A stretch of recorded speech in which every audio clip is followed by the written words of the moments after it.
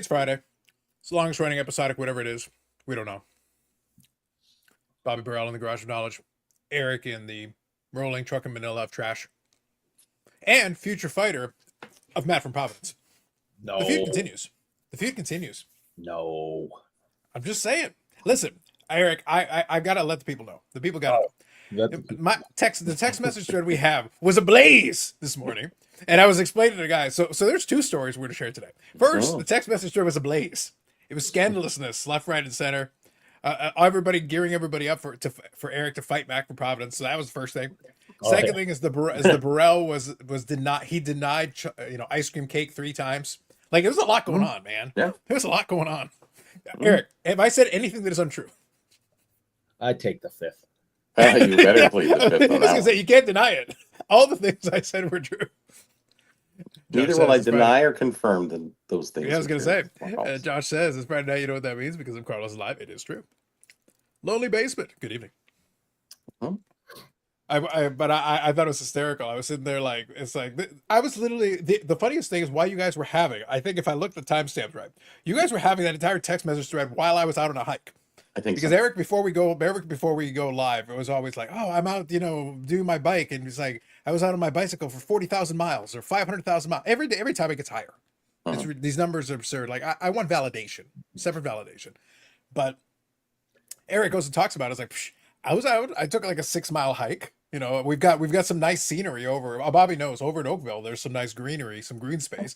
And if you make your way back, it's nice. Today wasn't too bad. It was nice and the weather was beautiful. And I had time this morning before some packages were going to be delivered. So I actually took advantage and took a walk out. And I did inadvertently test potential new comfortable shoes already in time for next year's Not National coverage. This is very exciting. Or for the expo. It's going to be for the expo for sure. But hey, listen, I'll give them credit. It's the Reebok. It's basically some shoes that are meant basically for CrossFit. They're like cross trainers. But the thing is, they're actually very comfortable. You don't want it to be too squishy. You don't want it to be too squishy. Reebok. You don't want them to be too squishy. You want it to have a little bit of firmness, but you don't want them to be so hard that you're basically walking on concrete. So there's a balance to be had there. Actually, they hit the balance pretty well. Like, I was walking for 2 hours, no problem. And then I went and grabbed a bite when I get back. And then I took another 15-minute walk before the live. So legs were still good. Good. Dog ate my card collector. Good evening all. First time here. I heard there was free beer. Provided by Eric. Hit the like button. It's in your fridge. Dan's Vintage. Hello, gentlemen and scholars. And Eric. Freaking Dan. Good evening, Jeff. Good evening, Dom. With the beer emojis. Well played. I shall partake. I shall join you in the beer shortly. Gonna have my beverage, my cola first. But yes, so first of all, Eric is out there causing scandals. It's literally this whole time I'm doing this hike, and then these guys, I go and check my text messages, like 15, 20 text messages. It's like back and forth, all these scandalous people going. It starts with Matt from Providence, and it just descends into madness. And Eric, by the way, and this is also true, I got an Instagram message from somebody because a Junk Wax Hero, I think it's Junk Wax Hero, also got one of those Ted William autographs that you besmirch. So you sure you don't want to start a war with somebody else? Because he sold multiple of those. They were all sold by Matt from Providence. So basically, do you want to besmirch any more of those and start fights on multiple fronts? I don't care. Sure, why not? That's it. I mean, listen. Give up the nuts or die, right? Listen, this is the last time I'm going to address this silliness. One, I like giving Dan a hard time because he's a jerk. All right, so that's number one. 2. Dan from Saugus or Dan, which one? Both. I was going to say, Dan from Saugus is a fucking legend. So settle down, Eric. Settle down. I'm not a fan of either one. So anyway. Second, the piece is fantastic. The autograph is fantastic. I wish every every that was a Freudian slip right there. As you well know, there are 50,000. There are 500 million Ted Williams autographs per Eric. Pedestrian is probably a better word. But anyways, go ahead. Current athlete had a beautiful autograph like that? Because that is, I don't think I've ever seen a bad Ted Williams autograph. I mean, he's just, it's so out of the tens of thousands. Yes. Out of the tens of thousands. My whole commentary, other than giving Dan a hard time, was the fact that Ted Williams' son was a piece of shit. and took advantage of his father and abused him. And when he died, nobody cared, including the Williams family. Wow. His own, Ted Williams' son's sister, Ted's daughter, was happy that he died. Okay. The guy was a piece of human excrement. So my story was not that the piece sucked. It was Dan sucked. Dan sucks, but Ted's son was complete trash. Really took advantage of his dad. And that was the story I was telling. Okay. So how it went to, me trashing the piece, I'm not sure. Again. Well, Eric, I feel that now, Bobby, like, we have to read between the lines because Eric has had a lot of concussions. Sometimes his message doesn't come across very clearly. First of all, I want to read quick and read a couple comments. Yeah. Dan here says, Dan from Saugus tells me he wants to come on a show card for the Serrano show, as he should. Love it.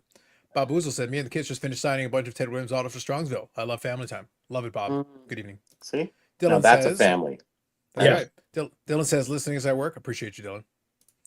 Bob Boozle says, Eric, careful with your words. Ted Williams' head will be resurrected in space. With Emmanuel? With Emmanuel, yeah. So John Henry Williams was just a complete piece of trash. Okay, you will not find anyone anywhere that has any knowledge of him that will say anything different. Okay, that was the story that I was telling. That is the story you were telling. But like I said, Bobby and I, being men of peace, had to read between the lines and understand what you were actually getting at. Was at first besmirching the good name of Dan. Yes, not only Dan from Saugus, fucking legend, but that even Dan's Vintage Baseball, great guy. Yeah. We appreciate him. We enjoy him. But I got to say, I feel, and Bobby, this is kind of like, we have to use the context clues. Yeah. And the context clues over time has told us, like, if we know that Eric hates certain things. Eric hates the military. Ted Williams was part of the military. Oh, good Jesus. Eric hates America. Ted Williams is an American hero. So I feel like, Eric was trying to work his way around it without actually saying what his real issue was. I don't think it was an issue with, Ted Williams' kids. I think it was an issue with, honestly, anything related to America. I think his story was very telling. Mm-hmm. Just saying. I've heard that. Throwing it out said there. different ways. This is very unfortunate. Anyways, to sum this up, I don't have any problems with Matt from Providence. And, Well, at least until you both end up in denim. When someone's going to end up in denim. If I see him Sunday, I'll say hello, shake his hand, and that would be it. Okay? Let me forward some text message. I have no problems. with him. That's Matt's a fine man. So maybe that's what Eric says now. But in the text message, it clearly says Eric will see you, Matt, out in the yard after school. Yes, 3 o'clock high. Dead after school. Yeah, just saying. We're not going to turn this into hobby drama. No, it's way past that. It's way past. Like at this point, it's downright beef. It's just flat out beef. Where's the beef? It's prime beef right now. Yeah, sirloin. No, it was prime rib. Prime rib. Oh yeah, that one. Okay, yeah. Yeah, we're going. It's all the beef, Bobby. All the beef. The lady asked where the beef was. We found it. I had it tonight. Yeah. There you go. Anyway. Bubbles said Eric just blew Carlos's chances of getting the YouTube Sports Car Hall of Fame, and after all his adjacency, the dream of adjacency. I hope that's not the case because I don't know what I'm going to do if we don't get in this year. I really think I may have some type of breakdown where I may need hospitalization. Well, you're pretty used to the hospitalization. I understand. Yeah, I was going to say that's At this point, you should have like a frequent visitor card and like this. Yeah, but I've never been on that side of the hospital. I'm at the hospital a lot, but usually the emergency room, surgery wing. It's the other side of the hospital that I have not visited. Probably should have, but I have not yet. Yeah. Well, we call it here Tower 10. Look, all I'm saying, Eric, is as a man of peace, I would never threaten anyone, but I am going to make it very clear. If your words and or actions have in any way cost us the YouTube Sports Card Hall of Fame, I want you to know that I have enough mayonnaise to douse everything you own in them. I don't even want to think about that. There is nothing in your life that we went to Costco. We have enough. I don't want to talk about it. Your house will be doused in mayonnaise. That is disgusting. You will never escape. I'm picturing it in my head. I'm gonna throw up. I'm telling you. If you see a big oil tanker coming and you think he's filling up your oil tank, I hope you've dreamt of having a moat around your home, Eric. You're going to have a moat. I'll never get out. You're going to make me puke. I know it. Tom says, evening men's and women's. Good evening, Tom. But yes. So right there, we learned a lot, Bobby. We really learned a lot. Yeah, that was a good day. Interesting, but good. Tom here says, like that episode of Impractical Jokers where they gift wrapped every single item in Joe's house. I love references. Nicely done. Oh, yeah, that's right. I remember that. Waterboarding with mayonnaise. Oh, Jesus. Oh. Is it still really waterboarding, tough. though, at that point? It's Is it still pretty waterboarding, thick. though, at that point? Like, it No, lacks I think the it's water. Here It comes lacks the the water. burp. Here comes the burps. I'm telling you. Well, then get yourself a bucket. It'll make for good TV. Oh, It's knock just it mail. And It's- good evening. knock It's it off. just eggs and oil. Stop Come it. on. Eggs and oil. That's Paul it. says, Stop. I'm trying to read comments. If you Little two would vinegar. stop complaining. Yeah, calm Okay. yourselves. Paul says, evening, gents. And Mr. drinks Mayor Midnight out of the fridge to quench his thirst boy. There you go. That's a very long name, too. Jeez. I came for beer and got mayo. Yeah, Oh, that's me. my God. Mrs. Tuesday, you need to thin out. See, Ham's here to. See, Ham is a problem solver. I appreciate that Ham's here to solve problems. By the way, bonus points. I don't know if I mentioned it to Ham. I don't know if you caught this. Hold on. Let me quickly share. CGC did a lot of posts for different cards and things, and they actually had one. It was very funny. Ham in his vlog showed off. He actually had a couple of cards graded by CGC, and one of them was the wrestling. And CGC actually posted some stuff. And a couple of days ago, their social media post, the Instagram, was actually this. I'll show you guys just so you can see it. Chrome tab. Here we go. Perfect. This was the CGC post. It was a wrestling card. So you got the Hogan here, but then this one here, this 8 autographs here, this is actually Ham's card. Wow. Yes. Really? His card is famous. Mike is famous again. Yes, it's got an CGC Cards Instagram page. Fancy. I wonder who do you have to pay off for that recognition? Yes. Hey, who knows?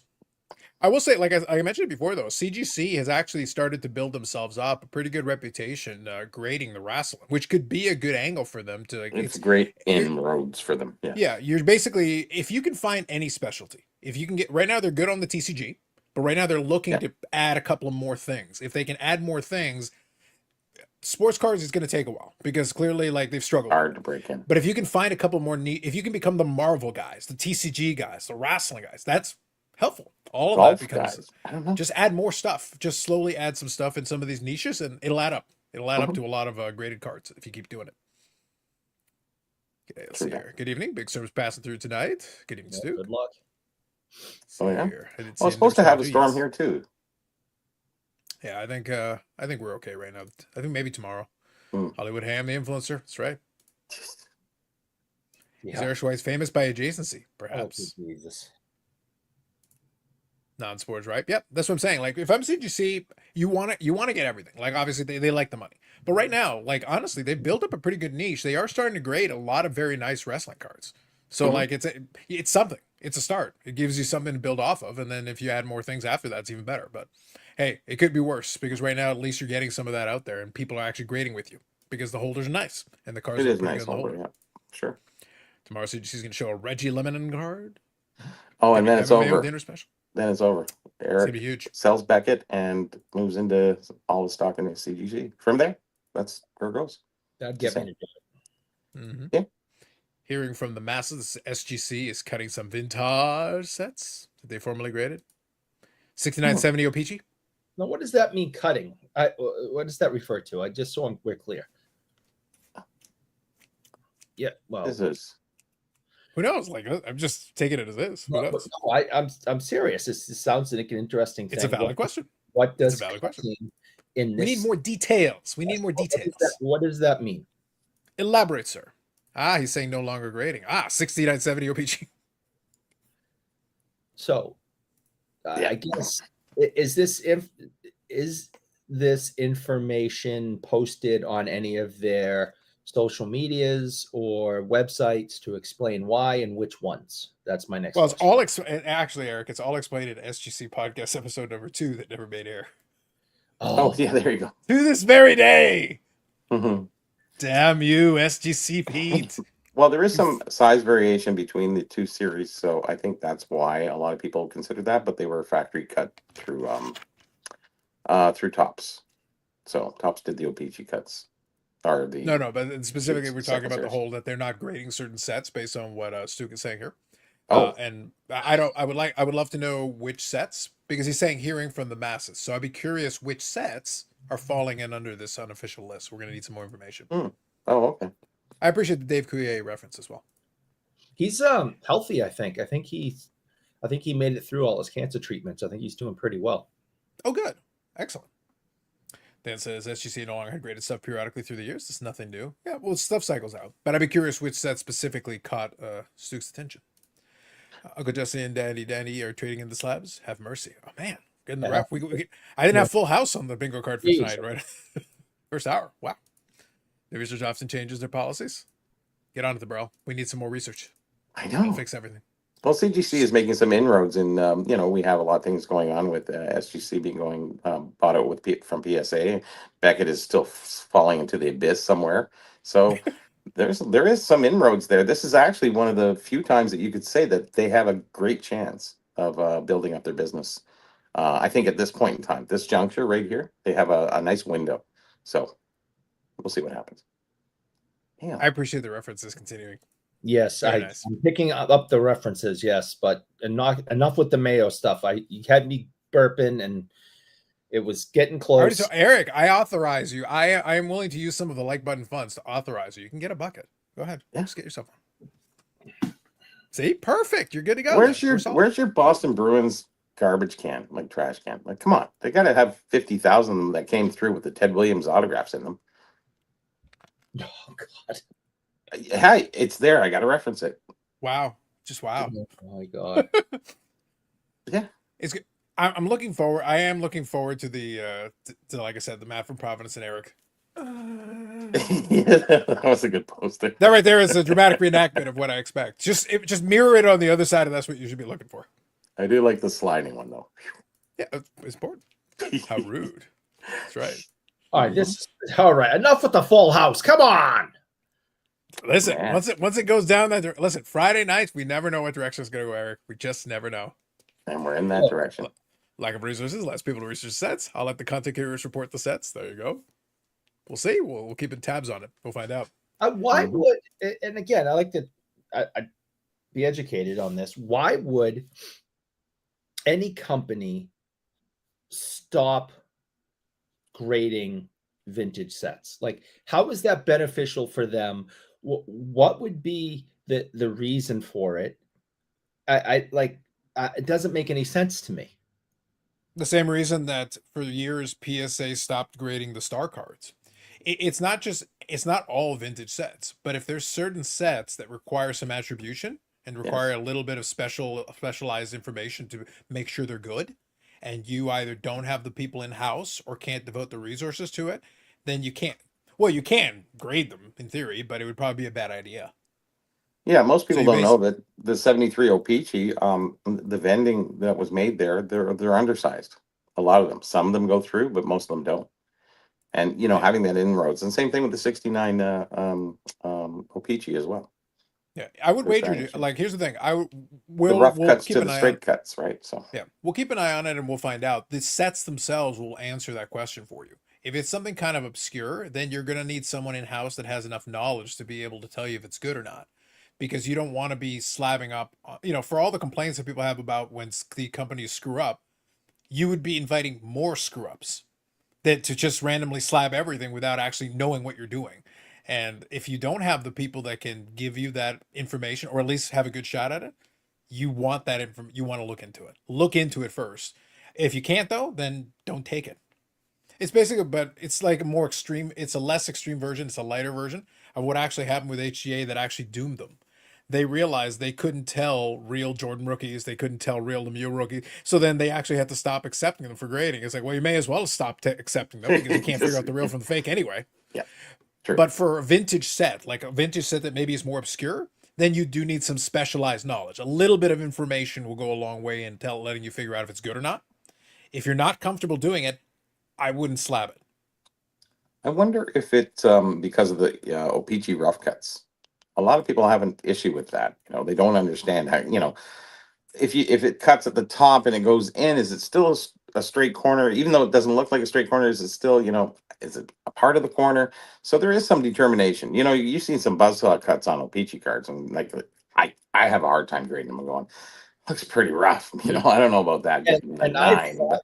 And I have fought and argued for years on this show and in other places. Other shows? What places? No, what places? Nobody reads me on other shows. Don't be ridiculous.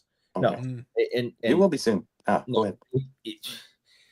After the fight for map of Providence, everyone's getting. It starts with talking, idle chatter, and then it goes. We had Florida Man. Now you're going to be Masshole Man. Yeah. So I've said it for years, and I've fought and I've argued. And why in the world does that Gretzky, O-Pee-Chee rookie have such a high grade on it when it looks like it was cut with a lawnmower? Well, because it came out of the factory that way. No, then they didn't all come out of the factory that way. You should not have a high grade on something that looks that bad. Your standard is your standard. And I have fought this for years. I think it's ridiculous that O-Pee-Chee cards that are chopped up. You shouldn't have a high grade on something that looks that bad. Boston Bruin cards, all authentic, confirmed. There is some contention that what is normal, what is you today, Carlos? Was that one text I sent you today? You sent like 100. Like, no joke. That was a wall. When I addressed to you specifically. Eric, an insult of that type may have been the most significant thing of your day. For me, it was a Friday.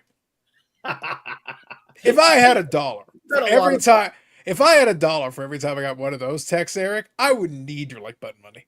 That's all I'm saying. There is. Go ahead.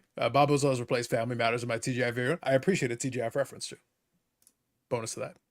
Rob, good evening. Great to see you guys are still in the game. We are. I spent today in Brad's attic, hopefully for good reasons. Out of context is important. Digging for O-Pee-Chee gold. Good stuff. Yes. As you used to grade Frojoy, Babe Ruth cards from 20s. When it was discovered the set was reprinted in like the 40s, there was no way to tell the difference. They stopped grading them, which is basically why, exactly. That's kind of the reason why if you can't tell, if you're not sure, if it's unclear, you better be confident, because as soon as you're putting them in the holders, you're basically saying they're good. So if you start because we're not sure on that, then maybe you need to stop and reconsider until you get a little more clarity. Always. Fought and argued. That's right. What about other shows? Listen, it is what it is, Ham. The imaginary show Eric holds with everyone lightly in his head, yes. Well, he talks to the wall. Listen, when you're not here, he still talks to the wall. I have a lot of conversations.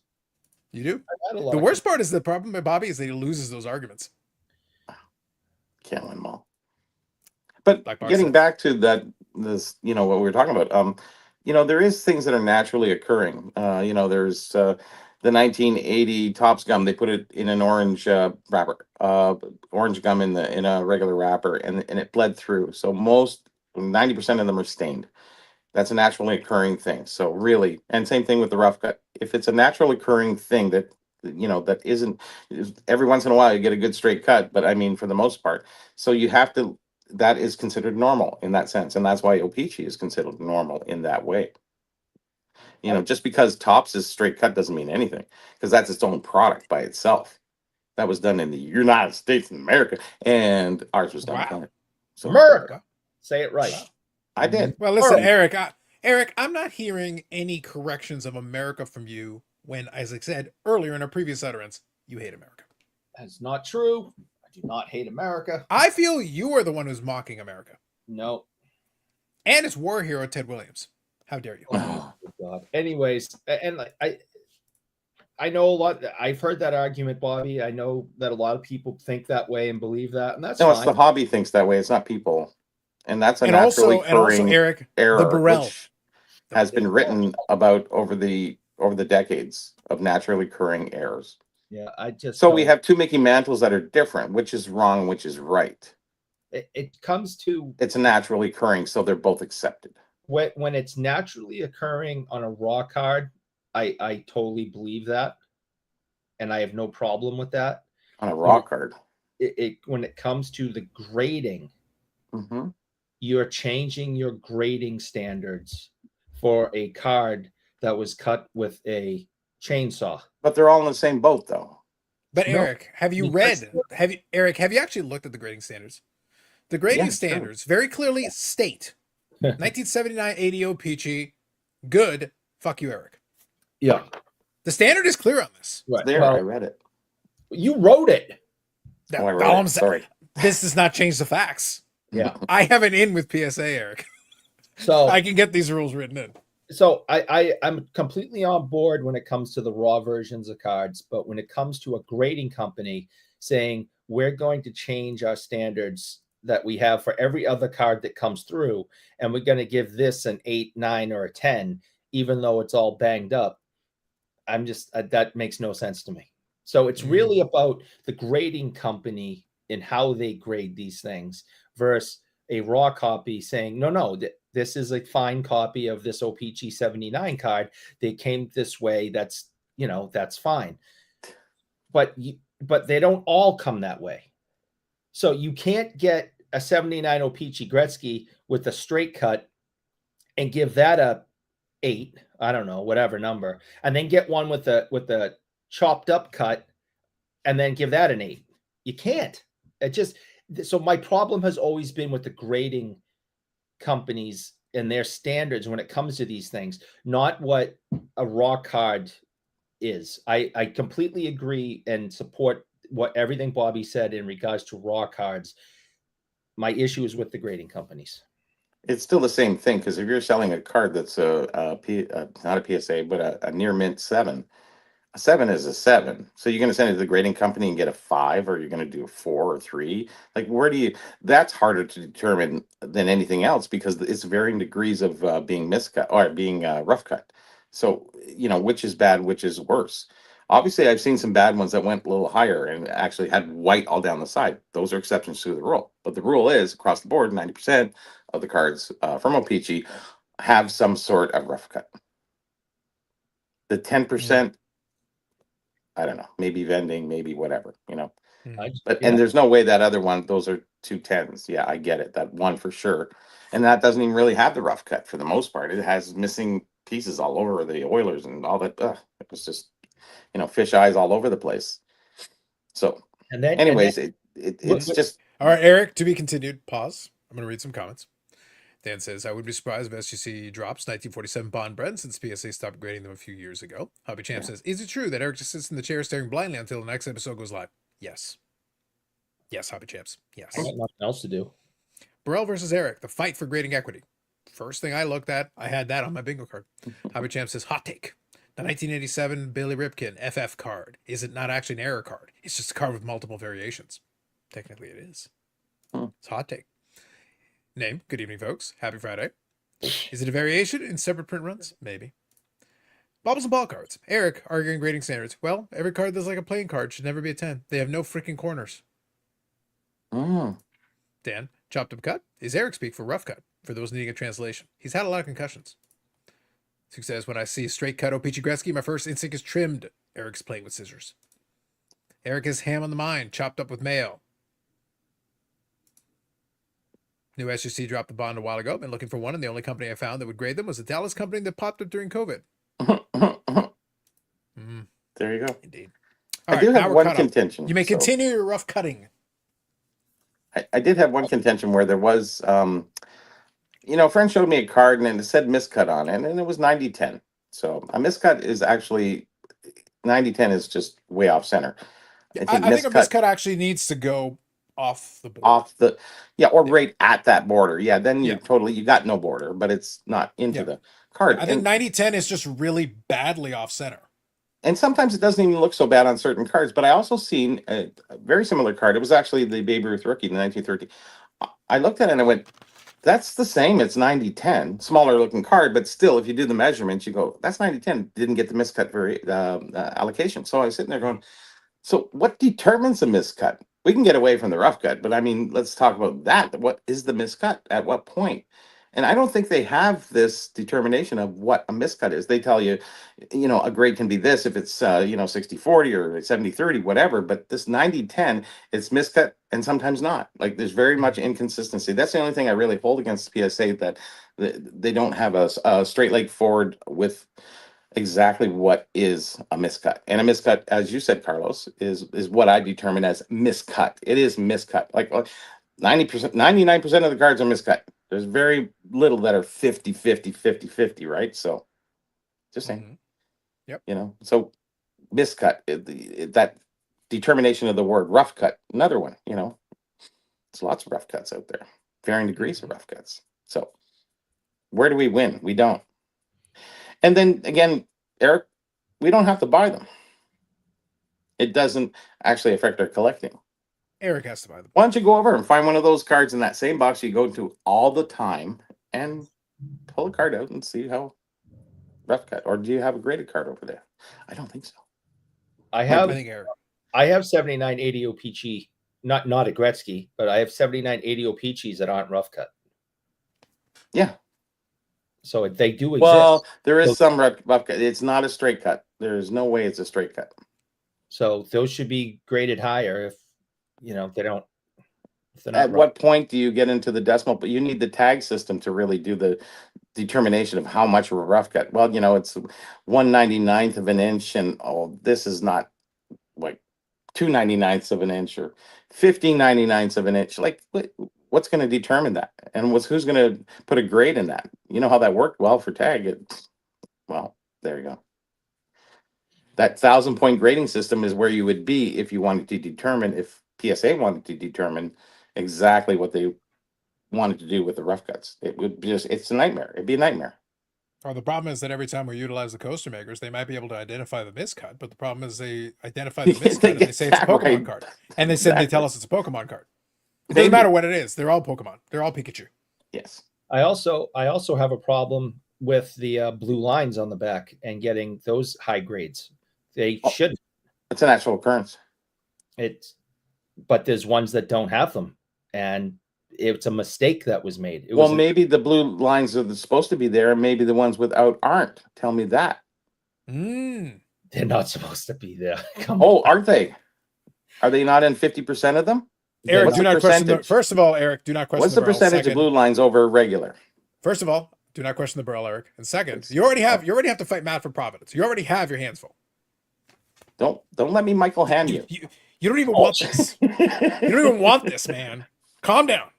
So let me read that's just my opinion when it comes to grading these things. I know these are natural occurrences. I have no problem with them on raw cards, but I don't like how grading companies all of a sudden change everything when one of these other cards, especially that they can make money on, come in with blue lines on the back and rough cut edges. It's never set well with me. I perfectly understand it, but what can you come up with that would determine a better rough cut than the next? What grade? How do you do it? At what point? Eric, so you open the door, or either you close the door or you open the door to another 500 different varying degrees. So you have to settle for the lesser degree, which is all rough cuts are almost created equal. There is tougher rough cuts. I've seen some really bad ones where there's a lot of white. So it's almost like a tear. Those ones I could see. But there's very few of those, but they are out there compared to another one that's your typical rough cut. It's not even super rough. Like some of them are just, yeah. All right, let me ask you a question. What about 68? All right, I'm going to finish reading these comments. Dan says, okay, as exciting as the intricacies of grading minutia is, I haven't had my beer yet. So I'm going to finish reading these comments. Can I just say it's seriously great to have Bob Boozle back in the chat. I hope the guard's treating him well. Met great friends in rehab, Dan. Appreciate you, Bob Boozle. Tom says, Eric would enjoy a chipped, chopped ham salad sandwich. Ooh. Thinking the same thing, Bob Boozle. Sounds like a ham salad sandwich. Good evening, Phil. Brandon, I had SGC graded bond bread earlier this year. Video on my channel. Eric enjoys miscut ham with edges looking like mayo. Ooh. Burrell showing a lot of terminology out there. Too fast for me to look everything up in sports collecting for dummies. Tough. Is Eric a bit of a rough cut? Yes. The most accurately named book ever? Yes. Wayne Pikachu. That's right. The only book that explains what a book is, maybe. See? That's what happens when I get through the comments quicker. Was it a blue line or not blue line first? That is the question. Which is more common, a rough cut versus not rough cut? Same question Bobby asked. Have sent in other stuff they did, stopped, started again, and who knows now. Listen, Bubbles, you used to have SGC Pete locked up in the closet behind you. You dictate policy, not the other way around. Fix it. Make it happen. Side note, I totally agree with Eric on this. When you start getting into high grades, I don't like grading on a curve. You see, Eric, now serial killers or alleged adjacent serial killers are agreeing with you. Is that what you want? See what you did? Dom says, I believe when you send cards into PSA, you can select if you want straight grades that are okay with qualifiers. It means the number will be higher. So yes, you can. You can pick, but the amount of qualifiers has actually dropped. They've got less qualifiers now. It used to be that you could say no qualifiers. And if it's no qualifiers, then the grade would usually get bumped down 2 grades, depending on what the qualifiers approximately, yeah. Yeah. So you used to have that, but there are less qualifiers now than there were before. Did they stop doing the qualifiers is the question, I think. I think there's one or two. I think MK is still there. I think Mark is there. You can still get MK. Yeah, but that's about it. I think that's about all you get now. Because I don't think Stain ST is there. You just don't see them anymore. Yeah, the miscut one isn't there. A lot of the other ones are kind of gone. I think it's MK basically now at this point.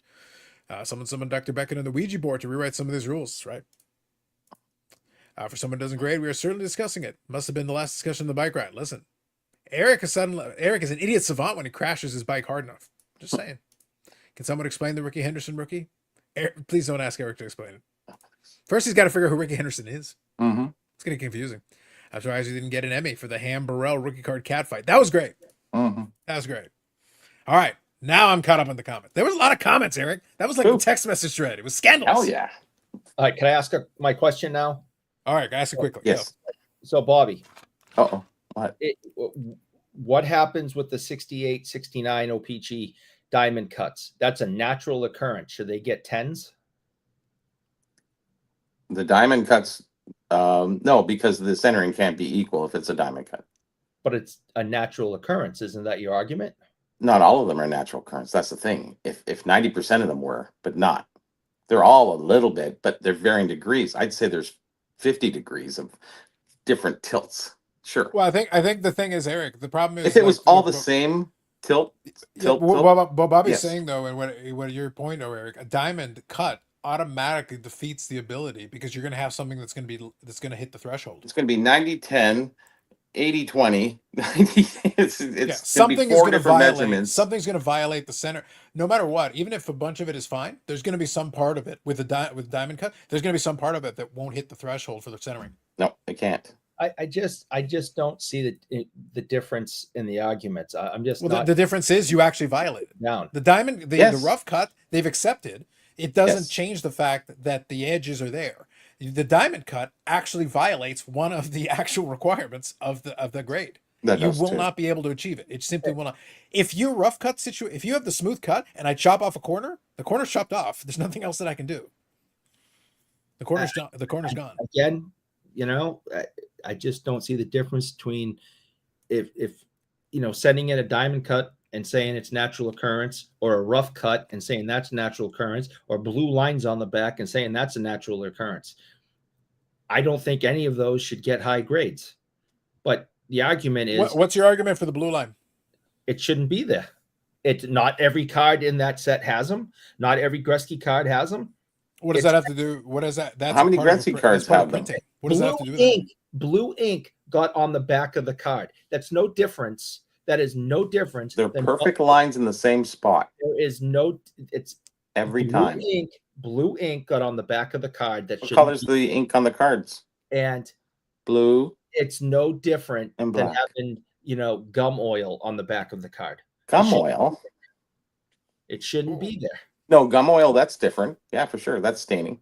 It shouldn't be there. ST. Blue ink because they made a mistake when they're printing these things shouldn't be there. Well, we have to have an acceptable level at a certain point. And, in your determination of a rough cut would send a spiral into the grading world, because it'd be varying degrees at that point, because then you'd have, okay, well, that's a rough cut. It's not straight up, but this is less rough cut or more. And like I said, there's so many different degrees.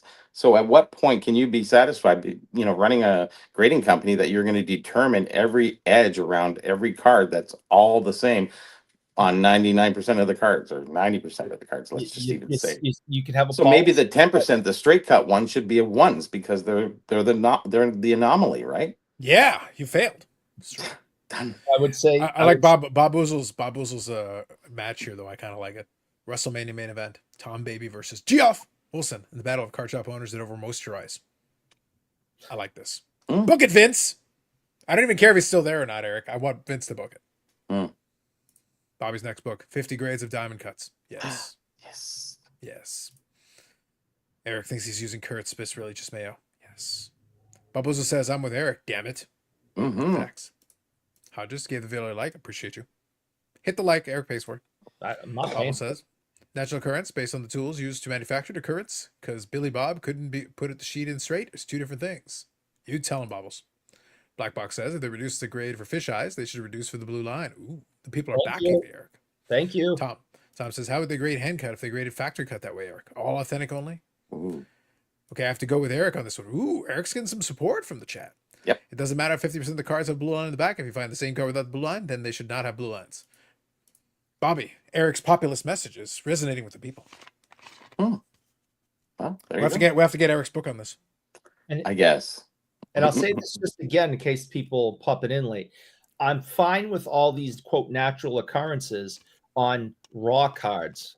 I get it and I understand it. And you know, I don't think the price should go down and selling these for rough edges or blue lines and all that. Some people will pay more for blue lines, which some people like me think is ridiculous, but that's another subject. Well, you know why? Yeah, because there's a belief that has not been supported, proven, or backed up that it was like the first run. No, that is part of the belief. Yeah, but the blue lines, they're authentic. They're going to be 100% because they never made reprints with the blue lines. So somebody who buys that goes, I want that blue line. Yeah. So that would make it more popular opposed to less in the grand scheme of things. And I'm fine with that, selling them raw and people believing that and paying whatever they think is their worth.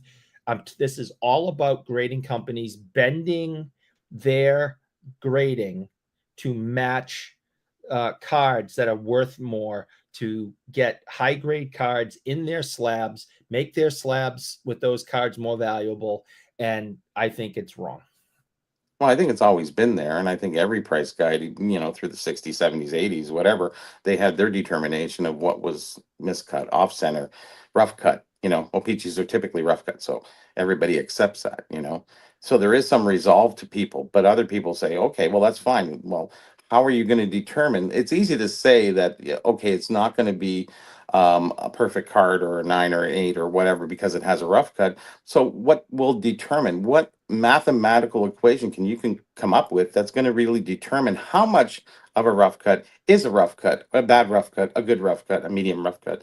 Where do you end up? So it's easy to cast out the peachy rough cuts, but you have to reel them back in and say, well, what's your determination? So then you're 50 shades of whatever, trying to figure that out. So you're taking one problem out and presenting like 50 other problems because who's to determine that? So I have two solutions off the top of my head, both, pretty crazy. But one, the one that makes a little bit more sense is with the rough cut, you can't have it over a 7. Okay, 7 is the highest you can get. Everything else is how do you get to 7 though? Everything else on your list is there. So 7 is the highest you can get. Okay. The other one is like many cards, and we just talked about SGC saying we're not grading these anymore. And there's other errors or when people hand cut them or trim them, right? Companies are going, I'm not grading them. I think that is totally fair that you send in a rough cut card and the grading company goes, we're not grading this, or we're only going to grade it authentic. Maybe they're purposely rough cut. Then what do you do? Pause. Tom says, have you seen some of the cards CGC grades that are like soft core porn? Listen, and what Eric grades his manual and space cards is his own business. Just saying. And put it next to Pokemon. Listen, what Eric does in his collection is his own business. Do not judge, Tom. We are not judgy people here. Oh. Bubble says, Eric, I don't grade. Eric, I don't aggressive. Eric, it's all wrong. Listen, if Numbnuts has time to be in the comments, get his And troll you. Yeah, and troll me. Get his 120-year-old long beard ass on the show. Uh-huh. All right. Don't tell me he's on a date with the missus or something, or he's watching. No, if you got time to be in there and bust my balls, get your ass on the screen. Well, Eric, hold on. Can he really be busting your balls? You were bitching and moaning that you injured the one. Do you still even have 2 balls at this point to bust? Like, or is it like 1? Like 1.5? It's like a miscut? Like, what's going on? No, things are fully healed as of now. Well, get back on your bike then. This can be resolved. This problem can fix itself. I don't, as a fellow male, I don't see how you can make fun of that accident that I had. Eric, there is literally nothing in this world that I cannot make fun of. It was horrible. Yes. Bobby, I am wounded that he would question my ability to mock everything. It was horrible. Yes. but it was to you, which made it great. It hurt a lot. I hope so. I see a lot of memes on there people are laughing at. So yeah, I was gonna say like I have the wasted meme ready to go, Eric. Just say the word. Like I can bring it back. Listen, I'm healthy now, but Righty is still mad at me. Wow. Okay? It happens. Wow. Mike Good says, every time you say rough cut, I'd take a drink. If this keeps up, I could get alcohol poisoning. Thanks a lot, Eric. Yeah, he's drunk in a few minutes. Bob Jackson says, here's the situation in toys. The hang card for figures has a punch to hang them. Where the punch is still in, they're more desirable than previously hung toys, which is the natural state version of it. Yeah, the hang tab thing is an issue. That's with video games too, by the way. Some of the Nintendo games have hang tabs, so that's a thing that these are factors you have to consider. That's part of the equation that you have to If you have it unpunched, it's more desirable. Which is the natural occurrence? Well, as it came before it's hung, is the determination. So unpunched is really how it came from the factory. What somebody did is they punched it, but some maybe sold it flat, so maybe they didn't get punched. There you go. Natural occurrence, unpunched. You know who's going to very few of those around compared to Baubles is going to get punched. That's who's going to get punched. What's he saying? I'm going to punch Baubles right. I'm going to get to it. I need Eric to shut up so I can read. Yeah. Matt, Bubbles, everybody, Bobby. I don't know. He's fighting everybody, man. Just only someone with the command of space and time can solve these mathematical anomalies. Truth. With rough cuts, you get mayo on a chocolate stick. True. Jesus Christ. What Hobby Champ says, what if you have fisheye? It's a little exact same fisheye with multiples of the same card. Is that a print defect or a variation? All cards deserve to be graded, says Ham. Hopefully your balls aren't diamond cut. There you go. They were for that day. I think they might have been that day. Bobbles says, Mrs. Bobbles talking about her talking about her day while Mr. Bobbles tunes her out to watch Eric versus Burrell. Battle of the Century. His favorite thing is riding something that has a post in a tiny seat that tries to violate you. And then he bumps his head. There you go. The end result is they will never change it, Eric, anyways. Oh, no. I understand that. I've never agreed with it. That's fine. They shouldn't. You don't grade anyway, so it doesn't really much matter at that point. It's something that's in the hobby. It's something that a lot of people take seriously and spend a lot of money and time on. And I sat back and watched it from the balcony seats going, this is stupid. Yeah. It is. So Bobby's saying the unpunched card is like the non-peeled finest cards. There's a comp for it. Yes. I like that. It's original state that it comes from the factory. Whatever happens to it along the way, that's yet to be determined by the buyer. But whatever happens. So you punch that little hole out on the pegboard and you mount, or maybe you set it flat. I'll take the flat one. You can take the punch board one, and you can determine which one is worth more or less. It's up to you. But it's and I know this part of the market more than anybody else. That is the basis of everything, where it comes from the factory, bang to there. Because I know what people pay for things that didn't get hung or didn't get pasted up or didn't get punched through or set up. Those things. It's almost like you can get twice as much. It's to that degree, because you got those people who want that really, really bad. And they want those rough cuts because they know it's so peachy and they know it hasn't been trimmed. Everything's so peachy. Sealed box game versus complete inbox game. Definite price difference. So Bobby's saying the unpunched card like the non-peeled finest cards. Read that one. Burrell's philosophy is tracking well with the YouTube Sports Card Hall of Fame voters. Truth. Despite our early missteps, What? Eric was trying to ruin things. We Good back evening, on Jay. track. We're back on track for now. All right, good. Jay says, good evening, Jay. Like a Sports Illustrated magazine, newsstand with no address versus address affixed. They both come from a factory that way, just different destinations. So address SI tougher. No They're address, applied SI after tougher. the fact. Yes. After they're made, are. then they're applied after the fact to a certain specific location. Some are stuck on straight, sideways, whatever. Too much glue, a little bit of glue, natural, without. Yeah, the magazine Worth- collectors though worth twice they as will make much. it. Yeah, the magazine collectors though will make a distinction because some of them want the newsstand copy without it, but Yes. other ones don't mind having the sticker on there because it's literally was cheaper. sent to somebody. Like, but no, it's because it literally was sent to somebody. The newsstand sometimes the newsstand copy is more common or less common. It depends on the issue. Like some of them have a little bit of variation depending on that. I understand, but I think the price goes with the non.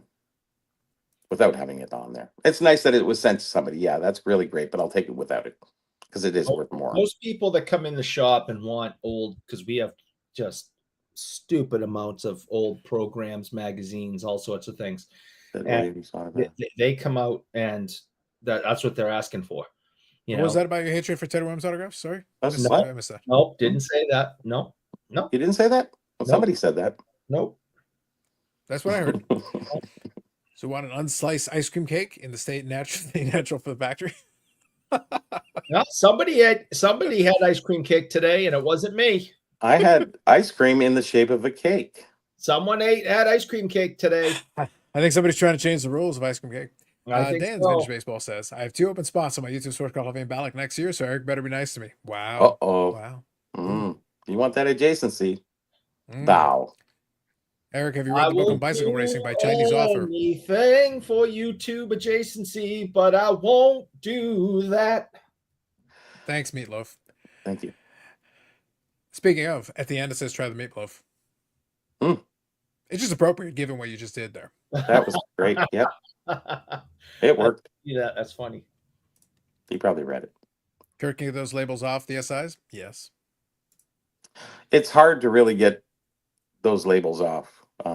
There's always some residue. I seen one of his videos, Kurt's videos, that where he made this card look completely so much better. I went, and it was more of an advertisement rather than anything else. And I think that was faked. I really believe, because you cannot bring a card back that has bubbling to a flat surface without any wrinkles. It just doesn't happen. You know, I've seen so many, and I think he did that for his advertising, what his product does, and I think he over advertised. That was about a year, 2 years ago, maybe.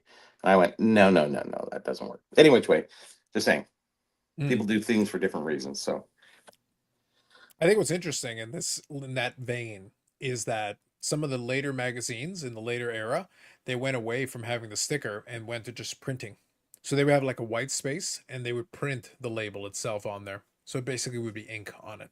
It can't be that. Yeah. What are you going to do? Yeah. And at that point, it's not a sticker anymore. It's just part of it. It's literally printed on. It's like a little white box. I think comics did that too with something. There was the newsstand, and then there was this something else. I forget what it is. It's very technical though. So people feel that is, a technicality, and every part of the hobby doesn't matter if it's, sports cards, coins, or, whatever, comics. There's always something.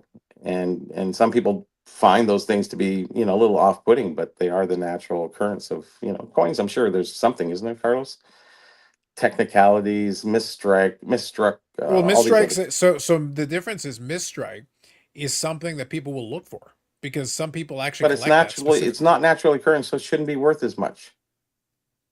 The folks that'll pay for that, because one of the big things that people look for is the double die. Yes. So like double die is an example. Double punch, right? Basically, it got strikes. So like I want to say, don't quote me on this because I'm a little rusty, but like the Lincoln set, the 1955 is a famous double eye. That's a specific issue where you'll have, it got punched twice, so you'll have like a double image on the 1955. Yeah. If you find a legitimate, like a genuine article for it, the 1955 Lincoln penny is not worth a ton. Even if it's a nice grade, it'll be worth a little bit. But the double die, though, that can be a massive premium because people will pay good money because it's a rarity. It's something that happened. It was a mistake, but it's a mistake that is available in limited quantity. So people wanted it because it was a mistake. Blue line, limited quantity. I don't know, Bobby. It freaks me out when I see a dip, a card in water, and then press a flat to take out creasing and debits. I'd be afraid to ruin the card. Yes. It can work, but it doesn't perform miracles. I also and appreciated Dan's comment here. Singing Meatloaf in a Boston accent is beyond imitation. oh, that would be something, eh? Shut up, Dan. Bobble We says, have AI. We could do something soon with that. Anyways, maybe. Bobble says, Frank Thomas, no name. It's abnormal. This should be #trash. I'll send my PO box for all of them to be sent for disposal. Yes. Well, that's basically what happened. It's just they forgot the black wasn't the printing in the black, and that's basically what prevented the Frank Thomas to come in, and that's the Frank Thomas no name on front. Well, you have the yellow letters, right, for the baseball from 60. Yeah. What? They're effectively printing errors and variations. Yes. So there are specific occasions where it works. Yes. It depends. Tom says low supply doesn't always mean high demand in the hobby, but when those two collide, yes. True. I just have for comics, there's a point where the newsstand versus direct desirability flips. Yeah. So that's why I say, like, there's again, I know enough about some of these other categories to be dangerous. So there are some weird quirks in some of them. It's good though to study some of these other categories though. I'm always a big fan of. You learn a lot if you don't even have to spend a ton of time collecting. I actually had saved this, Bobby. I was originally going to do a video, but since it came up, Okay. I actually had saved this. I'm going to read you a little passage from a book, just a little short bit. Okay. And the reason I was going to make the video on it is because it actually fits directly into conversations that are had in the sports card all the time. Let me go here if I got it here. Okay. Most amazing to me is the rush to buy. So this is a book on coins, but I'll read you this passage and you'll understand why it applies to something. Most amazing to me is the rush to buy high-grade, certified coins merely by reading the labels on the slabs, without concern for sharpness or strike or eye appeal. And such factors not listed on the holders. Pardon me for emphasizing this weird situation, but to me it defies all logic. For you, as a connoisseur, this is like finding money on the street. Good buys abound, but you need to spend some time to become educated on what to look for, and you need to be patient. Of course, by now you know what steps 1 through 4, so talking about my buying guidelines. Over long periods as a professional numismatist, I've made a lot of money simply by recognizing hidden value in coins. Unusual sharpness or strike, a particular die variety, kind of what we were just talking about a second ago. A copper coin in gem mint state, which exemplifies original color, is rare, but few people know it, and so on. The point is, this is talking about eye appeal. That's really what it's talking about. It's talking about eye appeal as opposed to, the technical grade on something. Well, it's talking about information too. But the reason I was going to make a video on this is literally that passage, that little bit I just read you, was talking about eye appeal. Buy the coin, not the holder. You can transfer that to buy the card, not the holder, which is one of everybody's favorite phrases. This book was written in 2006. So whenever somebody on a YouTube video goes about the, eye appeal and buy the card, not the holder and everything, like it's this big epiphany, I'm sitting there like, do you want me to pull the book from 2006 off the shelf? Like it's literally from 2006. 20 years old. And I think it's the second edition, so it's more than 20. Like in collectibles, this has been a thing for a long time. It's not an epiphany. My point is that a lot of our great epiphanies are not epiphanies. It's just in cards where we catch up eventually. Yeah. And it's like this big thing. It's like, no, it's been out there. That's known. It's not new. And by the way, it's not unique to this category. It's kind of a thing. Yeah, and we're in a different world where we have videos that people they pump stuff opposed to determining, as we talk about the Babe Ruth, the new rookie card that they made from the schedule, the Baltimore News. Those kind of things, when they're pushed, I question it a lot at that point. It's like, are you doing this for the sake of the hobby? Are you doing this for money? Money. It's usually money. And that's why the Star Jordan card and all those other things come into play. So I always question what was going on. What was written long ago, a lot of those things have taken over. Things have changed because obviously the quality of the card, a lot of things changed over the 90s and 2000s with cards changing. So I can understand, there's a difference between a vintage card, a modern card, and a super modern card, whatever. So I can understand that feeling being a little bit different, but the rules kind of still stay the same, or they're guidelines, and we have to stick with the guidelines because then we have everybody's guidelines. We can't have that. And then the hobby has no semblance at that point. Then everybody just does their own thing. And then you end up with 26,000 rookie cards for one player. So there you go. Well, I was thinking more along the lines of Eric trying to convince us the Boston Bruins are real. That's the same thing. They are real. All fallacies. How to buy it. Bob Jackson says, is that like buying the low grade that has a tear on the back that looks and presents like an 8 and 9 instead of the 7? Yeah. and you save a lot of money with that. That's After all, acceptable for some people, but out of bounds for others. yeah. One of the things, like I've talked about this before, one of the things that's a famous way of getting something on a discount, if again I make a separation, because the reason I read that passage, the reason I was going to make a video about it, is that the message of look at the card is not a bad message. But number one, it's not this amazing epiphany that you think it is. And number two, everybody's got to decide for themselves, because again, and very important in this example that Bob Jackson is providing, there's a difference between a technical grade and the aesthetic of the card. They're not the same thing. Something can meet the technical grade. So that's why when somebody looks at a card and says, I don't understand why I got the grade of this. I say, well, actually, and the funny thing, I'll watch the video and I go, I understand exactly why I got the grade. And half the time, no, I actually agree with that grade. Now, you can say that I really like the look of this card. The image is really sharp. It looks really nice and all. Yes, that can, but it has a little tear on the back. That's why I got the grade at it. It is accurate. Yes. It is correct. But it can still be a really nice card. And the good news for you is you're getting a card that looks really nice, that you like, and you're able to get it at a much cheaper price. These are all good things.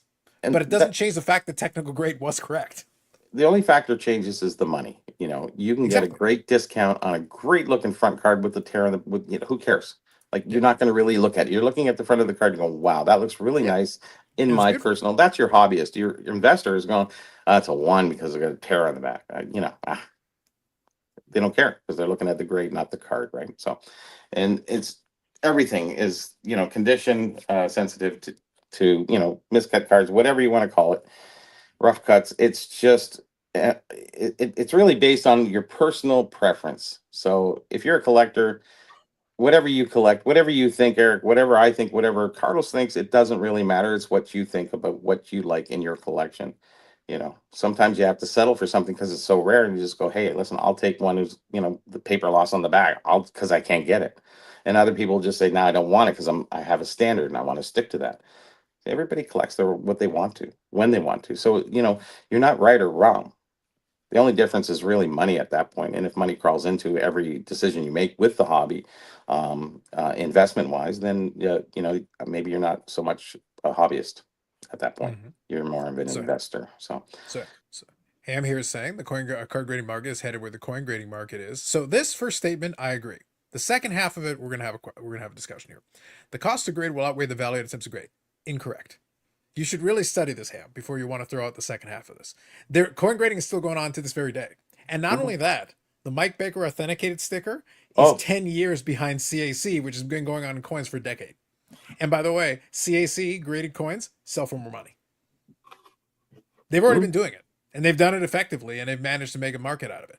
Not everything needs to be graded, but it does increase liquidity, and it actually allows. And by the way, people in coins still crack out certain coins to get a higher grade. Yeah. So all these things still happen. And there's a lot of money. That's why I laugh, because the reason, Bobby, that I like the comp sometimes, and I'll bring it up, is that $1 million coins have been going up much longer than $1 million cards. Sure. They've been doing that much. And the really big collectors who put up these massive, high level collections, they sold some of those collections for hundreds of millions of dollars.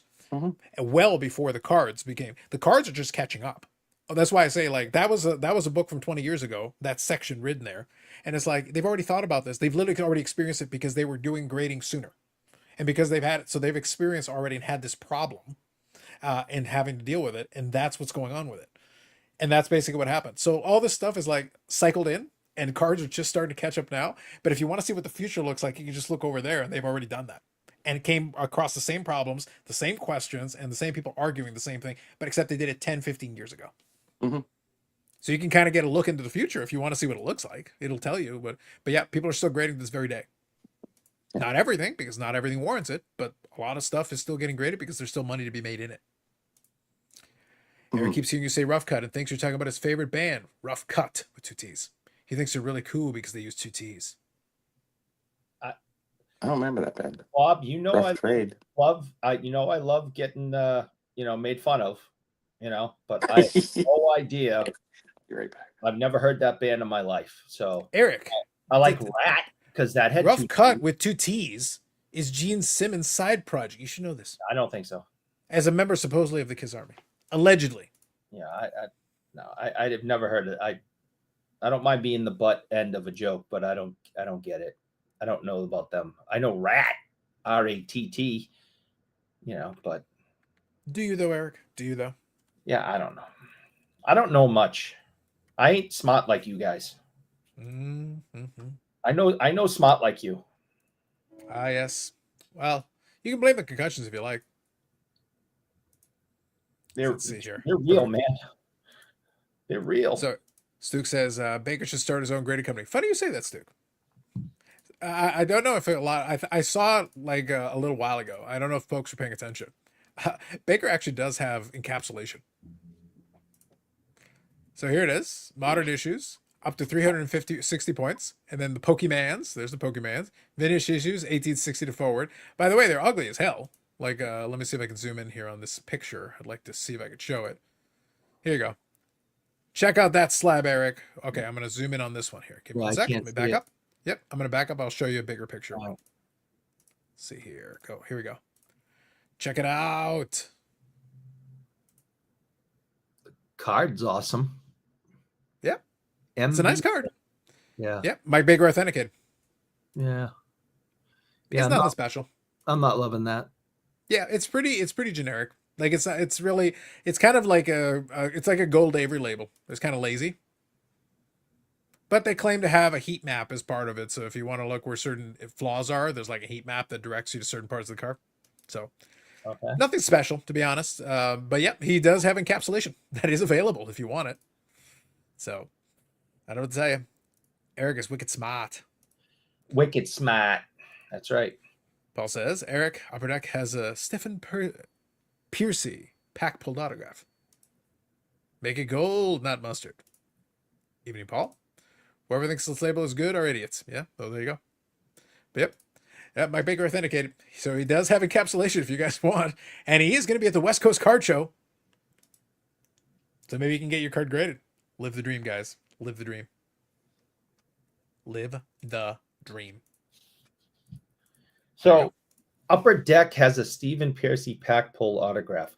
Now, this was probably in their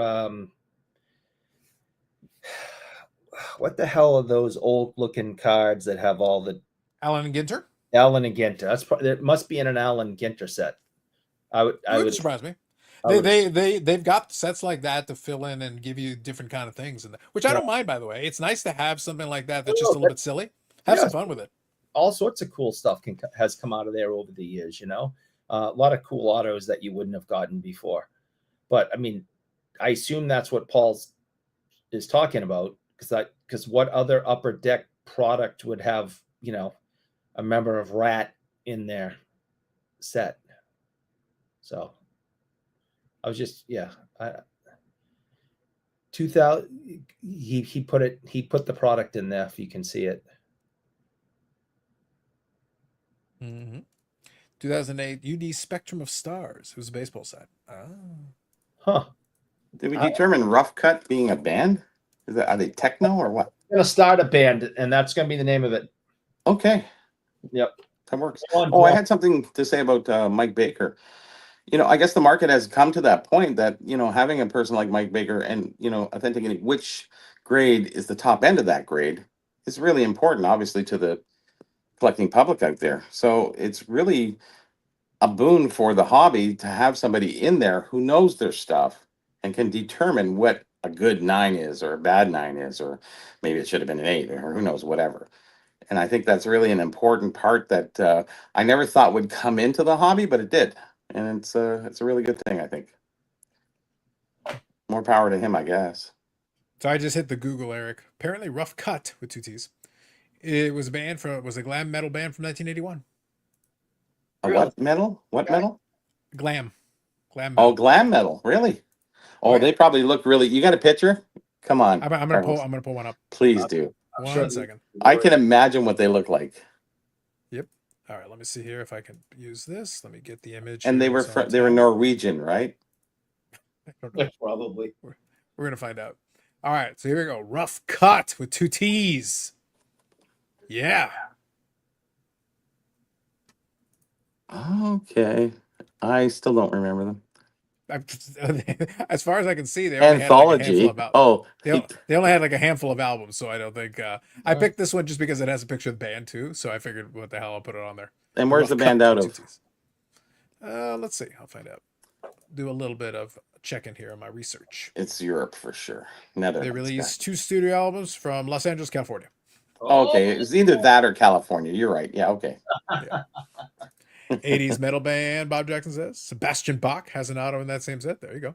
Listen Really? to Yacht Rock in my breaking cabana. That's right, Yacht, Boozle. Yacht Rock. There you go. Sebastian's awesome. I am not grading Mike Baker's stickers. You should ham. Why not? Southern California. Yep.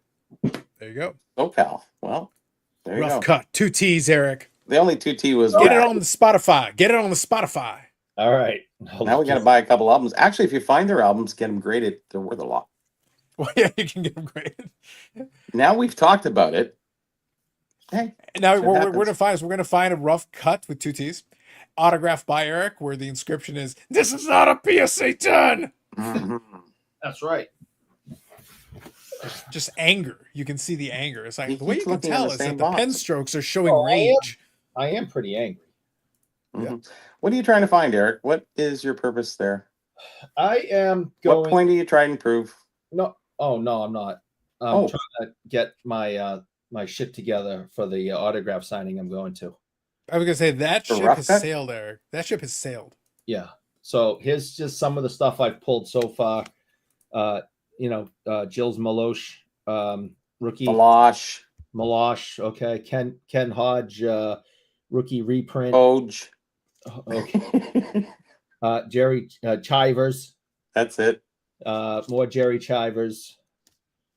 We're gonna get Jerry to probably sign all these. They're rough cuts, though. Yeah. Also, I got You won't get more than 7. I got 2 Ken Hodge Papagino's cups. Look at the difference. Which one would you rather have? The light face or the dark face? Which is natural, which is not? This one clearly was left out in the sun and got faded. Mhm. But I was thinking about having him sign these.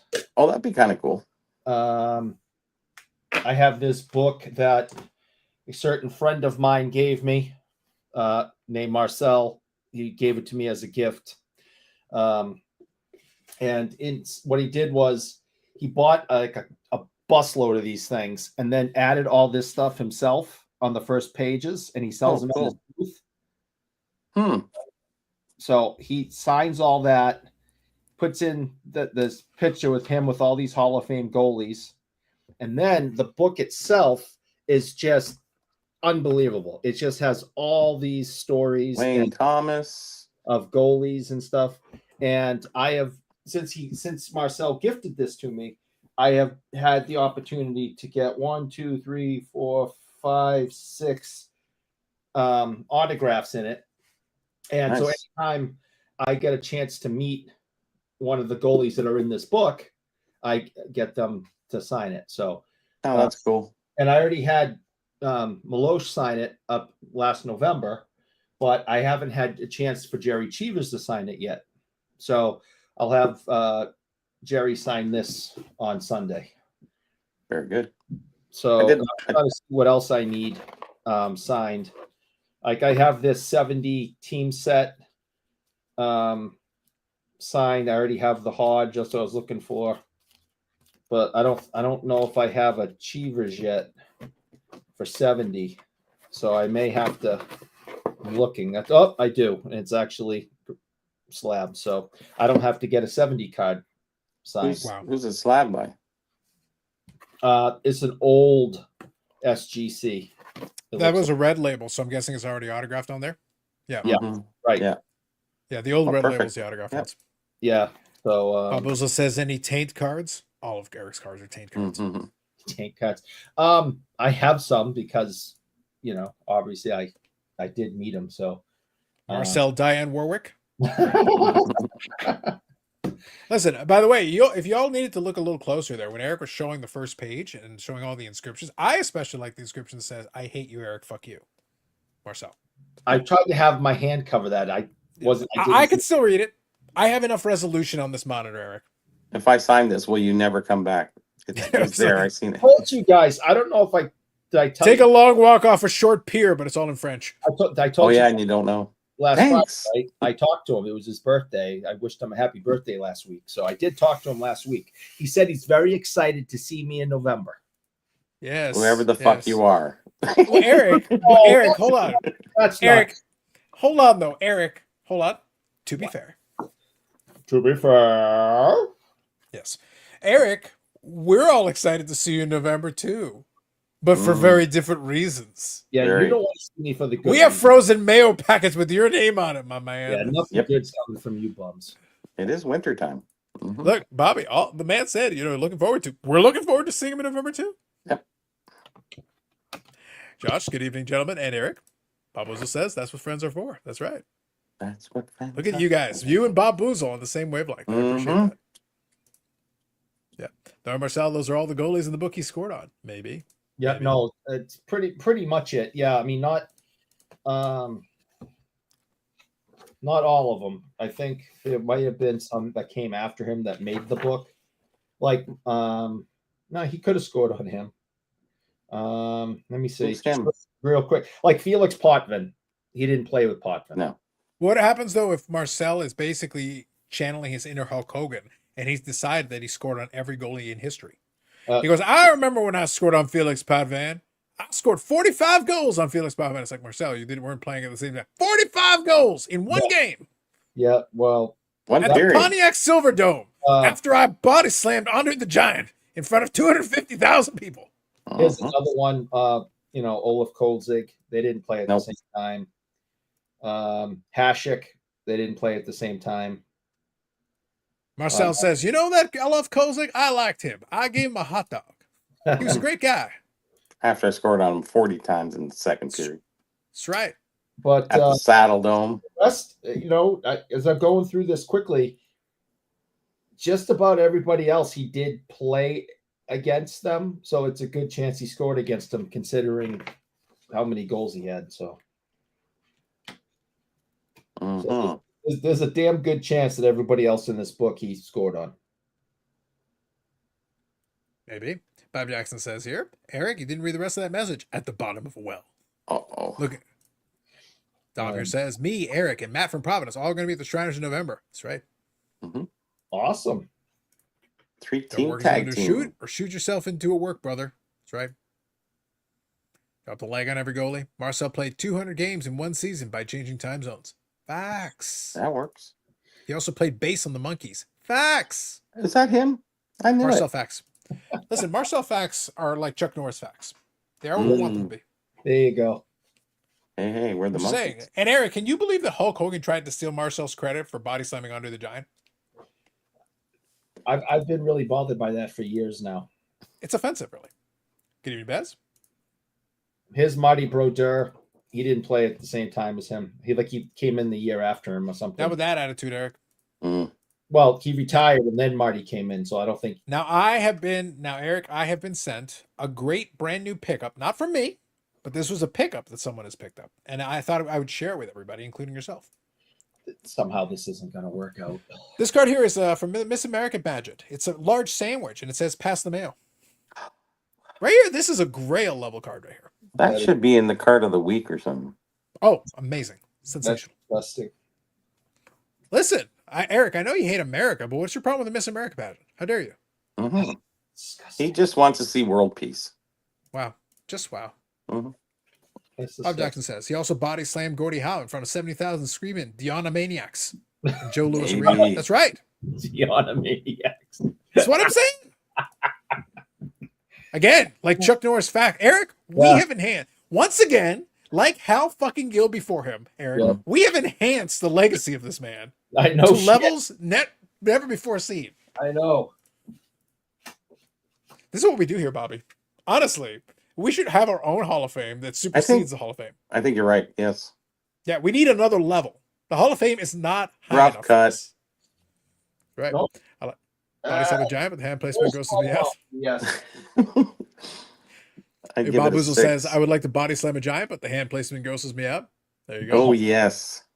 Yeah, a lot of touching in that sport. Touching. Yeah. Not even in an Eric watching a manual in space kind of way. Disturbing.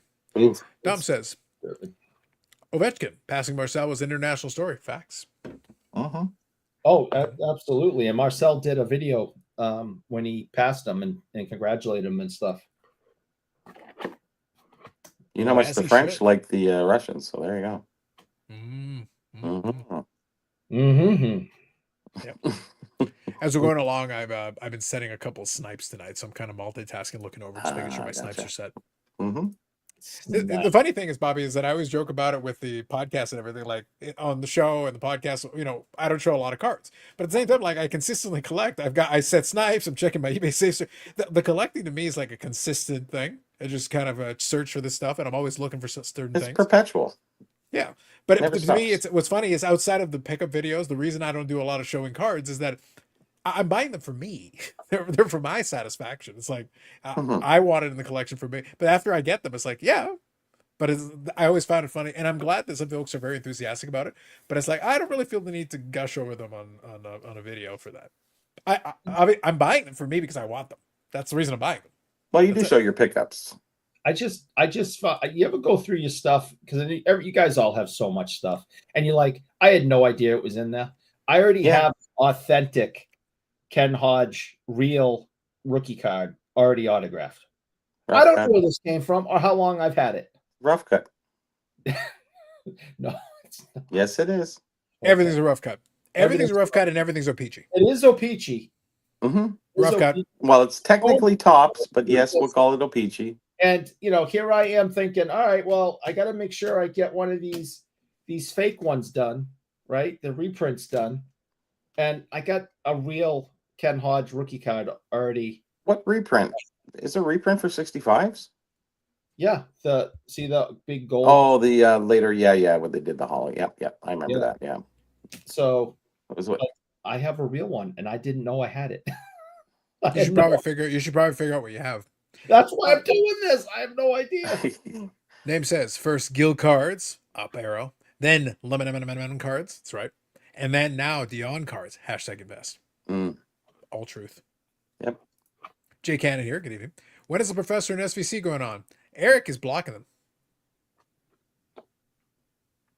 He's talking about the sports card professor, and SVC I think is the young guy with the whiteboard. I think that's who he's referring to. Yeah. And the plan was to have him on. I think it's SCV though. I think Jay. I think it's SCV, not SVC. Unless there's a different person with SVC. But honestly, we had him all set up to come on, but they just didn't want to be seen with Eric. Understandable. Who wants to be seen with me? Sure. And that's The it. professor. Gone forever. Baz says, we're headed into the sports car. And Eric pays for the light buttons, so I'm sorry, they're out. Baz says, we're headed to the Space Coast show tomorrow in Cape Canaveral, Florida, tomorrow, 250 people. I appreciate that they call it the Space Coast. Oh, that's Nice. cool. Oh, it isn't the quote East Coast National this weekend? Yeah, they've got that like in New York. Yeah. Or something. Yep. Yeah, they've got 2 locations now that they do. They bounce around. To me, the East Coast National used to be the one, I want to say in Albany. Like there was one specifically that they used. But yeah. So they've got that one. But regardless, whatever. The professor Eric didn't had the want to come host. on because he teaches 5th grade. So Jason said, well, I'm not coming on because Eric's there. And I'm tired of teaching. I don't. Oh, yeah. Eric repeated 5th grade like 7 or 8 times. It's bad. Miscut. How'd you miss Joe Thornton? Joe Thornton's a good one. That's true. It was this many times. 8. It was this many. Are those all fingers or there's 2 thumbs there? So is it like 6 or 8? Stop trying to confuse me. It's already confusing enough talking about miscuts and rough Already cuts confused. and rough cut and whatever. Yeah. The band, I meant. The band. There you go. Never heard of them. The band you heard of. I've heard of the band. Yes. The band, yes, that's what I said. Listen, I've heard of them. instead of 2 cents a pound for lemons, we can now get them 3 cents a pound. True. That's a 50% increase, Bob. That's pretty good. 50% increase. I'll take it. Sorry, Dylan, we ran out of time. Bad. As you well know, this live stream is a very short and concise program. Sure. We have If to we very only carefully had more program it. time. We have to very carefully program it. Yes. Hey, Not I a got a second to Brian- waste. I got a Brian Leach auto in a Bruins uniform. Outside of being in Bruins uniform, why do you have a Brian Leach auto? I don't know. I don't have the answers to all your Because he can. Because it Dr. ended Beckett up- has been uprooted by Prac professor, pre-K professor. Pre-K. Who's he? They're all thumbs, Bobby. I see Eric looking through that one box again. Yes, Baz did point out, and Bobby, I think you caught this in one of the comments. It was good. I think it was Baz. He specifically said every time Eric is looking for something, he finds it in one box. All the rest of the boxes are fake. This is like a Mary Poppins bag situation. I Hold said on, that. I posted that. No, but you were responding to that comment that was in there. It was the first comment. I'll pull it up. I've got it in front of me. Oh, really? Yeah. Somebody else commented like that? There were two mentions of it. Yes. That's impossible. That was so random. I have lots of boxes. It's not always the same box. I don't know. We only see you ever reaching really for one box. Yeah. No, they're all labeled different. What are you talking about? Somebody posted the same thing as I did. This It's is crazy. all right. So this is a 2-row. Oh no, sorry, Bobby, you're right. Sequence. Baz was agreeing with you. Oh, responding to my You and then Bob. Yes. So Yeah. both of you were on that same thread, but it was Okay. reversed. Got it. Graded shoebox. I have 1, 2, 3, 4. One. I have 8 of them right next to me. Mhm. That's just. So you always go to the same. You push out a half a foot and then you turn, and it's that box right there always. I have 3 monster boxes. You never go that far. Yeah, like everybody knows all those boxes are is 1986 Red Sox cards. All it is 1986. That's why it's all that one box. Card after card after card, No. and all you do is you start sorting through, and all you see is 1986 Red Sox, Bill Buckner, Bill Buckner, Bill Buckner, Bill Buckner, Oil Bill Ken Buckner, Boyd, Bill Oil Buckner, Ken Bill Boyd, Buckner. Oil Ken Boyd. Yeah. Laces out. Moving on. That's Stu not Kier bad. says, TJMAC Vintage Cards and Nostalgia did a nice hockey card video today. I did see that one, and it was very well done. A couple of Bruins were featured, that's true. Milt Schmidt and Jim Hernay. That is correct. Sugar Jim Henry, please. He did mention that. And he also gave the story behind the nickname. And he also talked about Milt Schmidt. Milt Schmidt, greatest Bruin in history. I'm after Joe Thornton, after Hal F. Gill, after Zombie Ray Bork, Milt Schmidt is the greatest. After Sergei Samsonov. And not only was he the greatest Bruin of all time. After Tuukka Rask. I don't think I've met a nicer man. And Eddie Shore? I didn't meet Eddie Shore. Eddie Shore gets Hal a lot F. more Gill money was than... a great... Eric, Hal F. Gill is a mensch. I will not have you besmirch his good name. Milt Schmidt won multiple cups as a player, went off to war, came back and played, and it was Canadian. So, he went to the Canadian military. Well, I'm glad that he's Canadian. Otherwise, you'd be besmirching his name because you hate America. But he had German roots, and went and joined the Canadian military during World War II, came back, played. After his retirement, he became the coach of the Bruins, then the general manager of the Bruins, and then the president of the Bruins, and then an ambassador to the Bruins. And he's done more. He's the one that made the greatest trade in hockey history with getting Phil Esposito, Fred Stanfield, and Ken Hodge out of Chicago and brought him to Boston and won 2 more Stanley Cups. There is no greater all-around Bruin than Milt Schmidt. He did more for that franchise in every single level than anybody else.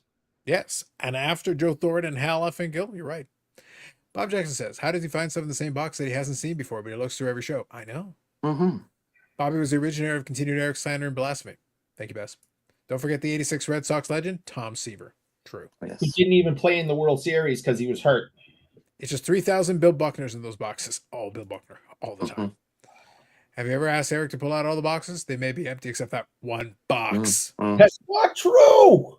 Greatest living Boston Bruin after Phil Kessel, after Rick Nash, after Randy Raycroft. I didn't say living. Wow. Milt's been gone now for quite some time.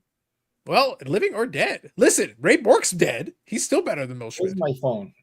I have a picture of me and Milt. Me and Uncle Milty. Are you sure it's not a janitor? It's not a janitor. It's me and Milty. Shut up, Boyle is Uncle Milty. Rob says, you guys have a great evening. Glad I was able to join you for some humor tonight. Can you have a good night, Rob? All the boxes are full of Providence Bruin cards. Matt from Providence strikes again. Yep. No, the reason he doesn't want to show us, Bobby, is that all the boxes are full of Ted Williams autographs. Yeah, All no the Ted doubt. Williams autographs. Yep. Oh, amazing. Here we go. All right. You finally were able to Photoshop something to pretend you saw somebody? That's me and Milk. Wow, the white on the left or the white on the right? Oh, my fault, man. He's ascended. Oh my god, that's I can amazing. tell by the curve in the hat that it is Eric. Well, yes. it's either Milt Schmidt or the Heavenly Father. Like, what are we doing? What are we doing? I think it's I don't know how to fix that. Okay, just before he went. that's Bill Schmidt. I promise. Put it on I'm an sure angle. he is. You see the Bruins logo? No, I don't. It's white too. We see white, black and white in a colored photo. No, it's not working. That's still not working. No. Nope. Bobby, you can't make this stuff up. It's Honestly, a ghost. Yes. Honestly. It's Milt Schmidt. God damn it!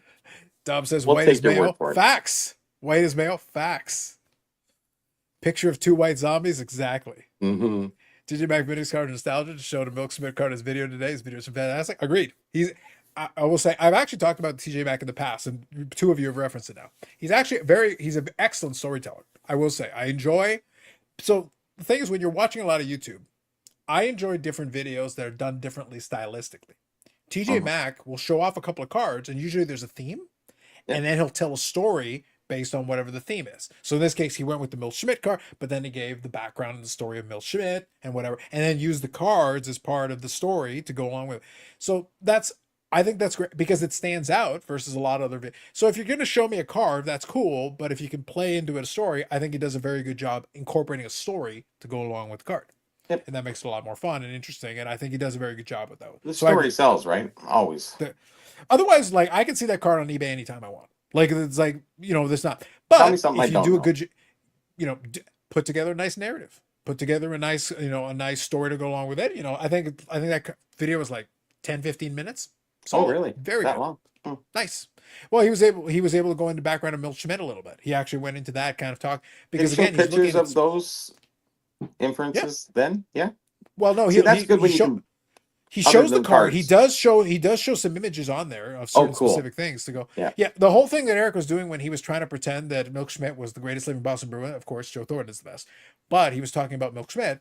Well, he showed off a couple pictures and a couple of things related to it. That said he went to war and a little bit of that and all that stuff. So very good. It's a white face again, Eric. No, that's Milt's 51 Parkhurst. Are you sure? Yes, I'm sure. All right, if you say so. Sure. He's ascended. Sure. I don't know. Looks like Eric is next to the sun. Yes. Is Eric one of the guys who came out of the eggs in Cocoon? White, transparent, sparkle? Oh, He has yeah, top star those now. guys. That was a cool movie. I love it. Remember Cocoon? Eric, you can fix the The best photo. old with age the eye home now. where they go into the pool, the pods. No? You know what's funny? What? I've only heard of Cocoon. Do you know where the reference is where I know Cocoon? I've talked about Todd in the Shadows, which is a YouTube channel that does music reviews. And he actually made reference to Cocoon, and the reason he made reference to Cocoon was because Ron Howard directed it. Yeah. Right. But the reason why it was in reference is it was a one-hit wonder video about Maniac, and it was so he went and explained the story of the song and everything. As part of his career, Rob Zambella or whatever the name, whoever did Maniac, you look up the name, I can't remember the exact name, but the guy who did it had a very interesting career. Maniac was obviously his only hit, but he also did soundtrack songs, including for Cocoon, and that's how Cocoon came into that. Wow. So what happens is he'll talk about the one hit, but he also talks about the artist, his career before, during, and after, and explains, gives a whole background on it, like so that you actually understand who this guy is. Because apparently that guy was actually a session musician with Stevie Wonder. Go figure. So he's got a much more interesting history. If you go beyond just the one song, he actually explains his career before, and then when the hit happened, and then right after. But he actually had a very interesting career. Sort of like Marcel Dion. He didn't set any records, but he's out there. He did a lot. That was just one moment. Because if you actually go back, obviously, like Maniac, even the music video is taking clips from the movie that used it. And the thing is, in the way the lyrics, if you listen to the way the lyrics are done and everything, it's a little weird for a song that would fit into that kind of movie, dance movie, that one. Here's the thing. It was the original lyrics were actually written for a serial killer. Oh. It's a very slight adjustment to it. Maniac was actually about a maniac. Well, it kind of makes sense the way you would call it But if Maniac. you listen to the song, like all you have to do is change a couple of lyrics, and actually, it's a song about basically a serial killer. Hmm. But then they were able to incorporate it in that song. He made a couple of tweaks, Eric, and turned a song about a serial killer into a dance song. I suggest you should watch it anyways. It was a really well done movie. It was very good. Oh, And I you was remember it? Baz mentioned something, and I was gonna add that trivia to it, but he beat me to it in the comments, so I'll give him the credit. I think people are more gravitating to the information side of, the cards, maybe a little history, interesting points that aren't really known, Well, it sets you apart. rough Like cuts in or, so let me touch on. There was actually a topic I wanted to touch on. This is a perfect segue into it, actually. So it actually works beautifully into it. Song was written about Eric. Yes, it was. So there were two videos. Credit. Sorry, let me correct myself. There was one video and one community post that I caught in the last day or so, and it was interesting to me because the video was from Mangini, and he was talking about, it was in response to the post. So what I'd like to do is I'd like to read you the post, and then we'll talk about Mangini's video and the topic itself. So let me read you the post because that'll help give context to this. And then I can kind of play into it. Because obviously I've done videos, Bobby, about content and everything. The TJMAC is a good example of somebody who does the concept of the cards, but then tells us a story, tells us about a narrative. He's found his niche, his voice in terms of doing videos, which I actually like. I would highly recommend it. And actually, since it was brought up, look, I'll even take pity on Eric, even though it relates to Milt Schmidt, 14th or 15th best Boston Bruin of all time, after all the ones that we've named. But I will include a link in the description to it because I think the video was very well done for what he was trying to showcase. And he was showing two 54. He showed the 54 Parkhurst and the 54 Topps Milt Schmidt as part of the story that he was they were showing to it. And I think he did a very good job with it. But let me read you this post. So this post is from Sammy Thunder, who's one of the 47 collectors, or 450 collectors, or 5,000 collectors. I forget how many there are. There's a lot of them. So I know it's small, but I'll read it to you. I want to read it to you so that you get this. So first, let's start with that. So this is from yesterday. I've been very quiet since the National. So this is from Sammy Thunder. I've been quiet here since the National. I wanted to be open about why. Lately, I felt like I've lost my passion for making videos and honestly a sense of connection with parts of this community. I'll come back to that in a second. There was a time when I felt very connected, but over the past year, that connection has felt more distant. I'm not sure if I've unintentionally burned any bridges. Listen, Eric has intentionally burned a lot of bridges. And he's still around. You can recover. If I have, it was never my intention. I put a lot of effort into being collaborative, keeping the door open for others, and trying to connect. In some cases, I felt ignored and unacknowledged. Again, Eric knows who feels. I'm not asking to be the center of attention just to feel like I belong, and right now I don't. I can't bring myself to make a video and pretend all is okay. That said, I've loved what Jason and I built with Cardboard and Cold Ones. He's been one of the best hobby friends I could ask for, and our weekly live streams have been a welcome distraction.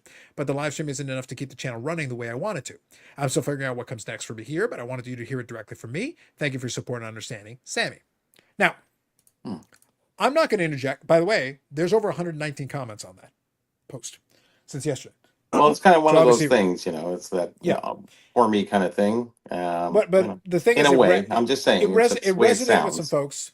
But one of the things that was emphasized in it was that it wasn't about the views thing. Now the problem is, and the thing is, I shouldn't say problem, but the thing is, the reason why I'm not going to comment on the specifics of it because there's more context there that needs to be given. I don't understand he talks about the collaboration piece. So maybe he would like to do more collaboration. Maybe that's the connection he's looking for. But one of the things that was highlighted is it wasn't about views specific. That wasn't the specific issue that he was highlighting. He's highlighting that he wanted to have more. The burn bridges is not about views. It's about the collaboration piece. Maybe he wanted more collaboration or maybe more. But by the way, that's why I say I want to take this and I want to borrow the topic here. Mangini did his video where he kind of talked about the same kind of thing in terms of some people not necessarily feeling connected to the, I'm going to put this in quotation marks, community. And that's kind of up to you. That's one of the things I have a lot of fun with. So that's why I say I could take this into a topic now. I have a lot of fun with Big Scott about this. And I've said before, in my opinion, strictly my opinion, I don't think there's one community. My mindset is that there's a multitude of them. I think, and this is the part where I want to take it. I think it all comes down to what you want to get out of this. When you're making videos or whatever it is. So like I said, TJMAC has found his niche in terms of storytelling through the cards. the themes in that. So he actually is very deliberate and very thoughtful in the way he puts it together. He's not just grabbing random cards and then just showing them off.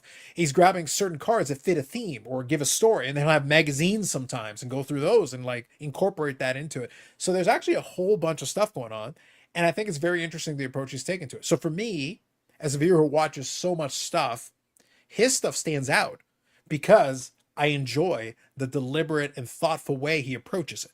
So I like that as a person who sees a lot of videos about all kinds of stuff. I think Sammy Thunder has got his niche and his category and the way he does his stuff. I think from the perspective of, if I'm putting community again in quotation marks, obviously he's part of the 57,458 collectors. They did the stuff at Strongsville. They did the stuff at the National. They've done events. They did the Hobby Palooza. So there's like all that stuff going on. But when I said a moment ago, I think it depends on what it is you're looking to get out of this. Some people do want the views. That's the reason they want it. Some people want the community and interaction with it. They want comments, and then they can respond to the comments and then go back and forth. And then that's the thing. Some other people like to then meet other like-minded folks and then have offline chats or do collaborations, live streams where you bring people on and you chat about you shoot the bull about whatever. Maybe that's what you want out of it. So because, like I said, I read you the whole thing, but I don't know actually what he wants out of it. The only thing he clarified was that it wasn't about the views. The views, because he did very well, by the way, in the views in the National. His videos about the National did a couple of thousand views, a bunch of those videos. So it can't be a views issue in this case. And he clarified that it's not a views thing. But it sounds to me, and again, I can't tell without asking directly, because again, it's left a little open-ended. It sounds to me like he wanted to be involved in more collaborations, which maybe is what he's looking for, which, by the way, is perfectly fine. But that's a tough thing. You have to figure out what you want. That's why I say you got to figure out what you want out of this. I'm just here to make fun of Eric and charge him for the like button. It's easy. I'm a simple man. Right? I'm a simple man. I've achieved my aims, Bobby. I have accomplished what I set out here to do. So it's really easy for me. That is why I can be the longest running episodic, whatever this is. However, if you're looking for something else, I gave you a couple of examples of different things that you might be looking for. Depending on which one of these things it is, you may not be satisfied if you're not getting that thing. Even if you got great views, even if people are commenting and all that, if you're looking for that collaboration, that's why I say, if I've unintentionally burned any bridges, I'm just reading from the post. It sounds to me like maybe he was looking for a little bit more of the collaboration piece. He's obviously got the 4 collectors thing, so that already has a built-in collaboration, but maybe he's looking for something else beyond that. Maybe he wants to be invited onto other chat. Maybe that's the answer. I don't know. I can't speak for him. You'd have to ask more questions. Sure. So there would be a follow-up question there, like, okay, so what is it exactly you want to get out of this? I just thought it was interesting. And then Mangini did like a follow-up video kind of on that as well. But again, I'm not going to comment on it. I didn't put any comments on there because again, I don't know the guy well enough to know exactly what it is he's looking to get out of it. I just thought it was interesting. And I thought the response to it that people gave was obviously a lot of people were very supportive. Sure. Obviously they enjoy what he's doing. Comments in terms of that, I think that worked out very well. So now you have to do is figure out, and this is, so for a moment of seriousness here, Eric, I think everybody, if you don't figure out what it is you want to get out of this, it can be very frustrating because you can put a lot of energy into it, potentially. And I'll speak to this as the person on the screen who does the videos. Bobby's obviously here. We participate. We have fun with it. Garage of Knowledge. Eric is in the rolling truck in Manila. Different issue entirely. But the point is that Eric doesn't make videos on a regular basis. Bobby doesn't make videos on a regular basis. He's a professional co-host and guest. I make videos all the time, but I make videos on whatever I want to make. And the thing is, Eric, I wouldn't be doing the podcast if I didn't like doing that. I wouldn't be doing this if I didn't like doing that. I'm getting what I want out of it. My cup is filled. So I get because I know what I want to get out of it. That's why I make the videos that I make instead of videos that maybe would get more views. Some of them, there are videos that I could make that would get more views. I could promote the Matt from Providence, Eric Beef into multiple videos. Mm-hmm. I could be like Don King. I could sell this into the fight of the century. Yep. But that's one angle I could take on it. And there's other stuff that I could do. I could invite certain people that would say things that would actually set people off even more. A little bit of rage bait would go a long way. Mm. But I'm getting what I want out of it. If I want something else, then I have to change what I'm going to do.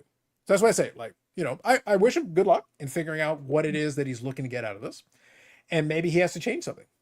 But until you figure out what it is you want to get out of it, it's hard to then figure out what to prescribe until you know what it is. What is it that you want to get out of this thing when you're making your videos? I think people walk into this with expectations, but they don't know the expectations because we don't really know. We've come into this, pandemic now, or post-pandemic, and all these other things, that, the hobbies, this and that, people are getting kind of, I would say, bored, because I've heard the rhetoric out there, where, oh, people aren't motivated anymore. We're not getting the likes. Is the hobby going down? All these downtrending things where everything's not up, up, up. It's actually all coming down now, and people are trying to find where they really fit in.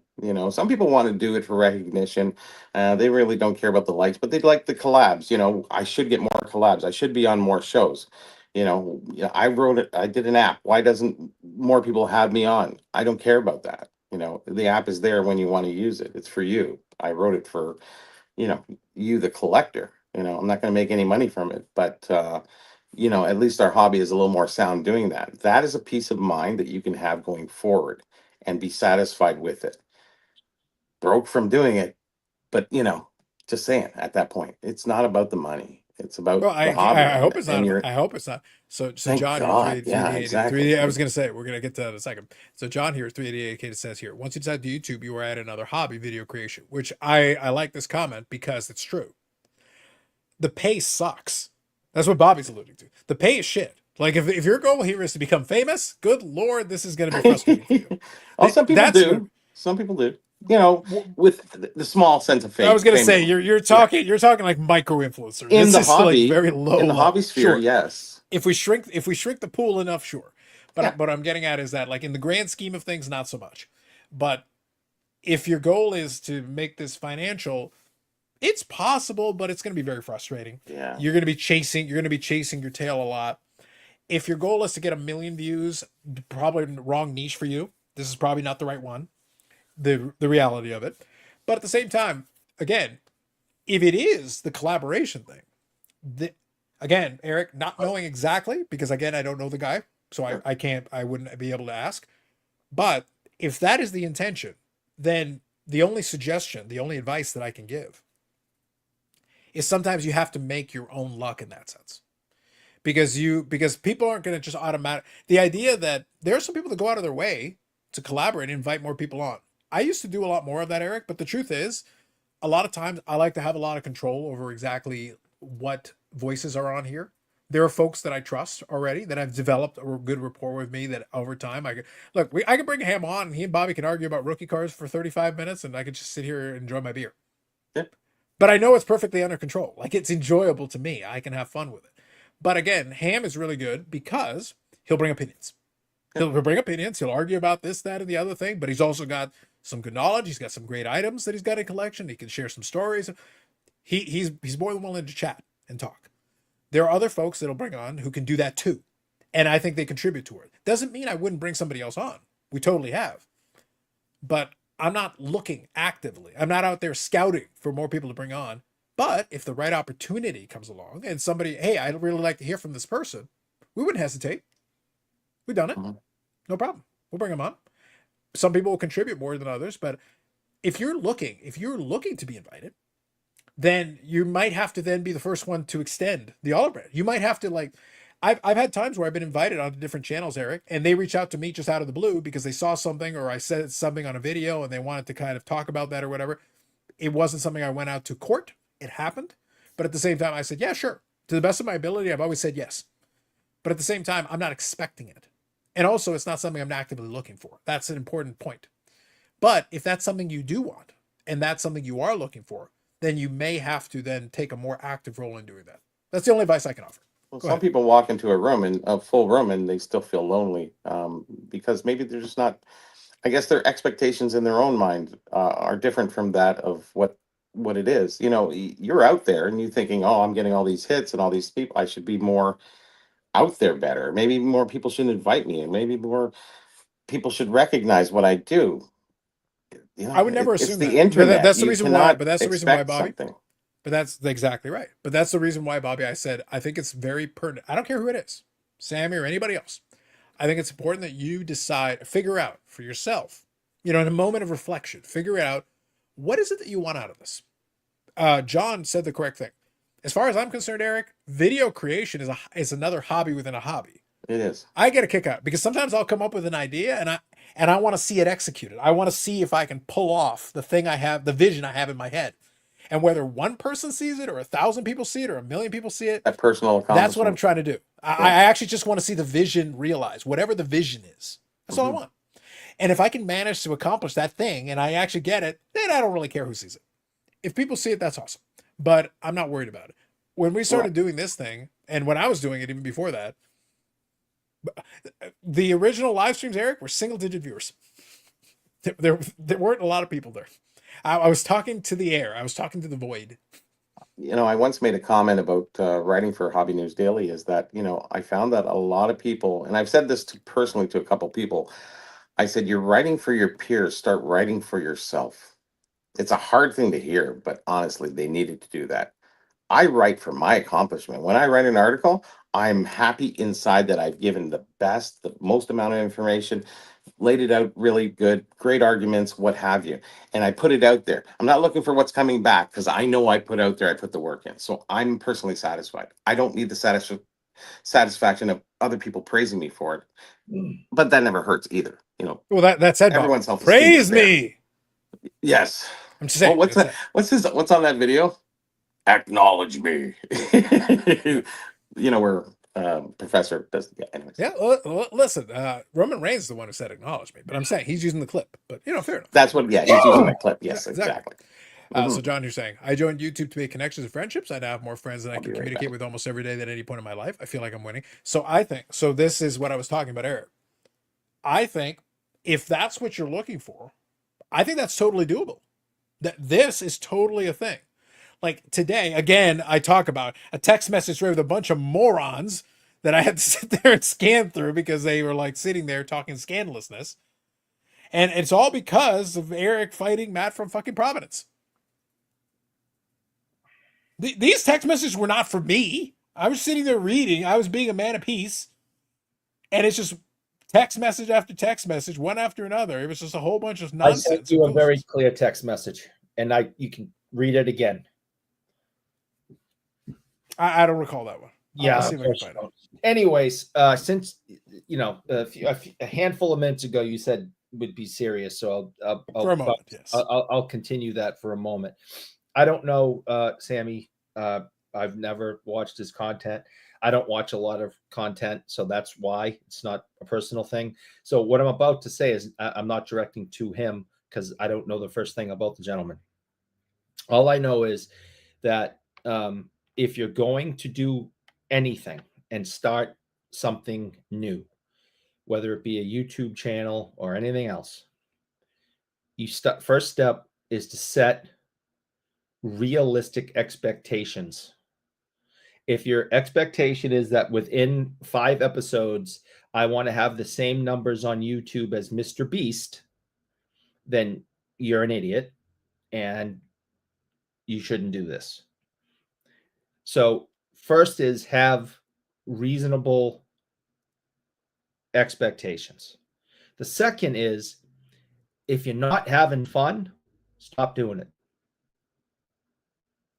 Okay. This is all about having fun. So whether there's 0 people in the chat, 100 people in the chat, I'm here to have a good time and have fun. And when and if that truly stops, I will not be doing this anymore. So those are the things you've got to focus on in doing something like this. And if this gentleman is no longer having fun, or his reasonable expectations are not being met, and of course that is not fun, then maybe it's time to move on. And good luck. I wish you all the best. But why are you doing anything like this if you're not having fun? Life is tough. Life is difficult. Life is stressful. Family is stressful. This is to get away from reality for a little while. If you're not having fun doing this, go do something else. This shouldn't be stressful in work. We have stress in work outside of this nonsense. So anyone who is not enjoying themselves, I suggest and encourage to go find something else that you will enjoy. You deserve to have that fun somewhere. Life is not easy. So when you have a moment to have some fun and bring some joy to yourself, do that. And when that stops, move on to the next thing. Yeah. Well, I think that's what I said. My lead off to the whole thing is I don't know what the specific thing is that he's looking for, and I'm not going to assume because I don't know. But I think that a simple way of getting to the bottom of it is to really evaluate, look in the mirror, have a look in the mirror and figure out what it is that you want to get out of this. John already said what he was looking to get out of this. Stuke here saying, I wasn't looking for connections and more friends, but it's been an awesome bonus. Fantastic. Yeah. This was, as long as you are accomplishing whatever it is, that's why I led by saying what I wanted to do is I wanted to make the videos that I want to make. The live stream thing is fun for me. I sit here on a Friday, I have my beer and I BS. I like doing that. Works for me. Right. That's why I say my cup is full because I get what I want out of it. If I was trying to get something else out of it, then I would have to devise a different strategy. I'd have to make different kind of videos and do it a completely different way. The other YouTube channel that I have is where I get to play around with that aspect of what I like to do. But I'm still making, the last couple of years, Eric, I've made upwards of 200 videos. And I'm on track to do that again. You're not doing that because, again, the pay sucks. You're not doing that if you don't want to, and you're getting what you want out of it. That's the question. What is it you want to get out of this? And then as soon as you figure that out, the rest falls into place because then you can adjust accordingly, make the videos you're looking to make, and then you're good to go. But for now, I guess he's just got to figure out what it is he wants to do. He's looking for something that currently is not being achieved by what he's doing, because that's what I got out of that. Whatever it is he's looking for, it's not being fulfilled currently. So something is going to have to change. And Eric, that could be walking away, or that could be changing. That could be changing what he's doing. Maybe he's got to be different. Come at a different angle. But I think that goes with expectations, And again, I know nothing of this gentleman. I'm talking complete generalities, not about him in any way. Sometimes you got to reevaluate your expectations. Are you sure you don't want to make fun of his Ted Williams auto? If somebody wants to come in and say, I want the same numbers as Mr. Beast, or I want to make the same money on YouTube as Mr. Beast, you're an idiot. Well, he needs you to sponsor the like button is what he needs. Yeah. So you got to have, rational, reasonable expectations and have fun. An important part is you have to be likable. Some people are good, but they're just not your cup of tea, or maybe just not your cup of tea. Like there's actors, Steve Buscemi. In the real world, if you put him in a lineup, you go, that guy would never make it. Yet he turns out to be amazing. He's just that quirky, odd, kind of cool guy, right? But all the other people that you thought would make it don't make it for some reason. And it's the angles you come at, maybe your personality, your persona. You just never know. And some people are suited, and some people stick their finger at people. That's just the way it goes. Yeah, I stick my finger at Josh, and he needs to shut up. Oh, I know that. So Eric has his stick, and that's it. Yeah. Yep. And that idiot. Well, back up one. Can you back up one, please, Carlos, sir? Please. This one here. Yeah. This idiot, right? You know how sick and miserable my life is? All right. You think you know how miserable and how low I can go? I'm texting this moron at like 3:30 in the morning the other day because Bobby, the man is saying we're going back to texting in the wee hours of the morning again. Yeah, I had insomnia, and he's sending me love letters, and I'm texting him saying, "Leave me alone, stop bothering me. It's 3:30 in the freaking morning here. I have insomnia. I'm trying to get to sleep." And nope, he's still texting away. Text. You have to take care of your fan clubs. And I'm just like, please leave me alone. Stop her. I tried to block it. I mean, so Eric, wait. That's how bad my life has gotten. What you're saying is that for a brief shining moment, you are experiencing what Marcel Dion experiences in dealing with you. Oh yeah, Marcel hates me. Yeah, he really does. But contractually, he has to put up with me. Apparently. He bears you. Yeah, quite a bit. Paul says, part of this is rising prices. Used to be able to find real cool stuff for, let's say, $500, but have it be $500. Now it's $5,000 and you can't find it. Bubbles says, I am a troll. My dad was a troll. My grandpa was a troll. I don't have a choice. I know those feels. It's hereditary. You can't get away from it. Can't run. Can't hide. Yeah. Just troll away. Eric, I know those feels. Carlos Senior, Jorge Alcazar before him. Mm-hmm. If Jorge Alcazar had access to the internet, Eric, Watch out. all I'm saying, 1 million subscribers. Yeah.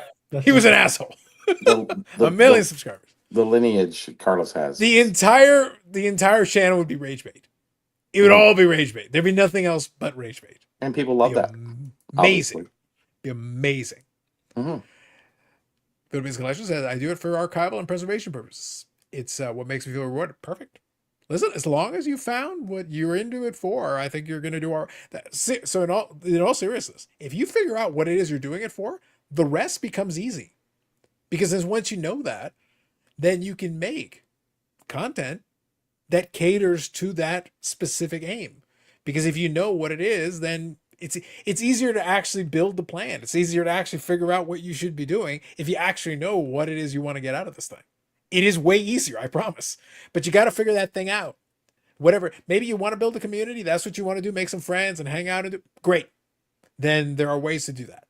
But you got to know that. And if that's what you're trying to do, then the videos, the content, the collaborations, the lives, whatever it is, are all going to fit that plan. That's how you do it. But if you have no idea, and you just randomly make videos, maybe some of them will work, some of them will do really well. It depends. I can't answer that for you until you figure out the first thing. Before anybody can help you, you got to know what it is you want to get out of it. And then they can go, okay, so if that's what you're trying to accomplish, well then, okay, this is what you probably need to do. When people reach out, such as, posting different things about, maybe they're looking for the answer from somebody else, but really the answer is, hey, maybe you just aren't suited for the internet. Maybe your content's wrong. So they're looking for answers. I know that, you're out there seeking for, hey, what am I doing wrong? What am I not doing right? You got the professor there, Jason, who's on for 4 or 5 years, and just in the last year, he's doubled. You sometimes just come out of nowhere, and it happens. And maybe if you keep trying, you never know until you're successful. Or, but you have to change things along the way. So yeah, well, like I said, though, it just depends. And time. If the goal was to get attention, then you do need to tweak. You just keep adjusting, you keep tweaking, and then you figure out. And it's timing too. Remember the pandemic, if it didn't happen, where would we be today in this sphere? Nowhere. I don't think we'd be any place close. I think we'd be somewhere, but just that onslaught of people that we had in that first year and a half, 2 years, it was just non-stop, 7 hours, 8 hours, Carlos. Like, oh my gosh. Amazing. Yeah. Baz says, text Eric at 1-800-MAYO. No. Stuke says, I have a postcard of Marcel's 5 sisters in the rink, the Diane Quince. The Diane Quince. Do you know that reference, Eric? No, I don't. Yeah, it was the 6 babies this one lady had in the 20s or 30s, and they became famous in Canada, the Dion quintuplets and stuff like that. So they played out their role through the probably 5-6 decades, and after that, everyone's forgotten about them. So that's what he referenced in referred to. 5-6 decades is a pretty good run. Pat says, I have a pro set music card of Diane Warwick. Eric's in. Good evening, Zach. So yes, so I wanted to touch on that since I did see the post, and then I also saw AMG Collection did a video kind of referencing that. So I thought it was interesting. Like I said, because it was a post and it elicited now it's 124 comments. It's actually elicited quite the response, I will say. That's why I say, I'll be curious to see what if anything comes out of it. Yeah. What's that? Yeah, I'll be curious to see what comes out of it. I like to read the posts or what people are saying. That'll actually determine a little bit more. I think most of those are people who listen to them, obviously. Yeah, there's a lot of support. It's support. I think it just depends. What I'm curious about, to me, is what's not said. Because I read you the post, but I go, there's some details that are missing. Because again, there is some very specific thing when you're talking about asking, not sure if you've unintentionally burned any bridges. There's something you were trying to accomplish or something you were looking for that hasn't happened the way you expected it. And that's the part I don't know. So I leave that to John. I leave that to the other 458 collectors. They're probably better versed to ask that question than I. But that's the thing I don't know. But again, just reading it from the outside, as somebody from the outside, I look at his channel and I think he's done very well. Like looking at the channel and just looking at it right now, almost 3,500 subscribers. The last video was That's 2,300 views, that's 4,000 decent. views, 2,800 views. What do you want? Day one of the national, 7,100 views. Amazing. What do you want? Like, so that's why I say I don't think it's views. I don't think views is the issue, because in our niche, that's great. Eric, 7,000 views on a video. That's tremendous. That is very Like in this niche. So so that's why I say I get the sense that there's something else he was looking for other than the Think so. views, something separate from it. And whatever it is, it's not. That's why I say my cup is full because I'm getting what I'm looking for. But there's something else he was looking for that he's not getting. And if that's the case, that's unfortunate. Hopefully you find whatever that is. Best of luck to you. My cup's always full. I got more stuff on my plate than I can deal with. So Yep. this is the release here, coming here. Also said, take these broken wings so Sammy Thunder can stream again. Learn to live so free. Take Nice these Bob broken Boozle. wings. Indeed. Mhm. Zach says, I'm behind on my BSC content. Did you all cover BG's podcast about the autograph scandal? Not at all. Yes. Ah. Yes. Is it worthy of talking about? No, Bobby, the thing is I already Really? did. My statement was he spent 45 minutes saying it's overblown. I That's spent all he more- did. He spent 45 minutes to say that. That's all he said. That was it. and And then he spent two. the numbers or the situation, because I said that I believe the numbers are overblown. But Yeah, I think he spent the entire time he spent arguing that the numbers are overblown. but I think the situation is serious. But that's the point. The point is that he spent the 45 minutes arguing about the numbers. Yeah. And it would have taken 45 seconds. Yeah. I think the number's too high, but I do think we should pay attention. That's all you had to do. It's not that hard. That's not Brian Gray style. Exactly. He's That's my the point. long form. That's my point. Please listen to me. I have more to say. I just saved you 45 minutes. I really just saved you 45 Yes. minutes. It's not that interesting. I think the numbers are utterly ridiculous, but I think it's a serious issue and it needs to be paid attention to. And I think that's part and parcel of what we were talking about. Is you do have, Brian Grace and what have you. Sometimes you don't care what to listen to, and then other times you just get bored of the person and move on. Depends what they're into. Everybody changes along the way. We've all changed in the last few years in our collecting or our content or whatever our thought process on on rough cuts, on OPG cards and bluebacks and all these different things that we change our mind upon, or we're going to change our mind next year on. So just enjoy what you're doing and have fun. Don't worry about so much. Like I don't dislike Brian Gray, but boy, he goes on like you said, Carlos. Hey, I'll sum it up for you in 5 seconds. Like really, and that's I think a lot of podcasts are like that. It's like, okay, we get through the advertisement, all this for this little piece of information. I want to listen to 20 minutes. I know we don't have that time anymore to waste. Yeah, like I said, I'll always preface it with this, and Eric knows this. Is it preface or preface? Either way, Thank you. You make it. I've You heard make it a both choice. ways. Tomato, tomato. You make a choice. I've heard The of point it. is that I'll lead with this, is that no one in this niche loves long form more than I do, obviously. Yes. But we that have Hobby said, Palooza to prove it. Yes. yes. But that said, I don't spend the entire time talking one topic. Some topics do not warrant the full deep dive. Some topics are very straightforward. Just get to the point and be done with it. Even in those long form, even with the hobby and everything, we didn't talk about one thing for that 6 hours. We talked about many things over 6 hours. So that's the point. Some topics warrant more of a deep dive. Maybe it is more of a debate. Maybe it is more of a discussion. A lot of them don't. A lot of them are very clear cut, straightforward. Like if you really want to spend more time on it, by all means. But that's why I say like Brian Gray is entitled to, like everybody and their brother is entitled to have a podcast at this point. You can all have one. But that doesn't mean it's interesting. Being loud doesn't make it interesting either. He spent one entire podcast episode where the entire point of the entire podcast episode was to give a story where the punchline is Charles Barkley slapped his ass. That was the entire podcast. He just droned on and on and on about this endless story that the punchline was Charles Barkley slapped his ass. Is that something I can sign up for, or is that just a random thing? No, it's just called overkill. It's that and a piggyback ride. Oh, well, hey, Go for the forgot two about for Eric. piggyback ride, Go for yeah. the two for Eric. Live the dream. Mhm. The point is that's a podcast episode, Eric. I'm sorry, I don't give a shit. Like, it's not that interesting a story. And like I said, the podcast episode we're talking about, it was 45 minutes to say it's overblown. It's like, I don't care. Okay, I got it. You could have said that in 4 seconds. Like, it's not that. I got it. What else do you have to contribute? With all your industry experience, could you give me anything else? But I think that's what people got used to. You know, it got them famous or infamous at a certain point, that, and they keep on going on it. But sometimes you have to shift gears and change things up a little bit. Yeah. So like I said, my bottom line on it was I'm fine with him. I'm fine with his thesis, but it didn't require the most of the episode. Like, I just talk about anything else. I don't care what you want to. Just give me something else in addition to it, and it's fine. Baz here's the big Brad was the sports card dad this week. Yes. Sport card dad has now decided to do 20-minute interviews. By the way, Eric, 2 for 2. None of the 20-minute interviews have lasted 20 minutes. Well, the advertisement included, it does. Yes.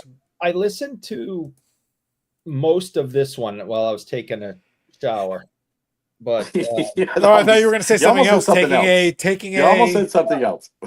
No, I was taking a shower after a while, and I was listening to it while I was showering. Yeah, knock it off, Zach. We don't do that here. Yeah, good evening, Orlando. If you can't follow the rules, get out. We don't matter. Oh yeah, we learned that he spent $3 million out of his $5 million. Yeah, he did talk about that. By the way, Eric, I will say one quick side note. I was impressed, I was legitimately impressed. Dustin learned, I will say, to his credit, Dustin did learn a lesson. I like to think for me, he learned a lesson because when he wanted to try to make it 20 minutes, that means you have to interrupt Brian Gray 5,000 times. And one of the commenters was complaining, saying, you keep interrupting. He only has 20 minutes. If you want to get anything out of Brian Gray, you must interrupt early and often. You must. Do you not? Did you not understand the assignment? We have 20 minutes. Okay. It's your only hope. You must interrupt this man constantly, or you will never get a second answer. Because after you go, hello, Brian, welcome to the show. After that, Brian can go on, do the next 20 minutes all by himself. Yeah. Yes. So that's why I say, like, please. So your only hope of getting anything useful out of him in 20 minutes is you must interrupt immediately with the quickness. Right. Because if he starts venturing off into a different direction than your question, interrupt him immediately and redirect. Do it fast. Listen, to his credit, he's got tons of information, tons of experience, tons of stories. You know, I've said this before, back when Clubhouse was really, really popular and was 100 people in the room, he'd be in there all the time with us. I'd talk to him. He'd tell stories. It was great having him in there. But a lot of times we had to interrupt him because, you know, he'd take over. There's 100 people in the room and he'd take over the whole damn thing. Yeah. Yes. But he brought a lot of information to the table and it was great having him in there at times, you know? So I'm not bad mouthing the guy. I think yes, you are. No, not this time. Next time. Good one. I was going to say, you have to finish your feud with Back for Providence first. Mm-hmm. So I think he's made fun of himself. He knows that he's a talker, and if you don't stop him, he's just going to keep going. Yeah, but that's why you interrupt him. Like, again, guys, maybe what I'll do, Eric, this might be worthwhile here. I'll leave a link in the description to my conversation with Brian Gray, which, by the way, he asked for. He explicitly asked. Mm-hmm. He asked for my contact information so he could make it happen. So he asked for it. He got it, Toyota. Yes. And it's 2 parts, by the way. It's the first part is where I'm talking to him. The second part is where we're talking about it after the fact. Yeah. So it's all part of it. So if you see the runtime and you're like, oh my God, trust me, Brian Gray and I weren't there the whole time doing it. But I had to interrupt it a lot of times. And why? Because you have to.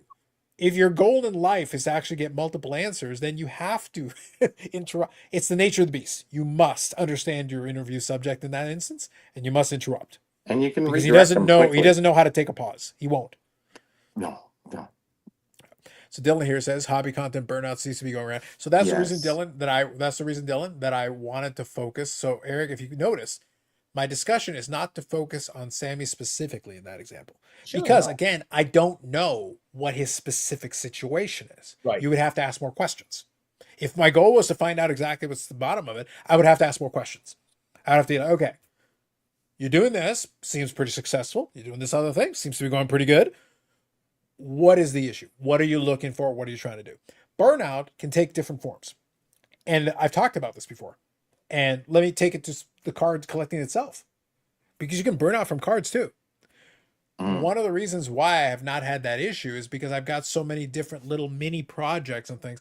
I can shift between one project and another so I don't get too deep into one thing that I get bored or burned out on it. Right. I can work on this for a little while and then take a break and say, all right, we're going to put that on the back burner for a minute and we're going to focus on some other. But because I can keep switching it up, I've got variety. Variety allows me to stay engaged and stay interested. And sometimes I just focus on making the content. I look to the content gods and they tell me what they need. And then I just do that. And like I said, it's a hobby within a hobby. So it's its own thing. It doesn't require, I don't need to buy a card Bobby to make a video. I can talk. I just need a topic. I just need some inspiration. And sometimes I get it. And other times I sit back and wait. We'll do the podcast. We'll do the live stream. And the reason why sometimes I don't make standalone videos anymore is because sometimes in the podcast we'll talk about it. This past week, the podcast covered 3 topics. They all had timestamps and everything. They covered 3 different topics. And I think we touched on all the 3 of them very well. All 3 of them could have been standalone videos. Very easily. They could have all been. I could have gone into each one of them and gone into some depth on them. Sometimes I feel that's necessary. Sometimes I'll just have the conversation with Eric and Brandon and we're good. That's all I need. And then I feel like I'm satisfied that I've said my piece. I don't need to say anymore. But sometimes I'm like, oh, actually, I've got some more things that I'd like to add and I'll just add them now. And that's a standalone video. But I don't have to do, I'm not getting paid for this. AdSense, yes, but like realistically, like, what are we talking about? Like, honestly. Millions. Yeah, like, on. And by the way, the last couple of months was funny. The whole conversation about numbers and everything. I was looking at this, Bobby, it made me laugh. Because I got my YouTube analytics. Would you believe, these are real numbers. We were doing the real numbers on there. Would you believe that I did 365 days? I took a longer period of time. There are 11% more views in the last 365 days than the previous 365. I'm on the upswing, Bobby. Hey, On the rise. 11%. Hey. Yeah, 11%. Hey, that's good. 11% is good. That's not bad. But like, it is what it is. Like, you have no control. And I've got 20% more subscribers in the last 365 days than the previous 365. Well, that's actually more important. But it's good. That's nice. But like, I have no control over that. Is my point. My point is I have no control over that. This month has actually been really good because I had a couple of specific things that all post-national that actually worked out. I had the conversation with Baseball Collector. That was good. I had the conversation with Neo talking about content. Ironically, that was good. That was a good, fun conversation. The last couple of live streams have been very strong, very solid. Can't complain. And the engagement on it has been very solid. Can't complain. And the podcast episodes lately have been really solid. Can't complain. So like, it's good. That's, again, it's done well. But I can't control that. Right now, like I've been doing this for a while and people can get bored. Maybe they just don't want to hear the way we phrase certain things or whatever, and they want to hear from somebody else, and that's it. That's all it takes. I can't control that.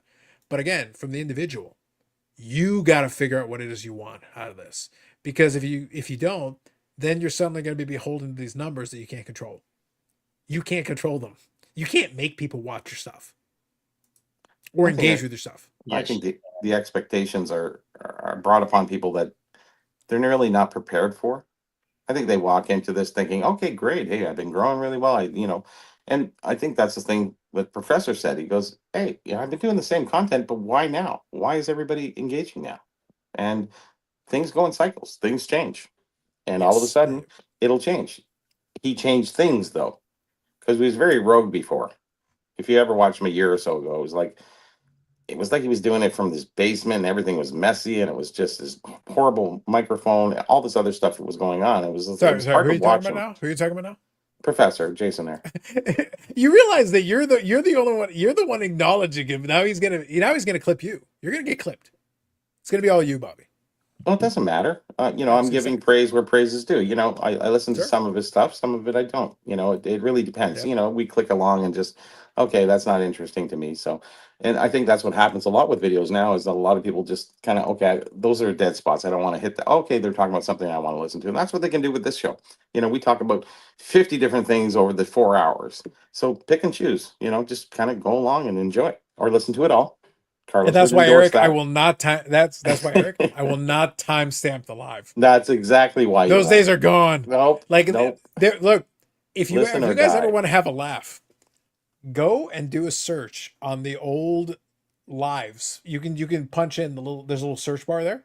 Yep. Punch in my conversation with Carvin Chung. And here's the Which thing. one? There were two conversations I had with him specifically.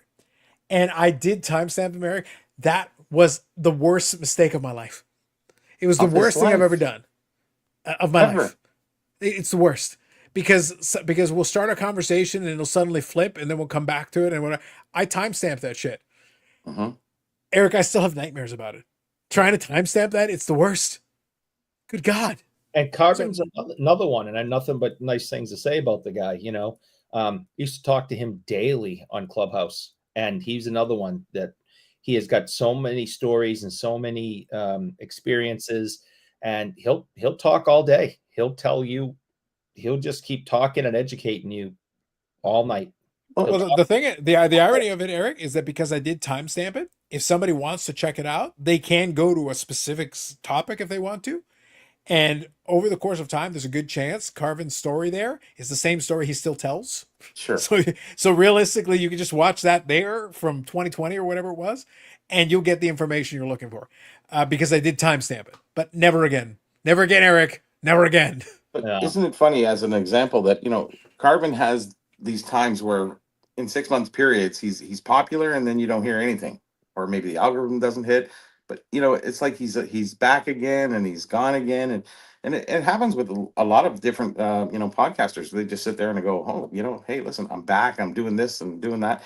Where did everybody go? And all of a sudden they're back again. It's just, it's hit and miss. It's algorithmic. It's a lot of different things. You know, I miss a lot of people and I go, oh shoot, I forgot about that person. Oh, that's really, oh damn, I gotta. So but I'm subscribed though, and I'm sitting there going, why am I not getting their videos anymore? Whatever YouTube does, I have no idea, but you know, obviously it doesn't stay on a straight and narrow.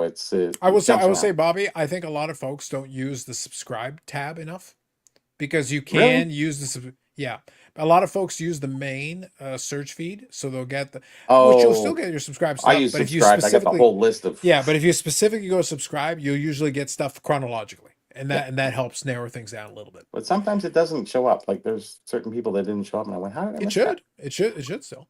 Yeah. Dylan says, well, this episode has been epic. Got me through my last 2 hours of hard labor. I'm sorry.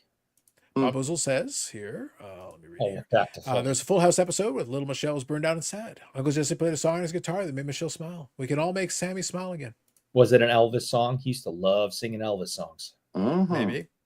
Eric has increased your viewership. That's right. And the like button. Name says, collect what you like has been replaced. Is the new content what you like is the new collect what you like. Good Paul one. C says, I'm bored. So Eric, go screw. Facts. Well, there you go. That's plain and simple. Yep. Josh says, your upswing is completely due to the fact you're the only true democracy on YouTube. Facts. That's probably right. Check the community post. I have posted it. By the way, Eric, I don't want to swing the vote, but too many people are voting for a fucking net card. That's not that special. For God's sake. Andres Hedberg, people. And whatever hell Eric chose. I'm just saying, not net card. What are we doing? I don't want to sway the vote, Bobby, but I'm just saying, what are we doing? People, what are we doing?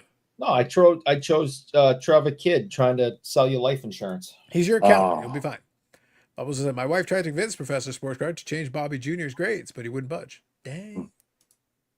Still waiting on the food topic for the night. Name a food Eric eats. Maybe. Hot dogs. Corn dogs are efficient foods you can eat on a bike. Maybe. I don't think he does. 27 likes. I used to beg for 20. It just makes me so happy. We've come a long way, my friend. Oh. Bean burritos every day for me. There you go, Dylan. I feel like Eric lost all his friends when Clubhouse died. Yes, it did. You know something? It's he's not far off. You know, again, there used to be like 100 people in He's right on the freaking money. That thing is dead. And no, it is. And you're still trying to breathe breath into it. It's no. dead. I haven't. I don't honestly. I think I may have been on it twice this year, and it was for very short periods of time. There was a lot of just people. Admit it, Eric. It's deader than Ray Bork. It is dead. But the thing is, I made a lot of friends and contacts through it that I still have. And I miss not talking to them every single day and the fun we used to have and the laughing and, you know, and the information and, you know, I'm going here and the connections and, you know, oh, I have one of those. I'll send it to you. I mean, I met a lot of really nice people. I met some assholes too. I mean, Yeah, Eric Wade. I hate that guy. I'll tell you this, and you guys don't ever really hear me talk like this. There's one person in particular that lives in California. If I ever get my hands on him, there's going to be violence. Yeah, outside of the map from Providence beef. No, I'm being 100% serious. If I ever run into this dude somewhere, I will hurt him. Spicy eye. Wow. So no, but that's where I met Billy, right? And now Billy's friend. That's where I met Amanda. That's where I met Tim. I met Mike Gio. I met all. And by the way, I feel the lack of Amanda is hurting my feelings. I think you met Tim before.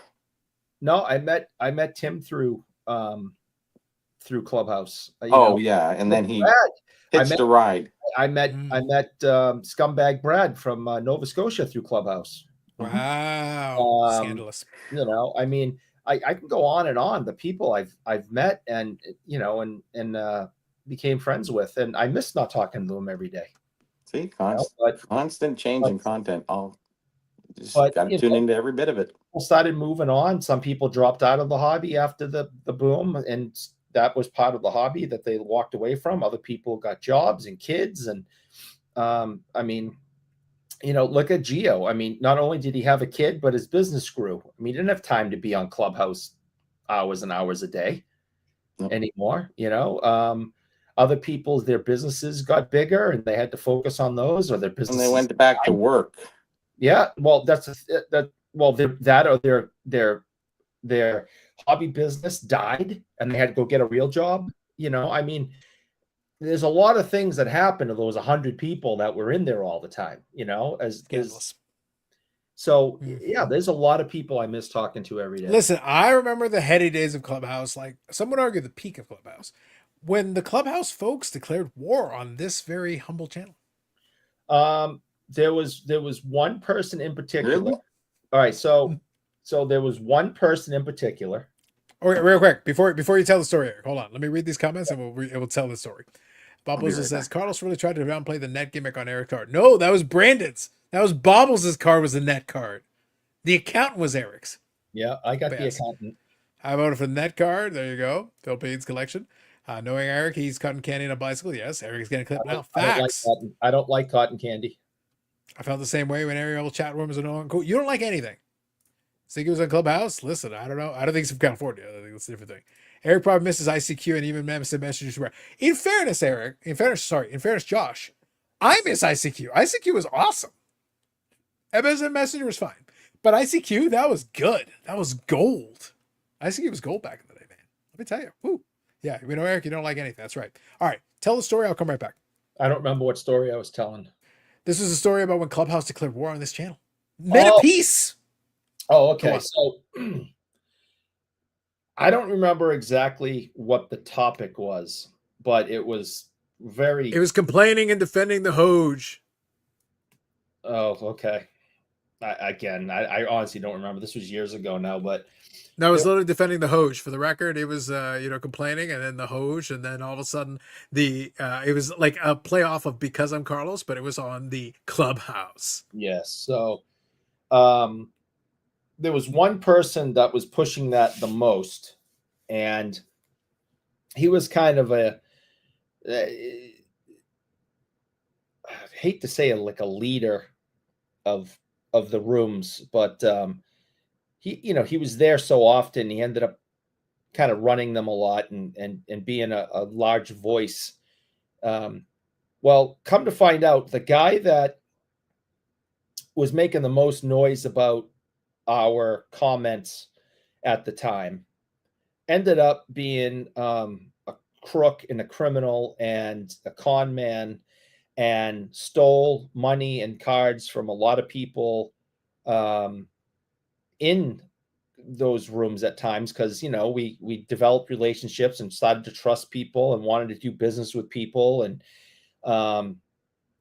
he started a side business and people sent cards and money to him, and he ended up screwing everybody over, and he became enemy number one. So we look back now and, the guy that wanted to beat Carlos up and wanted everyone to stop watching the show, or wanted to go into the comments during the show and cause trouble, and wanted to encourage other people to do that, and started coming at me in the chat rooms and during Clubhouse, ended up being a huge scumbag, and all those 100 people ended up hating him beyond any measure. So is that just for the vibes? It lacked the vibes eventually. Thank you. And Just confirming. Yeah. So, and what was, I remember saying, well, first of all, Carlos's opinions, are his and his alone. It's his show. And also completely correct. And challenging people into saying, well, what did he say that was incorrect?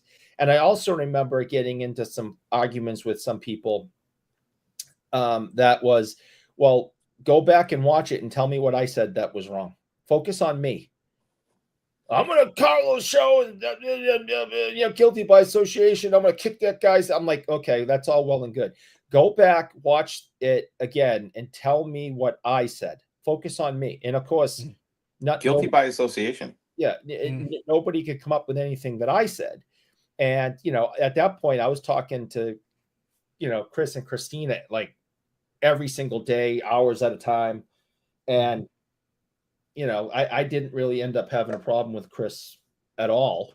But yeah, this guy that was pushing all that, Carlos, because I'm Carlos hate, ended up being a complete scumbag and was kicked out of the hobby.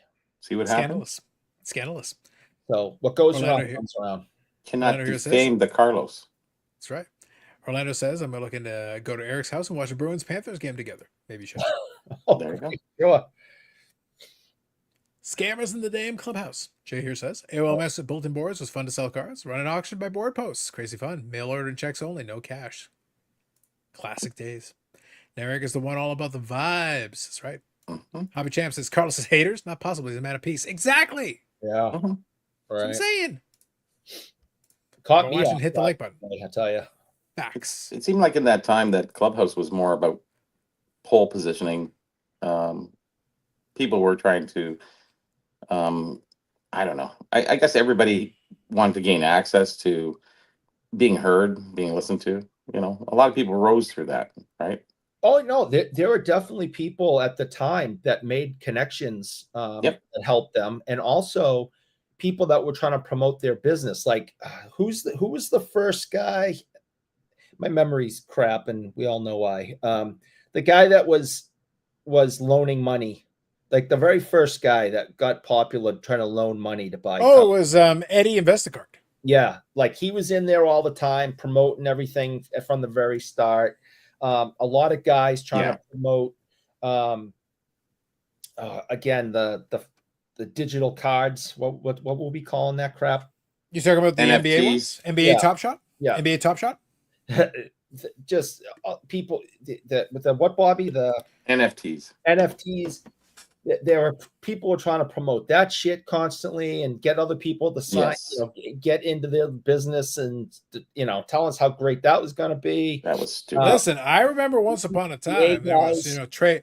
There was trade save, safe trade safe. Yep. Those guys, and some of the guys in Clubhouse, where are they now? And developed the business. And a lot of guys who were involved in that met in Clubhouse. And I wonder who was the person, Bobby, who named Trade Safe and then abandoned them. I don't know. Head guy.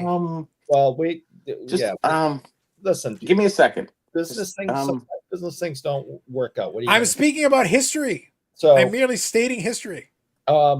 So people got together and developed their businesses through that. But there were definitely some people that came in looking to, climb the ladder very fast, get people's money, promote products. And, those people didn't last all that long, because when they realized either they weren't getting our money or they weren't getting our support, they'd move on to the next thing if they could try to sink their teeth into. But Yeah, I a lot, think it but a was lot of that. that. I mean, Brian Gray was running Leaf. He was in there all the time promoting Leaf. Of course. You know, I mean, you know, Chris and Christina are in there promoting Card Ladder. That was brand new. It was. See, I You know. didn't go in there. So somebody didn't have me on their show to promote the Needham app that You didn't Scandals. is have new and still has Scandals. not since. Still is not to this very day. All right, real quick. I'm going to read a couple comments. We'll come right back to it. But I thought it'd be news. The Clubhouse history lesson will continue shortly. Brief interruption. Bubbles has said, did Carlos apologize to Eric for his opinions hurting Eric's social standing? No. No. Josh says, I'm so confused. Can we just use names? We'll get back to that in a second. Carlos, are you going to get the DCAW comment if Brett ends up in a cover? If she ends up in a cover? Sure. Why not? I don't mind memorabilia. I'm cool with it. Hobby Champ says, guilty by association. Ham is going to kick Eric's ass because Bobby knows that programs and schedules aren't cards. True. That's right. Name says, a lot of grandstanding Clubhouse. I didn't enjoy it. Plus, Eric was on. Facts. We are live. There you go. Yeah, that was yeah. Sports Card Therapist has to be an answer at some point. I wish. I listened a few times in Clubhouse. I never chimed in because I never felt freaking weird. Yes, creepy. And here, Bob Jackson, careening cranium, soaring skull, meandering melon. Ooh, wow. There we go. The guy from Oregon, PECC. Eric is Brian Gray adjacent. You made your adjacency at this point in time. You did. Wow. Okay, so refresh my memory. So going back to the history lesson here, I think I know who you're talking about. I'm trying to remember who was the one who got caught, the what's it called, the one who had the scamming or whatever. I knew at the time, but it's been so long now. By the way, testament to how fast the hobby world moves. Yes, of course. It's like 4 years ago, and it feels like 100. Yeah. He was. I don't think. What's his name again? I honestly, hand to God, I don't remember. I know what he looks like, but I don't know if I'd say. But to be honest, looks like a scammer. Anyway, I don't know if I'd say his name if I did remember it. But he was out of New York City, and then he moved to Texas. Yeah, a job with. Okay. All right. So Baz. Somebody in the chat's got to pull that up. It's driving me crazy. No, Baz remembers, obviously. And then he got a job with Tops, and then everybody tried to get him fired from Tops. So yeah, all right. So I think in the next 5 years, Clubhouse people who were part of Clubhouse is going to look back as we did with ICQ. It was a time and a place. It was great. Again, ICQ was awesome. I don't know why you guys are besmirching the good name of ICQ. It's just like Messenger today, basically. Yeah, like it was ICQ was ahead of the game at the time. Yeah, that's what I mean. It was so good. Holy crap, we can just real time. It was amazing. It's not even that, Bobby. It was that you could leave a message and then somebody could log in later and get your message. So it was like you could go back and forth on that. You didn't have to both be on at the same time. And they had cool emojis and sounds and everything. It was a great feature. Amazing feature. Awesome. Yeah. So it was like at the time, tremendous technology. At the time, tremendous. I look at my time on Clubhouse, which was, for a few years, even as it was dying, there was still a handful of us that lasted till the end. I look at it as mostly positive. I met a lot of great people, made a lot of connections, learned a ton. And I've said this about this show, and you guys, and I'm going to say something positive. So everybody. I was about to say, you said a lot of profane things about the show. What specifically? Good Lord. Go. Clutch your pearls, and I'll say something positive. I've said this before. I started collecting it at 14. I did not have anyone to share this hobby with until the pandemic. That's almost impossible to believe. 14 is past puberty. It is. And most people do it before puberty. I didn't. And to say that there wasn't hockey cards there when you were around. I had nobody to share the hobby with. That's unbelievable. Every kid on my street collected hockey cards. It was like there was 50 kids and there was only 40 houses. No, other than my mom, who still supports me and is incredible, sitting down, and my dad too, rest his soul and all, pretending that they had any interest. My wife, my girlfriend, then turns into my wife, her pretending that she was interested. There was nobody to share this with. the pandemic hit. Excuse me. Sorry. And, you know, I Clubhouse is going on, you know, YouTube shows absolutely everywhere, you know, getting to meet more people, being in the chat, you know, that was a really good time for me. I was having more fun than I've ever had in this hobby in my life. And that was, you know, what, 5 years ago? So I'm like 46. Yeah, that's inertia, though. Right? You know, you're getting started, and it's just like At loving it. 46 years old is the first time I'm able to talk to somebody about this stuff that had the same interest, the same passion, the same excitement.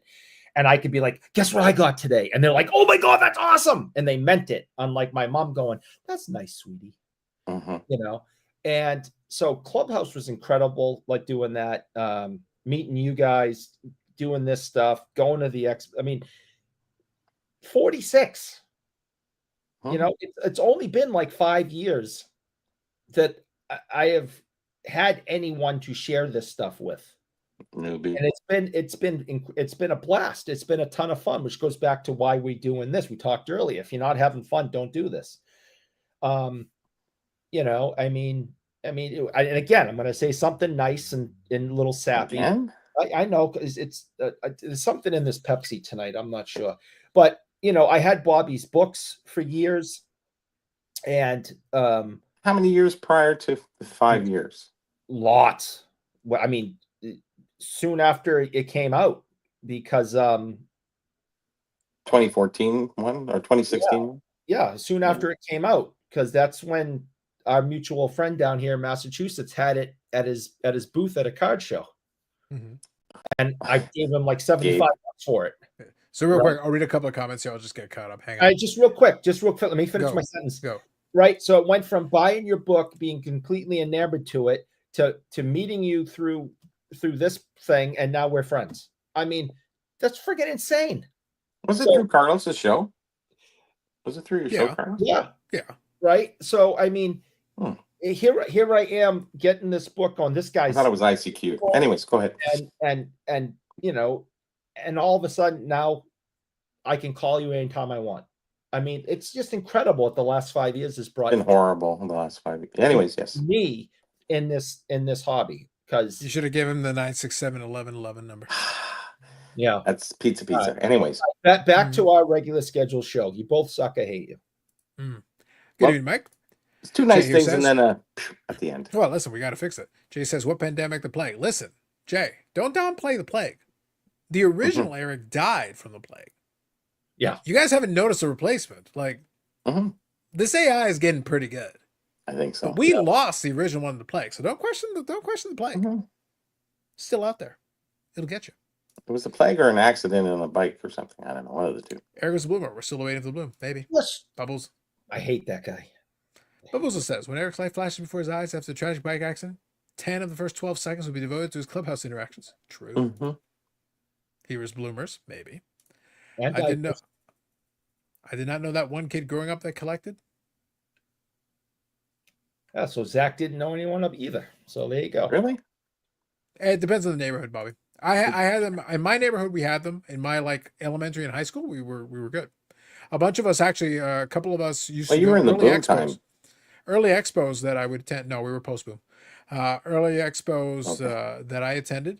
A couple of buddies from elementary and high school. We went. And we would go because that's where, and we still had manufacturers at the time. This is like mid-90s. Sure. The boom technically had already died. Okay. But nobody told us because, you know, we still had Pacific. We still had a bunch of, by the late 90s, we still had Pacific and they were still out there. And you had Tops, had cards and like these other ones. But the boom had already ended. Like at that point, the boom ended after 92, 93. So, but we're like 97, 98, 99, and we still have Pacific over at the expo, and all these other manufacturers are still attending at this point. So for us, it was still good. Yep. It says the only clubhouse I know is Mickey's Clubhouse. There you go. Eric the therapist speaks truth. Ooh. Matt Ham says Mayo. That's it. One word answer. Bubbles says, Eric, I hope you had the time of your life. Yes. The original boom, 86 to 90. Many kids, teenagers, and adults collected. I give it another 2 or 3 years. by the baseball strike 94 killed the original boom. You still Yeah, have it a was couple death more years there. post Yeah. 1990. Yeah, 94 was really the one that kind of hurt baseball because you had a reduction in products. But you still had a couple more years past 1990. I was nervous to tell people growing up because they'd make fun of me, but people actually thought it was cool. Just didn't really understand it. Yeah. I think it depends on your place. Like for me, like I said, I had buddies who collected. So we would go, like I said, we'd go to these shows. Again, Expo is twice a year. So it's not like it's 100 shows. So you go. I go to some small shows around, but the Expo was the twice a year thing. That was one. Well, it was something you really didn't want to mention in public, but amongst guys, hey man, oh I remember Trotchy. Oh yeah, that's a cool card. They'll, but in a public forum, it's like you're weird. What I always thought, like, I agree with what you're saying, Bobby, but I always thought it was funny. It's like, does anyone like scream out into like the room going, "Hey guys, did you see this card I got?" I was like, collect your shit. Just do your thing. Like, it's not that big.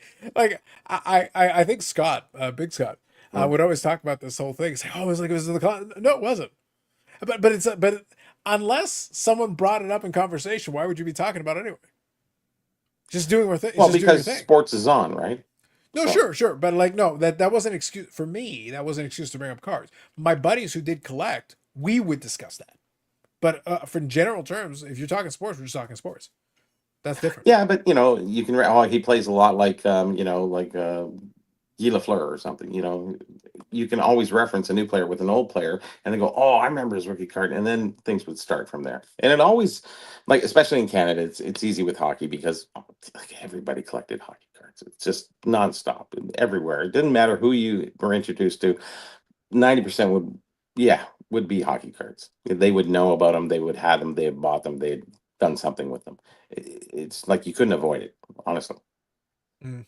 Otherwise, you're beat up or you're in the chess club. One of the two. There's a good series of comments that are about to happen here, so I want to enjoy the moment. Jay here says, "Tower to pilot, please land the plane for the sake of the passengers." I like where you're going with this, Jay. Name says, "Eric, I wish there was a way to know you're in the good old days before you've actually left them. Babuzzle, I can hear piano in the background when Eric speaks. It's like a teachable moment on Full House. You got it, dude. Have mercy. Cut it out. Wake up San Francisco. How rude. Did you say would?" I don't know that. It's a one. lot of Full House Wow. references, one after another.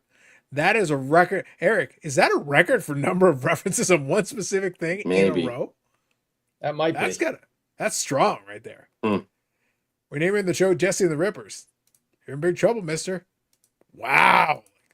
Bobby, this might be a record here. Wow. This I think it is is. some legendary territory here.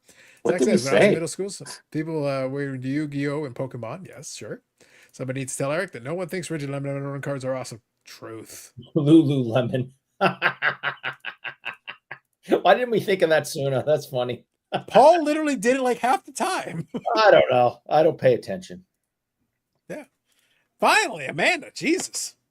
There she is. Non-sports correspondent finally showed up. You could have. Oh man, she could have been here. Just Amanda, we went down Full House rabbit hole multiple times, and Eric got to wax poetic about Clubhouse. It's true. And a few mentions of California in good and bad ways, but yes. Remember Clubhouse, Amanda? That was a thing once. Remember Clubhouse? Yeah, of course. Already started Lululemon. He's rich. Maybe. Who said we're closet fans? See? They're all about it. It was classic, Eric. It was classic. That was there. It was there. I would say that in today's world, people know about sports cards, but very few collect them in my sphere. For the vintage, yes, but in the modern, very, very few people when you talk to them. As if we went back 20 or 30 years, everybody had that, that memory or something like that. Where today they don't have that. And, they haven't pushed that forward because a lot of the packs never ended up back in the stores after 92, 93, something like that. They were there, but, it wasn't in your regular variety store. It was in your LCS. So, things have changed definitely a lot. So that's going forward, the future of it is questionable as to, who's going to collect cards in 20 years from now that never went into an LCS. I don't know. Just Well, I think saying. it's interesting because even though I grew up right at the tail end of the boom, a lot of my collecting started then. We had a few shops around, but it was very limited in very because for whatever reason they spaced them out in a kind of a weird way. That's what I said. My LCS back in the day was the flea market. They were the ones who got those cards Oh yeah. because they would actually because one of the guys at the flea market basically had an account with Grosner. So that's Mhm. where they would get their boxes. So as long as you had an access to the distributor, you could get the boxes on time and all that. Sure. So it was fine. It was your way of getting about it. So yeah, we go there on Saturday and Sunday, and that's how we get the cards. Yep. So But there were still enough LCSs even at that time. they were, yeah, They were but hanging it on, felt, but yeah, still out it felt there. like a lot of them either figured out how to adapt or they shut down. Yeah. I think the ones that adapted well A are the lot ones who shut down. understood. Yeah, they had to Because it was tweak and almost become every more corner. comic. Like honestly, you go a block in where you have a variety store. There's a card right there, card place. Yeah. No, but by the time you're talking early '90s, a lot of that was gone. Like we still had some, but not like that because I'm where I'm in. It's More very than there is gentrified. today. Yeah. Well, that's 10 a low times. bar. That's a low bar. Look, I joke Yeah. I joke with Eric and Brandon to get the AW box on release day. I actually had to go to 401 Games, which is in Toronto. Oh, I actually had to go all the way up Yonge Street, all the way. Apparently, by the way, Eric's only knowledge of Yonge Street is apparently all there is strip clubs and places of ill repute. And Eric visited all of them back in the day. it's the longest street in the world. I said hi to them, by the way. I did say hi to them for you. That is that. Yeah, I've walked from one end of it to the other because No, back you in couldn't. 1999, No, back in 99, there was at least 4 card shops on that stretch. Plus, you had Maple Leaf Gardens at the end. So you had Steve Panet was there. You had there was a couple. Those are old time dealers, but he stayed there till 90, almost It 2000, actually went for a pretty long time. 2002, maybe 3, Yeah, somewhere around that. Yeah, because by the early 2000s, and he's a lot still of the around, shops. but not in that capacity. His dad passed away, who ran the store before him, and stuff like that. So Yeah, my favorite thing is that 401 Games is actually a comic shop, basically in game. But now they're comic games, and they do have cards a little bit and boxes of cards. Is basically what they do. But a lot of it is through their online. Is they'll ship a lot of stuff online for you. mhm. But they do like it's actually nice. That's the first time I had visited it since they moved because they used to be 401 Yonge Street, hence 401 Games. But they're not on 401 Yonge Street anymore. They're further up the street. So Yeah. it was just funny that they moved over there and the whole area was under construction and everything. So in order to get there, I basically had to go. I literally would take the GO train to get into Union Station and Union then take the Station, yeah. subway to get up. And here's the thing, I didn't have to do that, but just to save time, I'd go zip up and basically I had to go Or is basically it college? No, not somewhere in even that far. that. Yeah, I think it was College Station is where I ended Yeah. up going off. But I went there during rush hour and I'm just sitting there like, move, you idiots. For the love of all that is holy. I'm literally just saying there, I'm like, I just want to get out of the station. And I'm like, move, idiots, move, get out. They're all like standing in the Welcome to way. College Like, Station, yeah. yeah, I was like, oh my God, get out. Yeah. They're packed like True. sardines in the damn subway. So I'm sitting there like, I get out of my way. Yeah. So I go over there. Nice shop. I was it was very nice. I'm not gonna make my way out there. I did walk back down to Union. It was a nice walk, but I was just sitting there like, Jesus, I wouldn't want to do this all the time. It would be such a pain in the ass. It's unbelievable. Mhm. But it was a nice walk heading back down. So it was good. It was a hot tub. It was great in the Clubhouse. That's right. Back in the good old days of 203. Mm. I'm gonna go with it. I know what you were trying to say, but I prefer it the way you did it. We all know. Yes. Good old 203. That's right. La Bougie Blue. That's right. 2023. Oh, Yes, Mike, I you know what know. you're saying. The year 203. Great year. In the year. Eric's been waxing poetic all night about how he was always the focus of a Clubhouse room. He was back in oh the day. yeah, That's I was right. the focus. I hate you so much, name. Eric, when Clubhouse shuts down and you're all alone, the light is waiting to carry you home. Wow.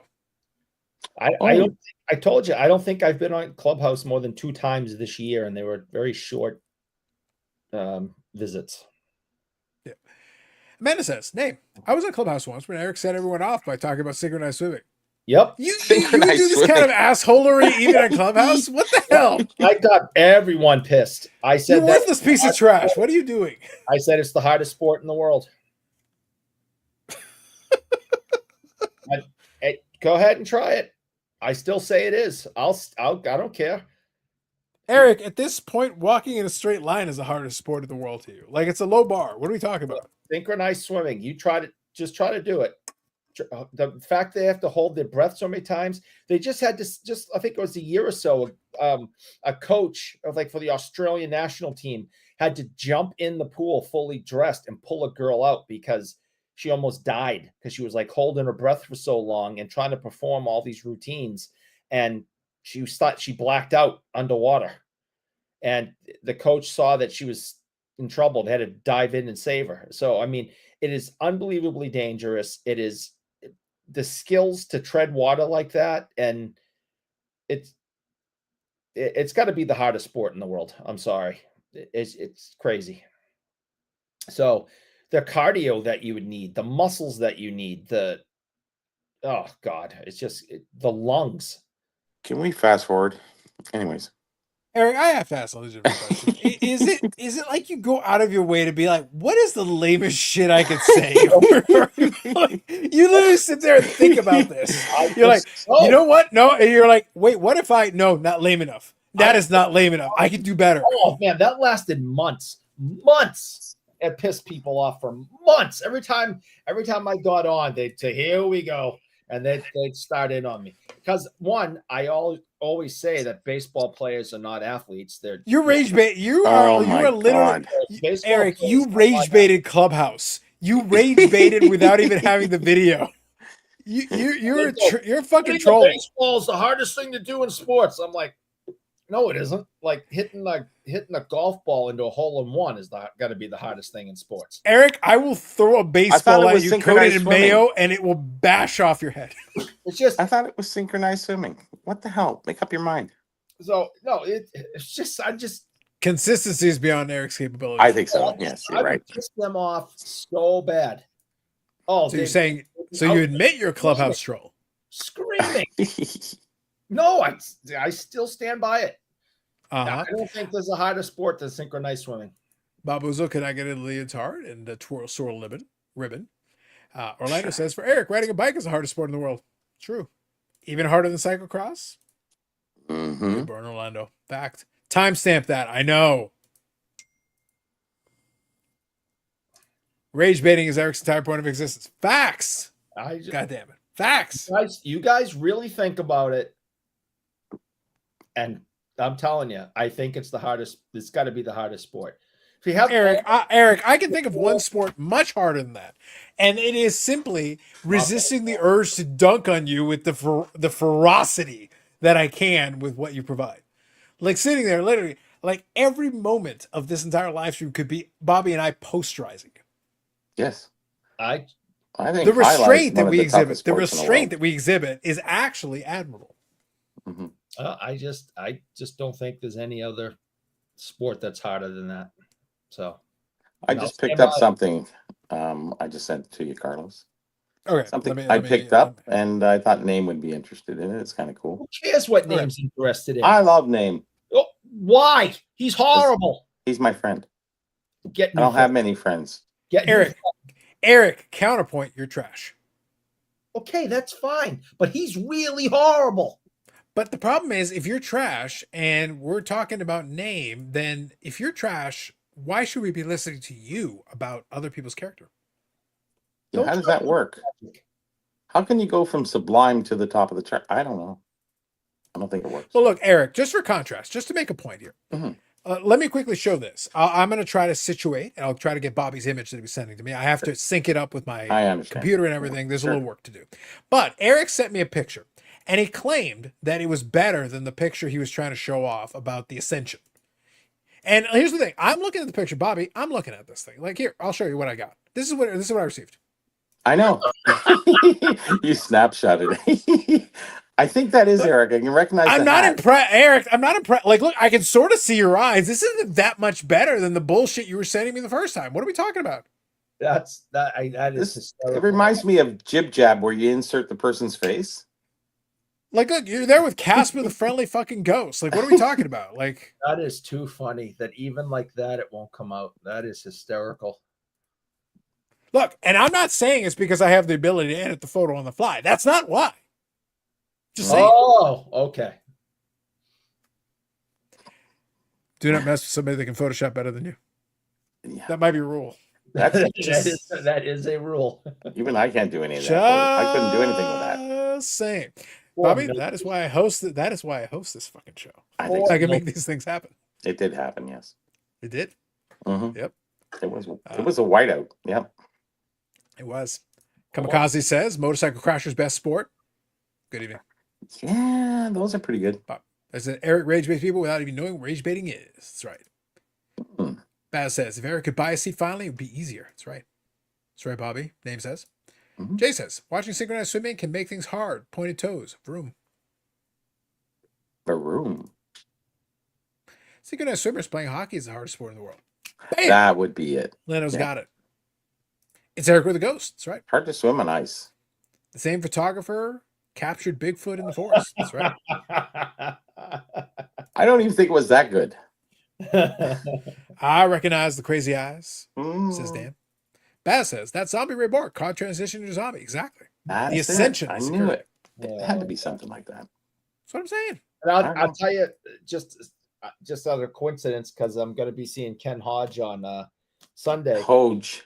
So I was talking to Milty and getting my picture taken with them Milty? and It's telling Milty now. It's not Milton. telling him how wonderful he was Milton. and all that. And all of a sudden, Ken Hodge comes off. It was an alumni game, and Woody Dumart and Porky. and were the head coaches of the Bruins alumni team at the time. Both have passed, quite a few years ago now. So I'm sitting there just having this very quick conversation with this, greatest Bruin of all time, and all of a sudden Ken Hodge comes off the ice and just grabs him by the shoulder and says, "Come on, Milty, time to go in the locker room." And he just turned and off they went. So they were very protective of him. Very, very protective of him. And Ken Hodge just, time to go. Indeed. Indeed. The Bruins. It says Hodge to Expo. We'll expect an auto for the collection. Facts.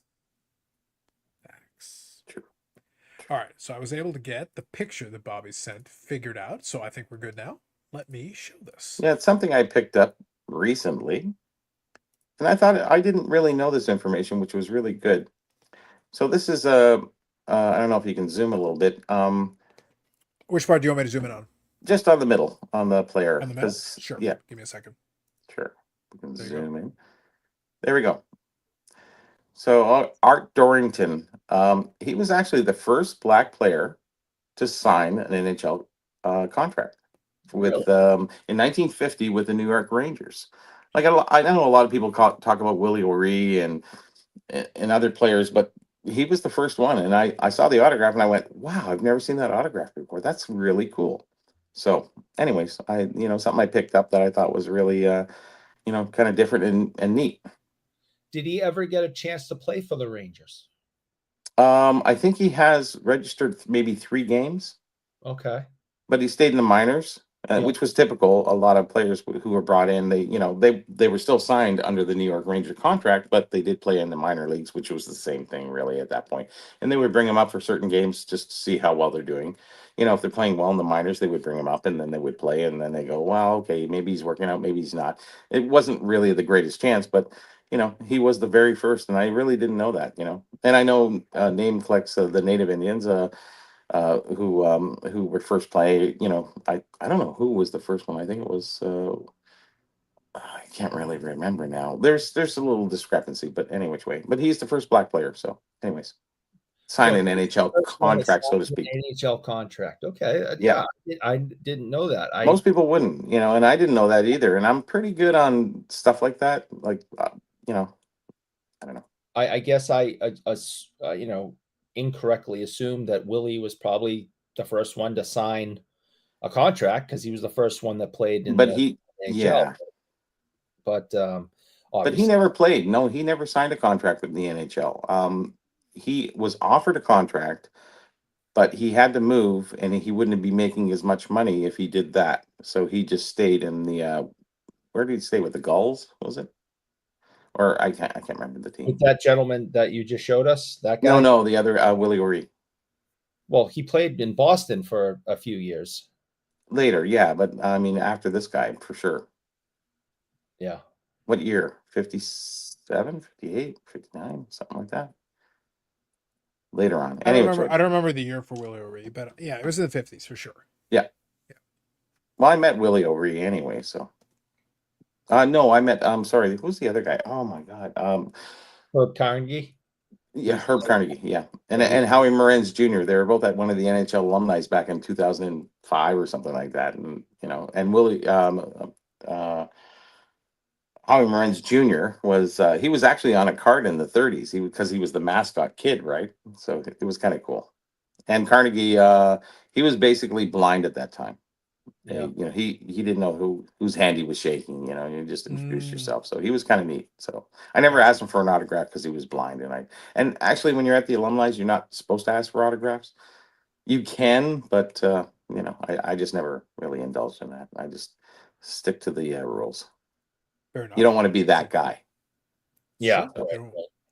Well, look, if you become that guy, then all of a sudden you're ascending and you become a bright light. Oh, yes. Just saying. Like Milt Schmidt. Mm-hmm. Allegedly. Based on that image, it could be anybody. John Jacob even a boat. Jingleheimer Schmidt is his name. Could be anybody, even a boat. His name is my name too, That's what I'm saying.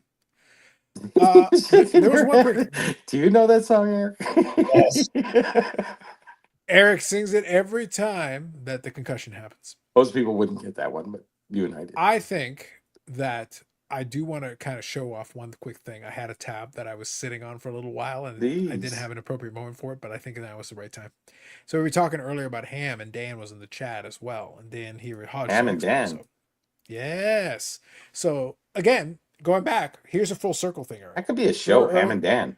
Remember earlier we were talking about Sammy Thunder and about how, again, I'm taking one interpretation of it. I could be completely wrong, could be totally wrong, but it sounded to me, the impression that I got from the description and the way it was written out is that it was more of a community collaboration thing, and that's what he was looking for and not getting enough of. However, I want to use an example. Dan has reached out to me a couple different times to get contacts. One of them was when he wanted to have Bobby on his show to talk about the Maple Crispet. Mm-hmm. So he reached out and said, hey, can you provide me Bobby's contact? And I said, no problem. Again, you got to be proactive. You got to take the initiative. He reached out to me and he said, can you provide it? I said, yeah, no problem. Here you go. And he did the same thing with Ham. And I just said, hey, you can reach out to him here. This would be the way that I would approach that and do that. Because if that's what you want to do, right? He reached out, he asked. And again, I have no issue with that. By all means, reach out. I can give you that information. But in both cases, I provided it, no problem. But case in point, obviously Bobby was on his channel to talk about Maple Crispet, but in the same vein, here, this is going to be on the Four Collectors this weekend. Recovering from Hobby's biggest bender in 2025 National Hangover. And look, you got Ham over there on the side. You got Lonely Basement cards. Everyone's got a certain expression on their face, which is cool. I'm getting that. I'm moving from left to right. And then you've got the person partially responsible for Eric's feud with Matt from Providence. True. What a coincidence. And then you've got Dan making a face. Dan can't stand it. He's just covering his head. Caught him in mid. Dan is scandalized. Yes. Scandalized. Mm-hmm. We'll have to tune in. Eric, when is that one playing? Is that soon? That is playing on the 17th, which is Sunday. Sunday. Sunday, bloody Sunday. Mm-hmm. But you see, the point is, in addition to that, Ham is there because a question was asked and a question was answered, Eric. That's all it takes. Just ask. Simple. Like, sometimes you don't have to go on Clubhouse every time. No. But the point, though, is that the point that I'm making here, Bobby, is that in this case, Dan wanted to have Ham there as part of the conversation, which perfectly fine. But you have to then be proactive. You have to then say, hey, I think you have the contact for so-and-so. Could I have that contact or whatever the case may be? And then I'll be like, here, this would be the best way to reach them. This is how I usually reach them. This would be the way that I would do that. And apparently, based on the thumbnail, I'm not surprised. Ham said, no problem. Sure. Oh, come on. And there you go. Done. That's all it takes. And the ham anyways, but yes. But the point is you just got to ask. That's it. The point is you just got to ask. You ask the question. Ask the question and it is done. That's all you got to do. There you go. Dan says, show the description. We're going to get to that. Said, so when do we start the road to the expo? Eric, maybe we should start the road to the expo super early for no reason. It's too early. Fuck. Are you kidding? Bobby, the road to the fucking you national already got the starts comfortable shoes down, so Bobby, the road to the national starts 47 seconds after the national ends. Yes, of course. Like literally seconds after the national ends. We need content. What's coming up? Expo. Yeah, we got to milk it for all it's worth here. Guys. All right, so Dan wants us to read the description. All right, Eric, we're going to read the description here. Are you ready? All right. Here we go. We're going to do it. A description of what's going on. Oh, okay, here we go. Yes, a description for the video. We're going live. We're reading it live here. So you went to the 25 National Sports Collectors Convention. No, I didn't. No, I didn't. I didn't do that. No. And now you're home. Next. The adrenaline is gone. Your wallet is lighter. Your suitcase is full of, quote unquote, investments. Your spouse still hasn't seen. And you're wondering if you actually need that many cards for the quotation marks for the PC. Join Dan Vintage Baseball PC, along with Jake of Wax Pack Wisdom, known associate of Matt from Providence, sworn enemy of Bushy Eric. Oh, does that all say that there? I can't read it. So. It's implied. It's implied. It's implied. Okay. Keith of Lonely Basement Baseball Cards and Michael of Michael Ham, as they bravely attempt to to navigate the post-national hangover. We're talking about the harsh return to normal, in quotation marks, hobby life. No more convention center food, no more overpriced hotel coffee, and no more being surrounded by thousands of strangers who actually know what a tiki bars looks like. No more tiki bars. That's true. Expect discussions on coping with the lack of dealer tables in your daily life, whether it is possible to survive without dropping $1,000 a day on cardboard, strategies for explaining to loved ones why you need, in quotation marks, another card. This is a group therapy session disguised as a live stream. Bring your own asprin. And that is the description of the show. Well, Eric, did you appreciate my dramatic reenactment of the description? Yeah, you kind of ad-libbed a little bit, but that's fine. That's good. I'm just saying. Wow. Just saying. Eric, I got to add some dramatic edge to it. Otherwise, it's no fun. What are we doing here? Let's pull some stuff out of there. Let me go to the washroom. One sec. Yeah, right.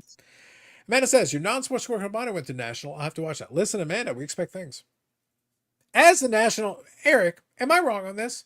As the non-sport correspondent who went to the national, imagine a world, Eric, like the old theater trailers of ye old days. Right. In a world where the non-sport correspondent goes to the national, she comes on the live stream and says things about the national.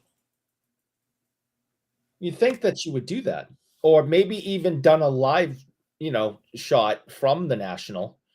But instead, she's just in the comments, just going tippity tippity tappity tippity tippity. I don't even know if this week she's doing the podcast with British Man, and who was also at the national. The problem is, Eric, I don't know the weeks anymore.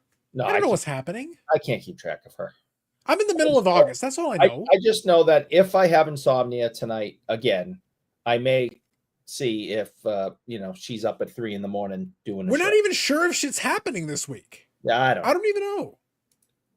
Who knows? Just tippity tappity in the comments. Name says, if Costco can have Halloween candy out in July, then BIC can have the road to the National Expo. Yes. We're doing the show on Sunday. Scandalous.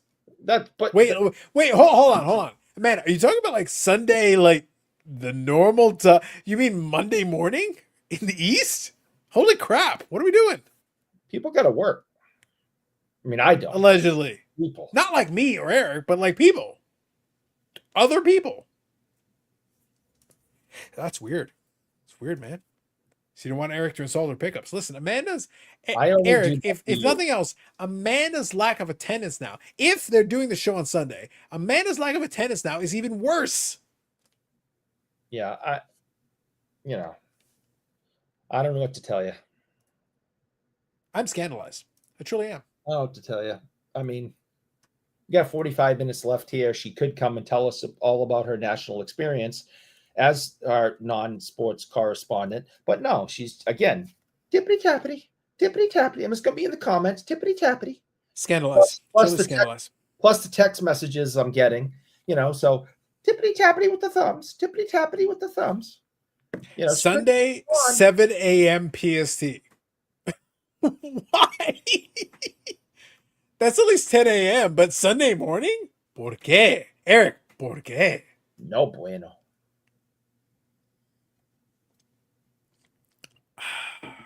That's 10 a.m. Eastern. And that is, I'm doing quick maths. Here we go. Maths. Nope, I'm out. 3 in the afternoon, British man time? That seems weird. Because I'm pretty sure British man time is 5 hours after me. I think that's still right. That's weird, man. Sunday morning, Eric, I don't know. That's weird. I don't know. It was Ian's choice. He's bounding back from the USA. Scandalous. 3 p.m. East time. Yes. So you see, my maths were correct.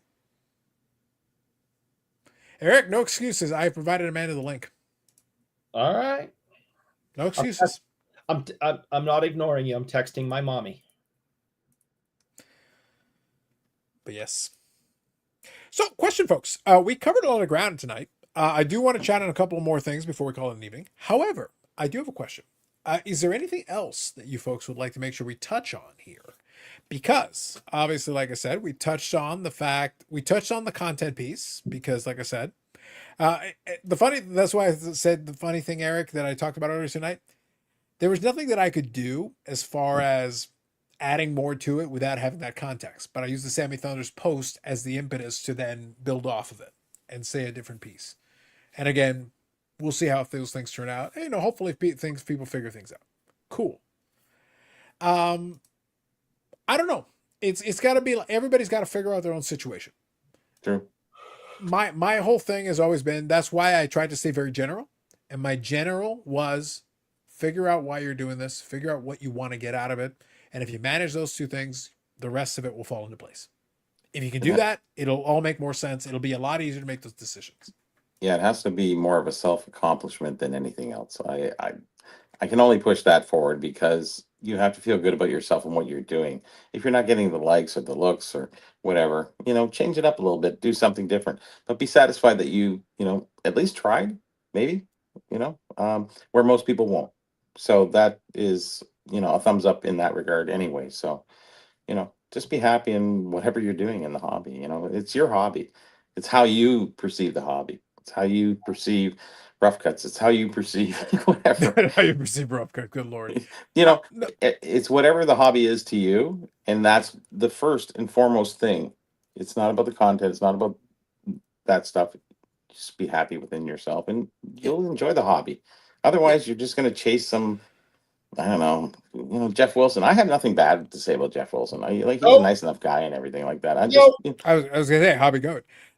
So the thing is, Bobby, though, the reason why I say I'm not gonna, Lord knows, even as a man of peace, I can be mean about things if I want to be, shockingly, but realistically, I don't have to be.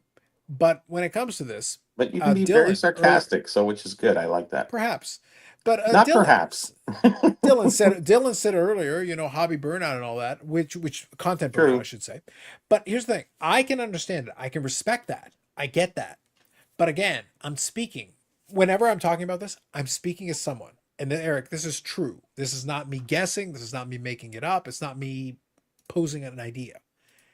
I'm speaking as somebody who, over the last several years, has posted upwards of 200 videos. Mm-hmm. And I actually have 2 YouTube channels. And if I want to be specific, like right now, as we speak, and I'm giving you real numbers, I'm not just making stuff up. This channel, including tonight, I have 116 videos and we're in middle of August. Mm-hmm. 116. Other channel, YouTube channel that I do, I have on that one, I have 33 more videos on that. So take 115 plus another 33. Okay. Plus, don't forget, it's important. Don't forget, I also do the thing with AMG. The school's good ticker Turn thing. up, yeah. Oh, God. AMG is its own thing. That's Is separate. that including your pickup videos and stuff? That includes everything that I've got. Okay. Yeah. I'm getting a headache. Yeah. So you got the AMG one on there as well. That's why I kind of like say that, but I'm going to make a point about this. And it's the reason why I'm bringing it up is that it's important to say. So I got the AMG one as well. And then when I tack that on to this year, you're talking about like another 20 or 30 this year. So basically one for every week of the year. Yeah. So I'm going to be comfortably over 200 videos this year when I count everything. Comfortably over. The only way I can do that is because I enjoy doing it. If I don't enjoy doing it, that would be ridiculous. That'd be senseless. And again, remember, these live streams are a minimum of 4 hours on average. Minimum. The podcast episodes, Eric knows, are between 90 minutes to 2 hours on average. Minimum. Right. And then heaven forbid I do other videos. Add it, tack it on, add more time. So those are minutes of my life that I am using in every single given year. It makes no sense unless you want to do it. That would be stupid. That would be idiotic. Well, I think some people think that you need to make like $1,000 a month because of what you're doing, but it isn't about that. Not at all. If it was, that'd be problematic. I will say, like, I'm not going to be nice. Again. Just saying. Yeah. But look, I'm not going to complain because, again, the reason there's a scrolling ticker down there is that there is a little bit of money in it for me, but not enough to make up for your the time. Costs and but not enough time to make. But the point is, not enough to make up for the time. Oh. Because when I am working and I'm doing my thing, Eric, whenever I talk about the YouTube AdSense and everything, it's like, guys, what the money that's made in AdSense is a fraction of what I can make in a day just doing my day job. Honestly, it just is. So it's not about that. It can't be about that, because if it is, then I'm doing a terrible job. I failed at maths. I failed. Like, because it's like, no, that's not a profitable endeavor by the hour. That's a terrible idea. There are way more efficient things you can do by the hour. No, I do this because it's fun. I do this because I can sit here and have my beer on a Friday. And again, my beer is worth more than the AdSense for this. Pretty much, yeah. Yeah, you got to make a lot more. I'm at a net loss. I'm at a net loss in the live stream on average. Yep. If you're in 2 beers, you're totally in the. Yep. Game over. I'm in the black. I'm in the red. Red. Yeah. I was almost going to say black too. The red. Yes. I'm in the red. I see what you did there, Amanda. Flip the morning and night and everyone. Exactly. I know. Well, we're in a downturn of, obviously content right at this point. So anybody feeling that is going to have a tough time. Look at Andy. He did, the sports art investigator. He pulls off a video once every month or something like that, but I look forward to it. And it's kind of nice. I like to hear what he says. He takes a different take on different things. So there's certain people, you don't have to do it every 3, 5, 7 days. Every 10 days is actually 15 days is still good, because you look forward to it, because I think it has more pertinence than it does, just doing another show for the sake of doing another show. You know what I mean? We do that here, but we're just talking stuff. We talk music, food, sports cards, vintage, whatever. We can cover the gamut. We have enough people on here that we can cover every aspect of it, which is great. Most places don't do that, but it's just a hobby hangout for us, and we're enjoying the camaraderie that we do have, between having guests on and the things that we talk about, and the people in this chat too. We have some great sharp guys who do some wonderful posts. So it's kind of fun for us, fun for them, and that's all we're here to do, really. If we really wanted to do content, it'd be a different kind of story, and then we'd be in a business mode. And then it's sort of like the band that comes out, they tried really hard and they hit some great songs, and then they start getting some fame and success, and then they start having to make music. They have to make a next album, and it's not as creative. It's hard to to create it because you're not creating you're creating it to make money and to keep your success going, opposed to the other stuff being raw and pure talent. That's what happens with most albums or whatever. The first one that they're really trying and they're really sincere, and then after that they start to have to make money and have to make another album, have to make another 17 songs or whatever it is, and a lot of them failed. You know, I've seen a lot of bands do that over the years, and that's when you're trying to push something. When it comes natural and we just hang out, it's so easy for us, and we're just having some fun. Well, I think what's funny is that if the goal was to monetize from the perspective of actually trying to make it like a viable thing, more than just like a little But I basically think to a lot of cover people look at it that way, Carlos. the problem is the math doesn't work. You can't. There are very few that can manage it. I will say one experiment that I'm watching, and I Hmm. talked about it with Victor with interest, is the stacking slabs, the Brett McGrath. Yep. He's trying to create his own little podcast network. The thing is, that means that he needs to make podcasts that are coming out almost daily on To different stay on topics top to of it, try to sure. hit it. And each one of them has to be sponsored. All of them have to be sponsored. And I've joked with Eric about this. I make fun of old Floating Head and his infinite wisdom. But the thing is, the 5,000 sponsors are required. If the goal, if the intention, and I was just speaking seriously, if the intention is to make it a viable business, we're using that idea, then yeah, then the top of this screen had better be filled with logos, because realistically, in totality, they can create a viable revenue stream. Otherwise, no, there's no way. Like, it's just not possible in this niche. So It's too very small. and very similar to that, the Needham app.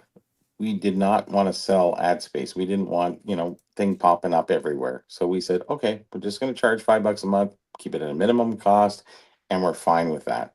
We just really want to get the information out there to support the collecting world going forward in most of the vintage, I guess, aspect, and keeping people in tune that they're a little bit sharper from reading us rather than going trading card database, whatever, where people just, oh, there's the picture of the card, but there's no write up, there's no pricing, there's no nothing. So, we're just adding that extra information just to to punt the ball down a little bit further, for collectors and information, and then they at least educated with what they're purchasing. What is truly rare, what is truly a rough cut, what is truly a blue line, what is truly, sorry, Eric. Um, Mm. and we're just trying to punt it down it's not about making money. And people think, oh well, you made some money from your books. Are you kidding? Really? You think making books and making money? It's less than a penny an hour. I think I'm in the negative, actually, from doing that, from the amount of time that I spent and stuff like that. So, do it for your own purpose, do it. And I'm satisfied with all that. Like someone says, okay, well, you're not so successful. I am very successful in my own sense of what I've done. And I appreciate the things that I've done. Have I made the money from it that maybe my wife would like to see a little bit more? Yeah, but we sacrifice some things for the I hate to say this, greater good, but it is the greater good. It's about the hobby, it's about going forward, it's about informing collectors, making educated guesses. And that's actually what everybody talks about in the new cards. Get information, know what you're buying, be smart about what you're buying. And this is, I'm added to the vintage. It's up to you to go forward and get as much right information from the right people. And I think going forward, I really hope that it does a shift and change, as you were saying, Carlos, with a couple of those other podcasters that they're doing good information, they're backing up their stories, they're telling a little story behind the cards and showing the cards, and that information is kind of more pertinent now than it is just rah rah sis boom ba that they're all spitting out that the hey, look at 1 of 1, $10 million, whatever, so there's a lot of solace in just having the information going forward, and being happy with what you collect, and that you're informed, at least that you didn't overpay, or at least you played the going rate. So Indeed. anyways, Name here says Carlos could be watching Kickers kick Rouges in the CFL right now if he wanted to, but he enjoys this too much. That is true. I do have a passion Hey, for the Rouge. stop talking Canadian. Knock that crap. hey, Hey, Eric, okay. listen. No Eric, one- after you get booted, Oh, Eric, after you get booted out of America for hating the military and hating America, Mhm. you need to pander to the Canadian audience as much as you can, because basically only the Protectorate state of Yannick's estate will keep you from being destroyed. Oh, I'm so glad that son of a bitch is gone. We didn't even talk about that. Oh, he lost to Joe Malone too. Oh, did he? He didn't win it. I assumed because I didn't hear anything about it. That auction is what's it called for the love of the game? Yeah, it's really called the love of the money. It should have been, because I read the fine print and it said that actually the auction will end 15 minutes after the last bid on the whole auction. And I went, oh my God. Like, so you got to wait for the whole auction to have no more bids, and then you win your lot. It doesn't matter if somebody hasn't bid for 5 hours on your lot. You still got to wait till the very end, and then someone wakes up the next there was morning a conversation. I heard something about that, but there was also an alternative path where There was someone no could alternative. stop to it. No, the owners specifically said there is an alternative path for some of the auctions. I don't remember what the criteria was. There is a criteria for it. Some of them ended earlier than that. Some of them did end earlier. Really? Yeah, there is a condition. I don't remember what it was. Don't quote me on it. But I did listen to him, and he did say there was an alternative path. Though? There is an alternative path to it. Let me read a couple of comments real quick. Sure. Jay says, "Post the GoFundMe. Let's do this. Listen, Patreon, man. Patreon. Oh, GoFundMe. Or you can hit the Joe button, or you can hit the join button. We got a join button. Does this piss everybody off? Click subscribe. I got Patreon. Please subscribe. Da, da, da, da, da. It's like, Bobby, don't question the Patreon. The Patreon is where I'm going to let Eric say some of his more scandalous things. It's going to be amazing. okay. It's going to be great. It's going to be great. It's all got to be behind the paywall. Work. Behind the paywall. Cup of coffee. What do they call it? Cup of coffee? Yeah.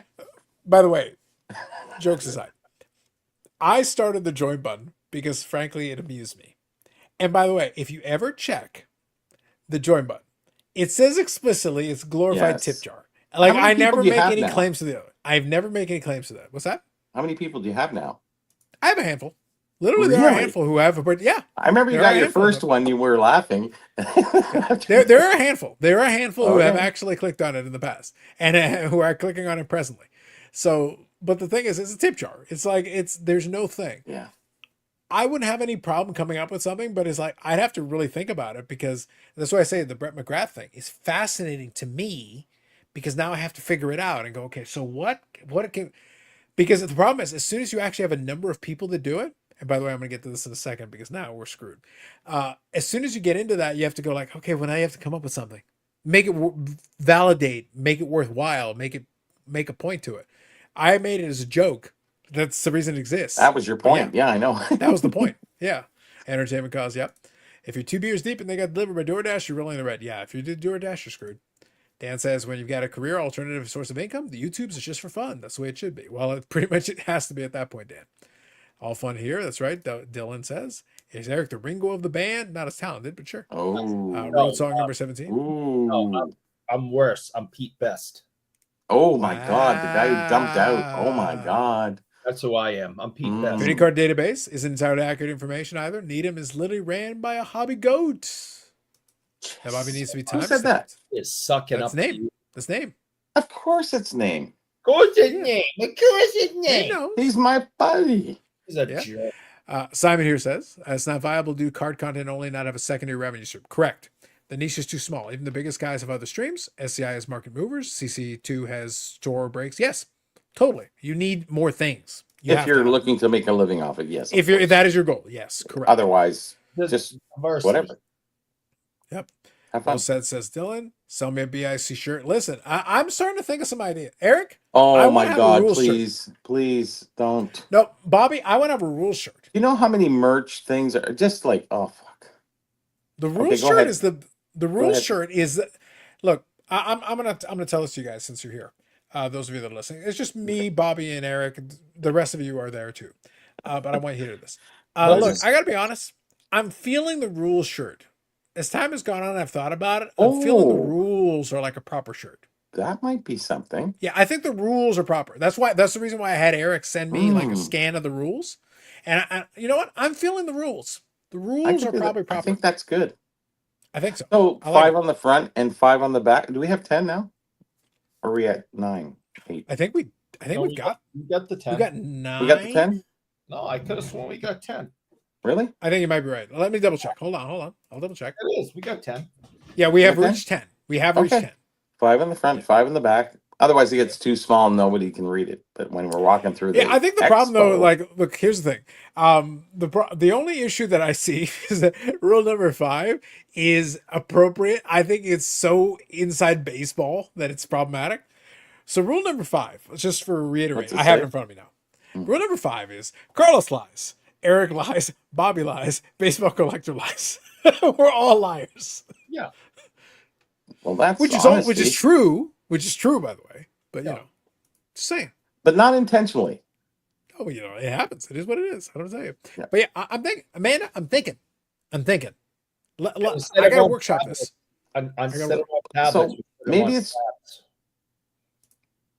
Maybe Oh, just BIC with Carlos's logo finger, The logo, and then definitely the be- back like, has 10 listed. Bobby, the logo will definitely be there in some capacity. I Of guarantee course, that. I yeah. got to figure it out. But I'm workshopping. I'm thinking. Like I said, like What about the hats? running joke has always been the mug, but it's not cost efficient. The mug has never been cost efficient. Hey, It's too expensive for what it is. I've had mugs, hats. What else? Did I Bobby, get? you know what I would like to do though? Jokes aside, you know what I would love to do? No. So obviously you got the Needham hat, right? Yeah. I would love to have the hat, but I would love to have the logo as a patch on the hat. And I think that would work well. Well, I think you mean embroidered.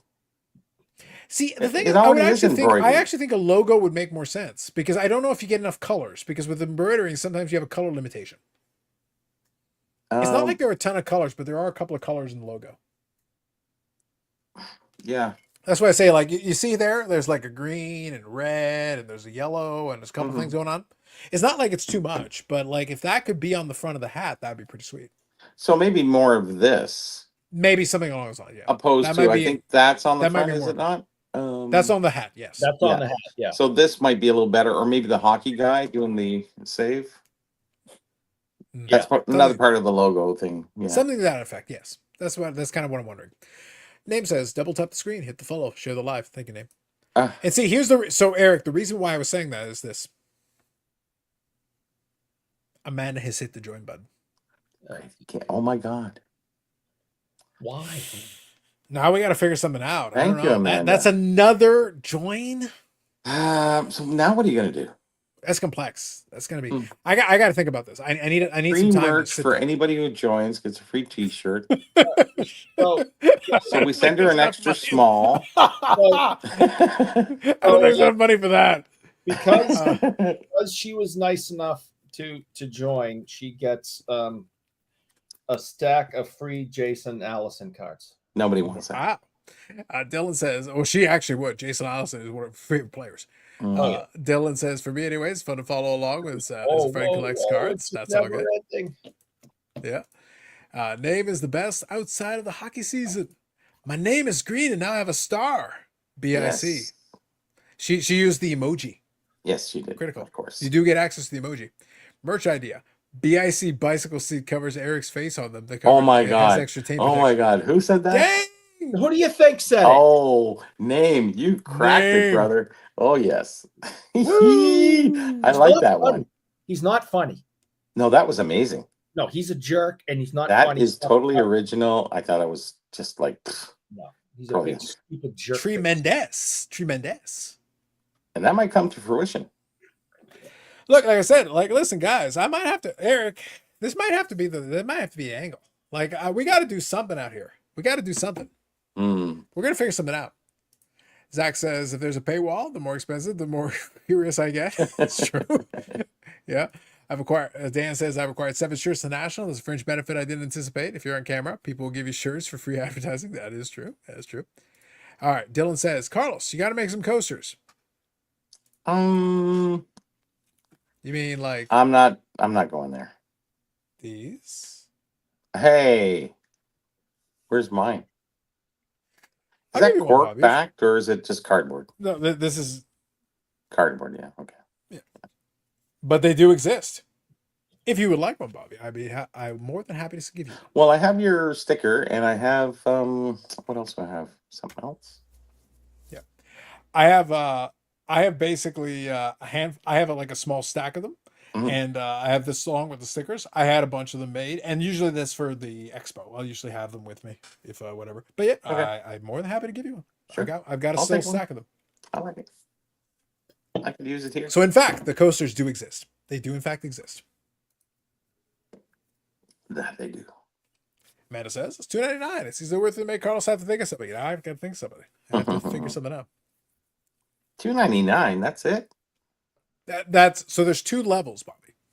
There are two levels of the join. So hold on. Let me read this. Actually, no, sorry. There are three levels of the join. My apologies. Wow. 3 levels of the join. Let me get this right. All right, Eric, are you ready? What the 3 levels are? I'm actually going to read what the 3 levels are. Oh, I will share with the people. That way, we are all on the same page here. All right. I will share this with you. Fill me in. There are 3 levels of this. By the way, they're all labeled. First one says tip jar. They got loyalty badges and custom emoji, including the $1 Million Man Ted DiBiase and the logo and the original. I don't think I've seen those before posted. Yes, they are here. They are here. See, I With a didn't know princely that. sum of $2.99, or as Eric dubs it, 14 cents American. Yeah. So for a mere 14 cents American, you too can contribute to the channel. But then, tip chart 2, which is the same as level 1. It's the same shit. Nothing's changed. It's just more money for no reason. I don't even pretend. But then there is status-oriented people. Yes. Tip jar with a vengeance. Like if you really just need, like that's what it is. Like if that's what you want, like you just pay more money and effectively the same thing. There hasn't been enough, Bobby, to justify me coming up with something separate. I could, but that would require like additional. Here's the thing, Eric. You know what the funny You're just thing? doing it for the vibes. I don't know. I'm doing it for the jokes. I'm doing it for the vibes. But here's the thing. There are things you can do. Like I've actually watched different channels do this. And you can do the thing, oh, you know, like a monthly, kind of live stream chat where it's like private for the members just to hang out and BS and bullshit. Oh, like, behind a paywall? Yeah. Yeah, that's basically what it'd be. Yeah. And like, you could totally do it. Sure. Yeah, whatever. I have no issue with that. But at the same time, like, I never felt like it was justifiable. I'm we talked enough that how can everything? Yeah, like I'm sitting there like, do we really need to do that? We everything do this for under free. the sun we is do this covered shit for anyways. free. Like, is it necessary? Like, I haven't been able to come up with a justification. I'm not getting paid for this. No, you have to pay for it. Eric, you're getting paid in exposure. Oh, lucky me. You want that adjacency. It costs. Eric, Eric, not only are you getting exposure, Bobby, listen, Eric's downplaying this, but not only is he getting exposure, he's getting probably expired Guinness on the fall show because I've still got it in the fridge. Oh no. And I will give it to Eric. It's probably poison, but I will give it to him. Well, it's fair enough. You're giving. Yeah. Yeah. So Eric, how dare you even question it? That was foolish of me. How dare you? Stop being a jerk. I'm sorry. Man of Petri peace. You don't have to call me a jerk. You can say something like, don't be a name. And I'll know what you mean. Wow. Ooh. Wow. Dan says, Carlos, bring some of this coaster when you come to Strongsville. Listen, Dan, I am more than happy. I will be happy to come to Strongsville when you move Strongsville out of America. Yep. Move it to somewhere like safe, like cartel run Mexico or cartel run Russia. Strongsville. Manuel Noriega. You got to move it. Listen, I need to move it somewhere safe. Like the Ukraine. Somewhere safe. Yeah. Not America. Come on. Settle down. Settle down. Dylan says, Carlos, if I buy a card off your eBay store, will you put one in the bag? Dylan, if you would like one. The package. If you would like one. If you spend $4.99 or more. No. I always put, that's my Instagram there. Also, I think there's a contact. I think I've got an email on my YouTube. Like if you go to my YouTube, there's a thing you can click on for the email. Shoot me an email or send me a thing on Instagram and I will send you one. I'll throw one in an envelope for you. It's not a big deal. I'll be making content soon too, so yeah, I'll even throw a sticker in it for you. I think I've still got a sticker. I still got a stack of stickers on one of them. And by the way, they're shiny refractor stickers. They are. They're shiny refractor stickers. I haven't used it, but either the Instagram or the email in the channel page. If you click on it, I think there's an email thing there. Send me one of those. Send me your address, and I will ship it to you. Don't even I worry think about the it. Carlos hat would be great with the hand and finger. I think that's Bobby, if I can get in green. Sorry. this is a serious thing. All I right. would love to do a hat, No, I'm but serious too. but it has to be right. Like it's got to be like your Needham hat is actually very well done. Like kudos to you, compliments to the chef. I actually think that was very well done. It's got to be right because a lot of the stuff I see, a lot of the stuff is garbage. Like it's just garbage. Well, I I went actually think through. they did a good job with that one. I liked it. Yeah, I went through whatchamacallit, the online. You're saying that you're trying to say that my company hat is trash? Yes, Absolute trash, total trash, the trashiest of trash. What do you mean? it Well, looks like backyard breaks with that on. I spent Garbage. a lot of money. It's garbage. Buying It's garbage. these for the company and giving them out to all the employees. Yeah. So anyway, Bobby, like I said, the Needham hat is good. Like the Needham solid. Like if we can hit like that standard, I'm better with it. Yeah, Like, I did that that's basically online what- thing. What was it called? I can't remember the name of that. Damn. Oh, you figure it out, and if you figure it out, let me know. But it's made in Bangladesh. Oh, no, this is Yeah. all made in Canada because it comes like in 3 days. Well, It's at this great. point, Bobby, we need it made in Canada. Yeah. Amanda says, I saw you 50 times at the expo, didn't get a coach. Amanda, you didn't see, number one, you did not see me 50 times at expo. Number two, Amanda was like, Bobby, Eric, I got to tell you a little story about Amanda at the expo. Number one, I did not see her 50 times. Right. I did see her a handful of times, but you got to ask these things. Number one, like, I'm not going to sit here and like, it's not my first thought. So this is an important thing, by the way. If anybody sees me at expo, Simon or anybody else, by the way, a lot of you have seen me and like should we chat and whatever. I'm not going to sit there and grab the bag. I usually will keep the coasters and the stickers in the bag. And if it occurs to me, I'll be like, would you like one? Whatever. But most of the time, I got to be honest, Eric, most of the time I don't even think about it. No. I'm not sitting there worrying about promoting my brand. I'm sorry. Yeah. Occasionally, maybe if we're having an extended enough conversation, I'll think about it and I'll be like, oh yeah, I should probably just, okay, here. Would you like one of these? But most of the time it's like, whatever. But I have them. I with the expo. That's the reason why I bought a small stack of them. I'll bring them with me. If somebody would like one. The coaster is a personal favorite for jokes. The coaster is a personal favorite. I need for reasons. I need one of those to bring to the gun range. Don't lie, Eric. You want to have one so that you can post it up to worship. Okay. Listen, the only thing you put in the gun range, Eric, I know, are pictures of Milt Schmidt in America. That's not nice. That's not Die America! Per Eric. Nope. Doesn't happen. No. When you shoot Uncle Sam repeatedly, how do you feel? I would never do such a thing. Oh, that's what you claim now. Listen, I hear what you're saying for public consumption, but we know the truth. Okay, that's fine. You want to lie to people? Fine. Go ahead. You guys, if you join, you get an emoji of the weird laughing wrestler guy. The $1 Million Man, Ted DiBiase? Damn right. Nobody warned me Eric would expose himself. True. Eric wants paid. 36 likes. He's screwed. Exactly. No problem, Dylan. No problem. Fanatics BIC hat. If it was a Fanatics hat, it'd be garbage. Their merch is not good. Man, too busy being an influencer with walking around with arms full of hobby boxes. Exactly. Hobby boxes and AEW boxes she still has not opened. The AEW box, Eric, will get open on the 10th anniversary of that release. Oh, God, yeah. She gets pulled in 50 different directions because she knows so many people and everybody wants to hang out with Amanda.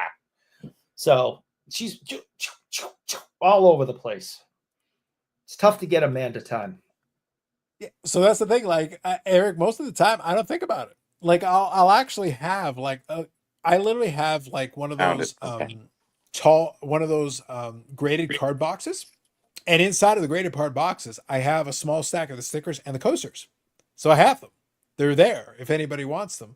But it's one of those things like, if you see me and you like one, you just have to ask, say the word, and I'll give it to you. Because I had some of them made. Because like I said, I like the logo. I'm a big fan of it. I get a kick out of it. But I'm also not going out of my way throwing them at people. So it's one of those things where then you'd just be out and yeah, like whatever. To me, it's whatever. But it's called occasionally Vistaprint. somebody will ask for one, and I'll give it to them. No problem. It's called Vistaprint online. And what you can do is actually you can design your own design online. It just tells you, okay, bring your logo in, bring this in, and then they make pictures of the hats in different colors with that logo, and you go, oh, I like that one. Bang. That's all I did, and it's like self-serving so well. Like you want them on mugs, you want them on this, you want them on this, and they give you different things you can put it on. It's like it's great, and they deliver in like 3 days. It's like crazy fast. Like Nice. these mugs were, I think they were about $12 each or something like that. And the hats were about $15 each, but pricey, but my own design and stuff like that. So it was good. I remember I shipped like 3 of them down to the IRP, and I was like, it was like $15 each. It was like, $45, and then it was like $20 each shipping. So it's like, cost me a lot. The shipping's the problem. So It I was is. telling that to Steve forever ago. So like I said, Yeah. I joke about this. Obviously, I got the BIC mug. And by the way, this mug is fantastic. This is We still like the that original. mug. This is the OG mug. We like that mug. There You are made 2 of them, I think, or something. 3. There are 3 in Who's existence. got the other one? Carlos Senior has the second. Okay. There is one more that I am in possession of. In a that box? has never been doled out to anybody. Ooh, that's a It collector's does item. exist. It's It does collector's exist. item. Yeah. So Eric, the print run is 3, and I'm still using 1.0. This is still It's the 1.0 one of version. 3. So that's one of who's got 2 of 3? Your dad? Carlos Senior, yeah. Okay. You should, And 3 of 3 is sitting in the box. 3 of 3 is sitting And you on got 1 of 3. in bubble wrap. Okay. raffle it off for charity. That might be what ends up happening. That might I be never what ends thought up about happening. that. Good That idea, might be what ends up Eric. happening. But the Yeah. thing is, so I will tell you, like these actually are surprisingly durable, very good. But the thing is, the problem has always been, I actually really love the job they did with this. I think they did It's a good. really good job with the double sided. It's fantastic, and Frosted, it's a frosted nice. mug, and it's Yeah. beautiful. Mhm. But I will say the problem was the weight and the shipping cost. The shipping Yeah. cost and the thing is, it's I don't think the obscene. weight matters, but the shipping cost because of the size. It's going to cost you It's 20, so expensive. $25. Yeah. Yeah. So I have them, but it's like one of those things where like if you wanted them in any volume, it would be so ridiculously high, it wouldn't be worth it. No. And that's the thing that cost me a lot. Like giving these mugs out and stuff like that. I was like, here's another $175. Here's some hats. That's another $150. It was like, holy crap. It adds up. And I did those the postcards. That was another like $50. It adds up, but I guess you get it back from your subscriptions, but whatever. Yeah. And that was always the problem with it. Like otherwise I would have had more of these made because honestly they're fun. I think they're pretty neat. And again, I've watched this plenty of times. All the live streams I've done, literally now, Eric, I think I've had this for a couple of years now. Yeah, don't put it in the dishwasher. Yeah, hand wash. Yeah. But I've hand washed this and it's still good. Yeah. So like, it's They actually do a pretty good job. decent mug. Who did you order that from? I Canadian, have right? I still have the email, but I don't remember who the company was, but they actually did a very good job with it. Vistaprint does an amazing job. Like these mugs are like phenomenal. I love this mug. Yeah. And it's free advertisement. I'll have to look into it. Maybe that's a possibility. Like this Mike, doesn't rub off. It's like made into it. It's not even like it's made of the mug. It's like there's no quality. It's quality, isn't it? Yeah, this is good stuff. Yeah, it's like 14 ounces, which is great. It holds like 10, 12 ounces of liquid, but 14 ounces of, size. A lot of M&Ms, I know that. Yes, it does. Mike here says, thought the coaster would have been a knife sharpener for Eric, maybe. Ooh. Why not use the He's Vinny gonna Vincent split it. collection He's area? gonna cut it with his knife. You know that. He Don't cuts give him everything one. with his Don't knife. give him one. Yeah. Right, Bob says here, why not use a Vinny Vincent collection, Eric? All right, make me big. Make me big. Nothing. I think you should go on Whatnot and auction off that last mug. Oh, There's Vinny right in the middle. it's too loud. You're too old. This is I think it's an original poster. It is old. So What's it say on it above? So No, Eric. the top What's part. the top? What's the top? Kiss, like, is that mounted on something like double mounted? It's cardboard. It's one piece. Yeah. It looks like a reprint. Okay. Well, just for the shininess of the printing, it shouldn't be that shiny. All right. Well, you may know more about. I know a lot about that stuff and reprints and stuff. Yeah. But anyways, You got Eric Carr up here. You got Vinnie Vincent there, Gene Simmons, and Paul Stanley. Yeah. So, and a lot of people are reprinting a lot of those posters and stuff like that. I can see them online, and you know, oh, I found this in an old. Yeah, sure. It is old and beat up, so it's a reprint from a long time. Well, or you know, you beat something up that's newly printed. It, you know, if you see a gloss on when you hold it in the light, if you see a gloss on the printing, it's usually a reprint. well, Because back then they didn't use the printing that they use nowadays, and you shouldn't see a reflection in that. And I've seen a reflection when you tilted it on an angle. So my daughter only paid $5 for it, so I don't think. Well, that's why it's a reprint. That's well, it was that one of these. Because otherwise it'd be like $150. It was that one of these big open yard sale, like flea market. Yeah, it's a reprint. Yeah, but it's still cool. But it's like I reprinted shit. It's just it hurts the marketplace. It just it bothers me. I don't like it at all. Yeah, no, I agree, Bobby. Like, you know what would make the poster better if it was for a band that made good music? Medicine. Yeah, name. I'm an enthusiastic community like ELO member, or something. You know. Yeah, anything. Name says I'm an enthusiastic community member. Amanda, aka influencer. Facts. Still in the box. Sounds like a giveaway happening. Hey, who knows? Maybe. Went to the White Plains show today. David says vintage dealers are feeling pretty emboldened by prices coming out of the National. Maybe. David says, also agree with seeing so many Ted Williams autos. I've decided to change my allegiance. It's hashtag Team Eric. Finally, somebody gets on the Team Eric train. There you go. No time. That's Name one. Says you get all that money back in love. David says, also after seeing so many Ted Williams autos today, I've decided to change my allegiance to Team Eric. All right. Saw that here. How many scoops of mayo does it hold, Eric? 14. We have Dan says, we have tons of those posters in the store. It is true. Yeah. The quantity of those posters is only dwarfed by the quantity of Ted Williams autographs. Oh, yes. There you go. Only dwarfed by. Only dwarfed by. These are facts. Although, I will say. Dwarfman. Although, I will say. You catch that one. Hashtag Team Matt from Providence. Mm-hmm. Because let's be honest. Eric's trying to start a fight. I think so, with Jelly. Eric doesn't want to fight anybody anymore. I'm too old and I'll hurt myself. Jelly roll? Sounds like a lie. Jelly roll? Except that one dude from California. If I get my hands on him, I am going to throw hands. Wow. Amanda knows.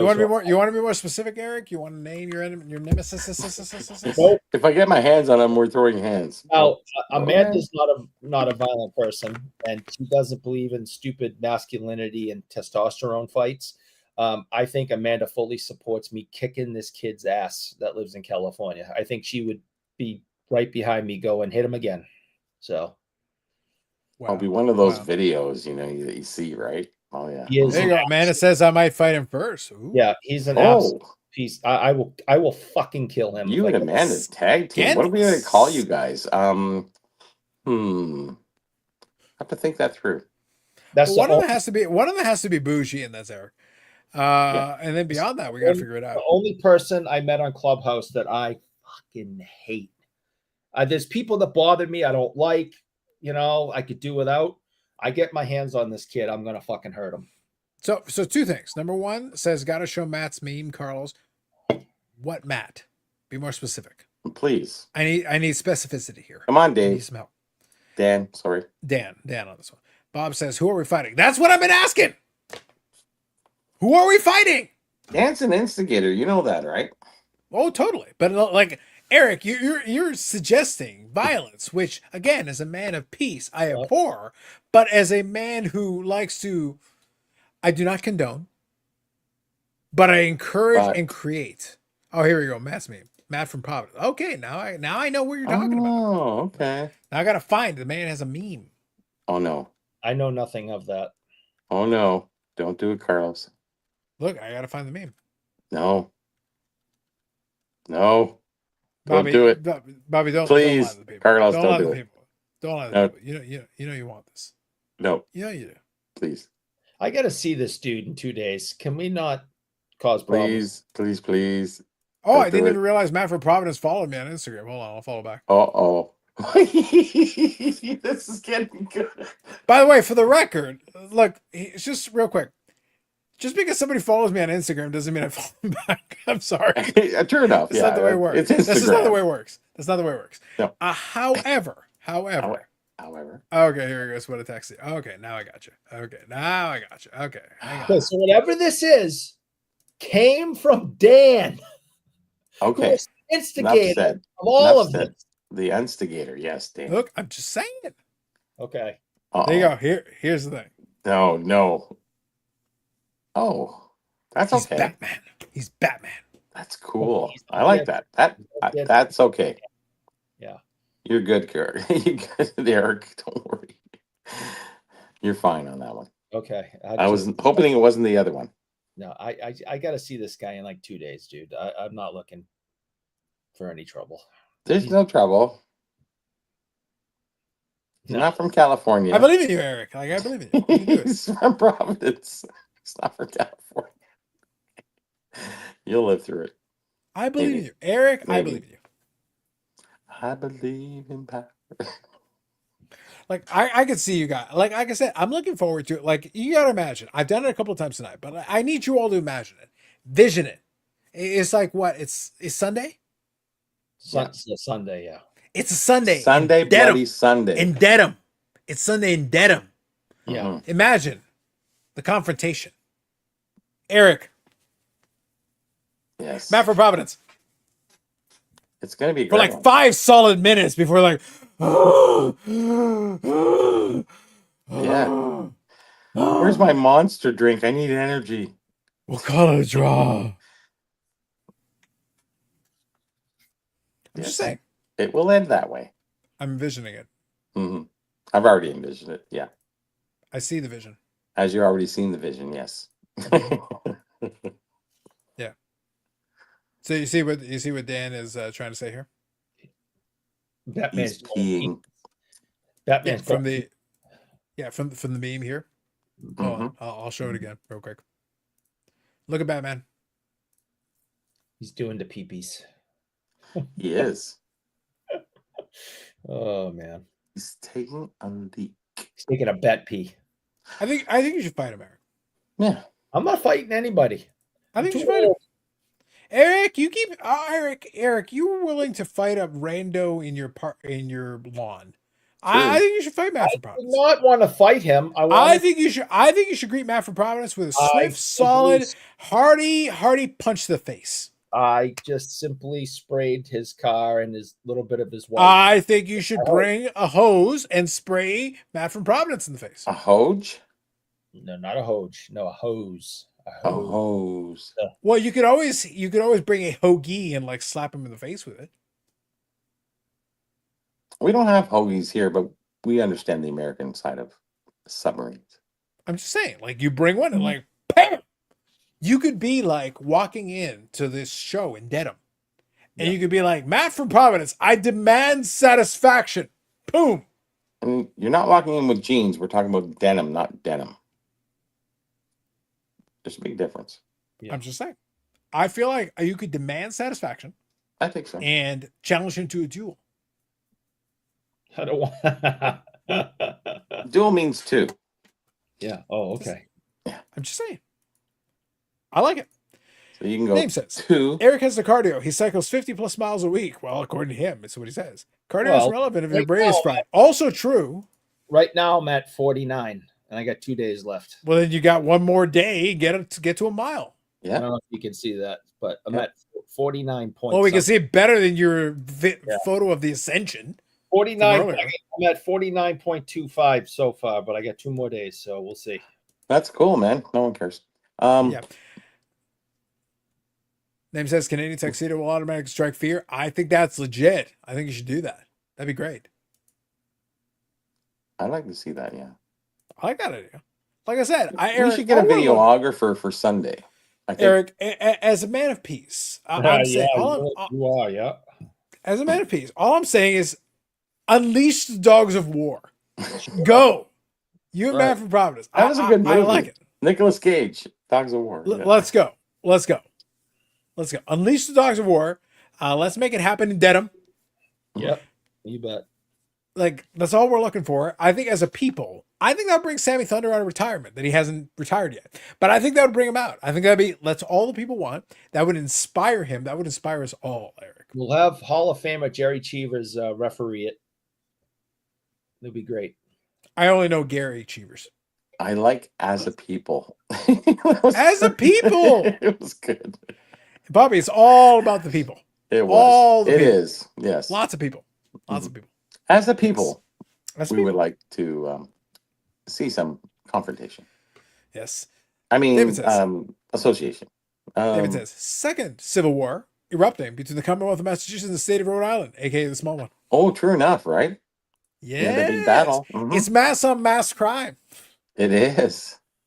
Good one. I see it. I see it. Mm-hmm. Eric, first of all, I'm going to give you a minute. I'm going to refill my water, and then we're going to wind her down in a second. But I'm going to refill my water before I do.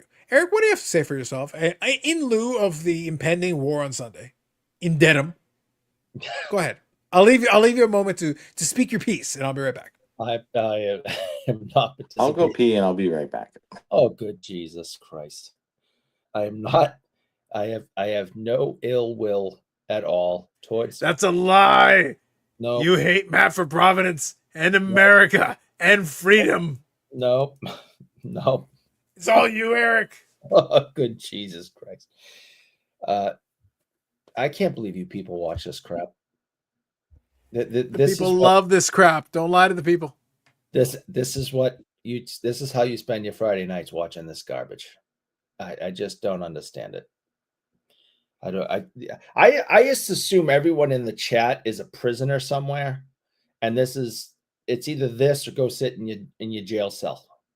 And you're like, oh my good Jesus. So yeah, there will be no confrontations with Matt from Providence. I got no problem with Matt from Providence, and That sounds like what somebody who's going to war with Matt from Providence would say. No, not. I'm not warring with Matt from Providence. Matt, he's a nice guy, and I may or may not run into him on Sunday. We'll both be at the show. If I see him, I'll say hello. But I still can't believe people watch this crap. There's nothing here of any entertainment. Freaking name. You know, Eric, I feel like you're downplaying. I feel like this is a sneaky strategy by you to lure Matt from Providence into a false sense of security. Yep. This is you trying to sneakily going in. I'm saying, Dan here says, which unlistenable accent will win? Valid question. Amanda says, I'm paying $2.99. So not only are people watching it, Eric, people are actually paying for this. Bob Jackson says, I get paid by Kathy. Got like collectibles. Good evening. I'm a prisoner at work. Valid. Name says, great strategy, Eric. It will be a total surprise. Exactly. Eric is trying to lure Matt from Providence into a false sense of security. He is being the sneaky one. He's saying no, I am here. I am a man of peace. I am like Carlos and Bobby, a man of peace, a man of peace. Hey, Matt from Providence. Boom! Right in the face. In the face. And you know what? Ted Williams is not a war hero. Fuck him. I hate him, and his autograph is common as dirt. It's trash. I hate it. Per Eric. Never said anything. That's all I heard Eric say. No. These are all words from Eric. I am quoting Eric from our text message thread. You know who sucks? You know who's a fucking loser? Ted Williams. No, never. You know what the worst thing about Ted Williams is? Who cares about the war? Because fuck America. Eric. No, never That's said what I heard. that. No, that's what I heard. No, I said I'm reading between the lines, Eric. I am reading between the lines of your words. I said his son was a piece of human trash, and nobody was. But you know who birthed his son? Ted Williams. No, that's not how that works. Ted Williams was least involved, Eric. And I bet if the mom had been involved alone, it wouldn't have turned out that way. Well, I blame Ted Williams, as do you. Okay.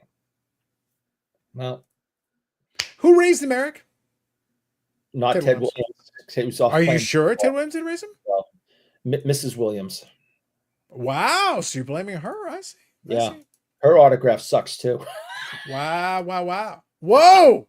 What sucks too? You see that, Matt, for Providence? You see that? Whoa! Name says, I think you should add a payment level on the membership that requires Eric to be confrontational. I know. Dan says, Cameron Cruzum is summoned. Dan, I hope you noted this. Eric finally, he spent the entire live stream denying it. And at the very end, it slipped through. Do you see that? You see the trouble you got me into? God damn it. You see that? Wow. Mm-hmm, mm-hmm. Listen, Eric, I don't know what to tell you. Like, Bobby and I have been sitting here trying to set a good example for you, being men of peace. Yeah. Here you are. Yep. Unbelievable. Men of peace. Men of peace. That's what we That's are. what I'm saying. Just saying. Mm-hmm. I can't believe these things, Bobby, that Eric says about Ted Williams. Well, we can't mention the stuff in the chat. It's really personal, so we'll It's just leave bad. it at that. Yeah. It's real bad. It really is. It's something. For sure. Odd. If we could clip no, I'm not even no, I won't even do it. If only. Yeah. Mhm. If only. If only. If only. Eric, you see the true Eric. We really have. We're learning a lot about Eric in these waning hours of the live stream here. I think In the so. very tail end, we're learning a lot. Eric, what do you have to say for yourself? Nothing. He can't Are you defend sure? himself. He's not Are a you man sure? of peace. He's not a man of peace at all. No, he's not a man of peace at all. We were looking for the collective, but it didn't happen. Sorry. I just now I'm thinking I'm not even going to go on Sunday. Yeah, maybe not. Wow. He's going to have, Wow. after all this shit, he's going to have like 5 buddies, and him And they're all going to be carrying chains and knives. And you're going to come with your 16 knives. And you're going to have 14 Yeah, I was going to say, you Mr. Knife Guy. Ooh, me, look at all the knives. Hold on, look at not all. a knife. Ooh, look at that. Ooh, me. Let me, Eric. You knives. Ooh. What happened, Eric? You were They're going to have so a paper big cutting with your contest. knives. It'll be a paper cutting contest. Ooh. What happened, Eric? They're going to That's cut what I was paper and go, expecting. look I at. was expecting you exactly. I was expecting you to go to the show in Dedham and grab a piece of paper and go like, "Ooh, look at how sharp my knife is. Ooh, look at how sharp my knife is." And then Matt's going to go. Oh, that's very intimidating. You don't know. I've gotten I'm just myself saying. out of a few jams doing that.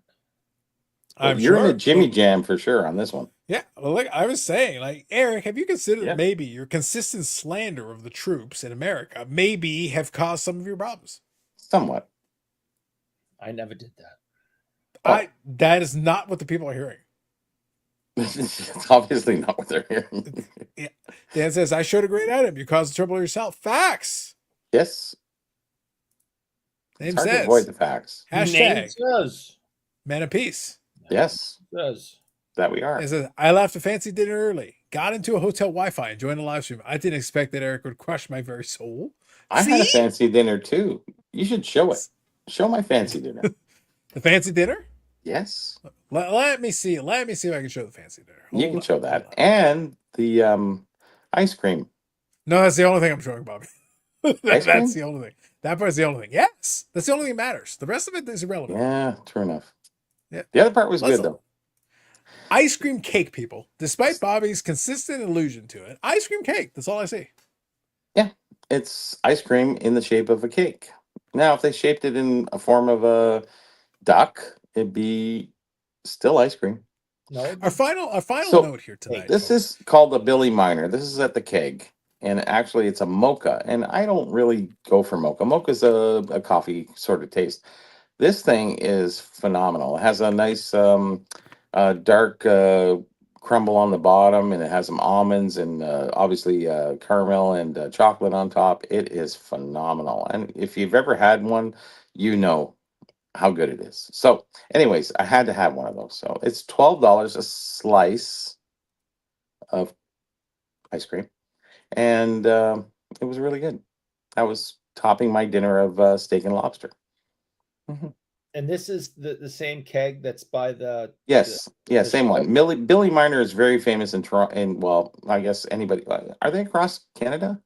Okay, Carlos? I'm pretty sure. Yeah. I have no Well, idea. look, Bobby. The important thing, kind of the reason Eric is asking the question, is that it's like no, the Bobby got reservations for the keg Yes. at the expo 4 years ago. That's why he was finally able to go.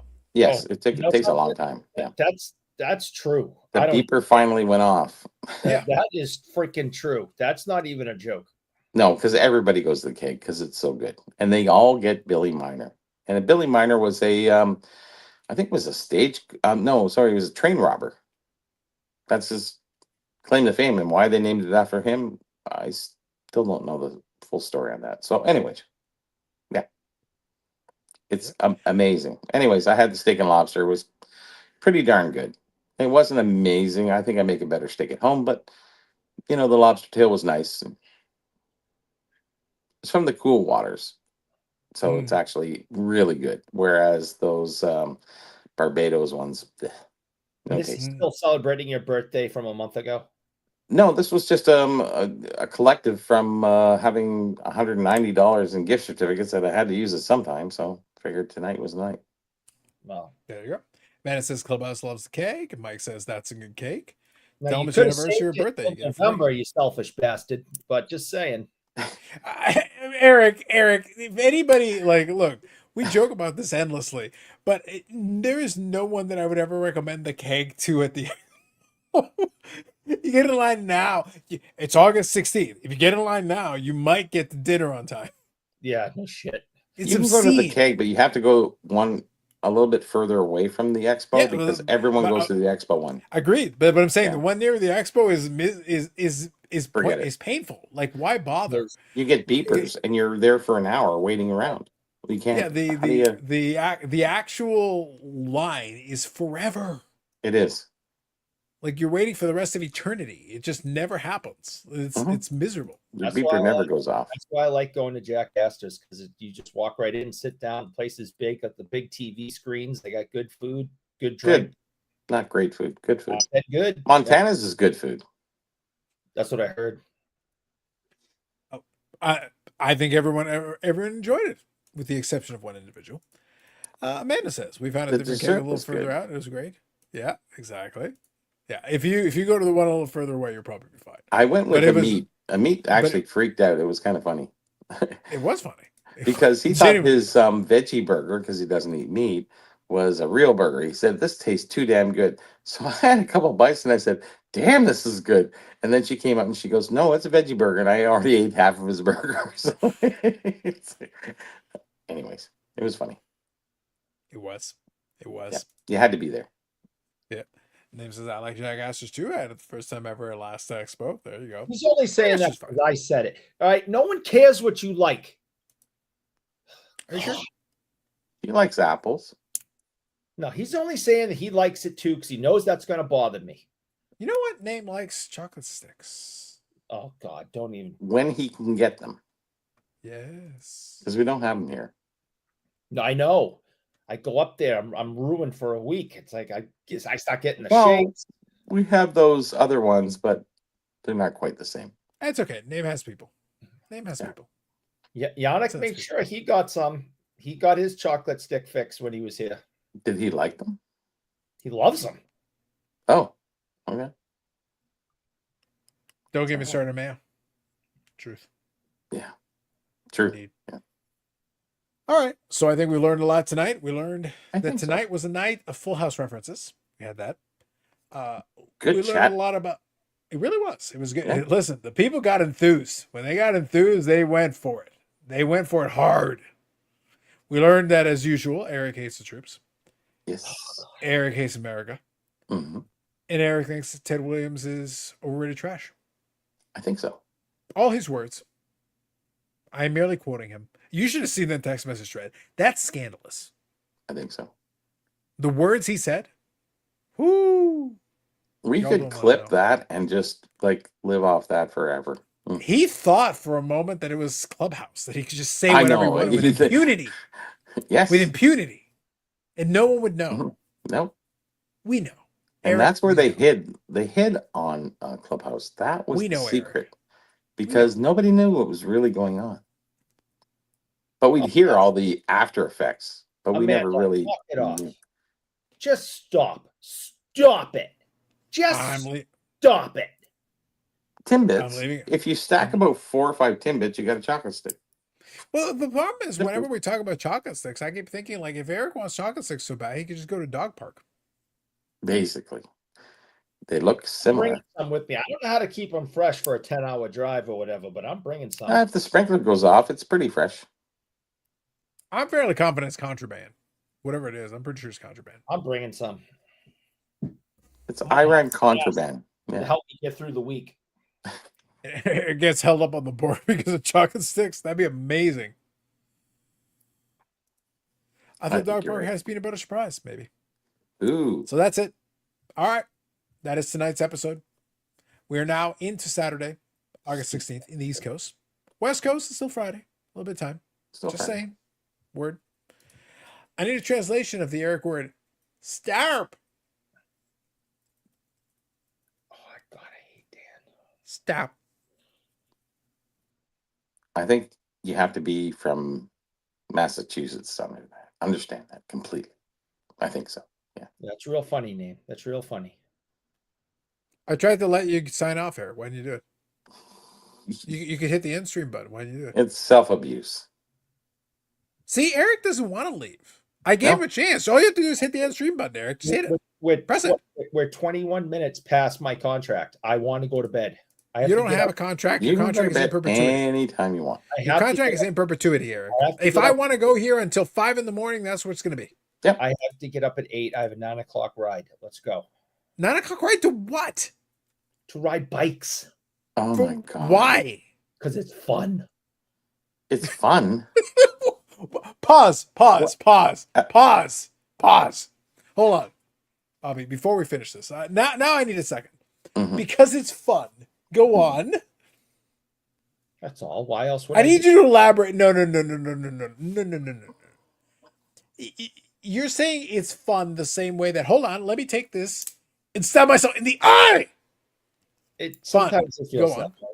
But after it's all over, you're like, wow, that was fun. During it, sometimes you throw it up in your mouth a little. That's fun. Huh. I guess. And your body hurts. I'm missing something. I don't know. I'm not buying it, Bobby. I got to be honest. I'm not feeling it. I don't know if it's fun or it's just keeping up with the Joneses. I don't know what it is. I feel like this is almost a variation of Stockholm. That's all I'm getting. It is. Yes. Eric, if you don't ride with us, you're no longer in the crew. Mm-hmm. That's the Interesting. Stockholm syndrome right there. Interesting. I don't like my cycling friends either, so I'll be If you don't answer on Clubhouse, you're not in the crew.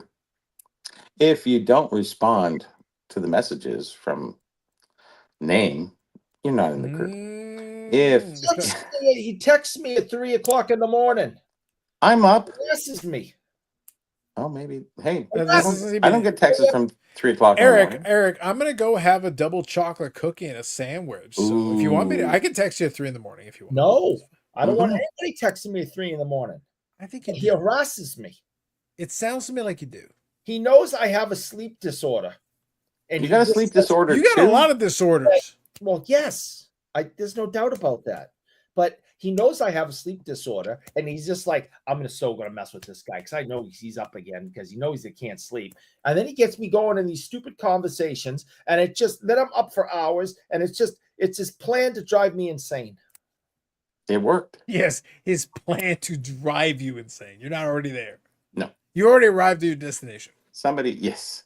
Please take your ticket he's and making exit it the worse. bus, please. Oh, he's making it worse. Mm-hmm. And on that bombshell, Yes. Saturday, the East Coast, West Coast, folks, you still got some time. It is only like 9 p.m. I like the name says it's only midnight here. No, it's midnight here. What are you lying about? No, he In says terms of 3 a.m. No, I know 3 a.m. I know. Yeah. So it is only like 9 p.m. there. I know. Amanda, Think about 9 it, Eric. p.m. 9:24 p.m. over on the West Coast. It's early. Mm-hmm. And where Dylan is, it's like lunchtime or something. Probably. Like it's wild. Scandalous. Crazy. Think about it. Anyway, that's it. On your way out, hit the like button. Longest running episodic, whatever it is. We continue. Over 1,700 days of this nonsense bullshit. And here we are. And we're here. Name and I should start a podcast. That'd be phenomenal. I'd love it. I would watch that. Yeah, I would click the like button at least once. I wouldn't watch one damn episode because half of it's going to be bad mouthing me. No. I hit the like button 3 times for that. 3 times. Philippines Collection, take care, everyone. Absolutely. Have yourselves a good night. Thank you to chat. You've been very good. Excellent. Appreciate you. Catch you in the next one. Bobby Burrell in the Garage of Knowledge. Eric in the rolling truck in Manila. He's mostly CGI and AI, but it is what it is. Have yourselves a good night. See you next week.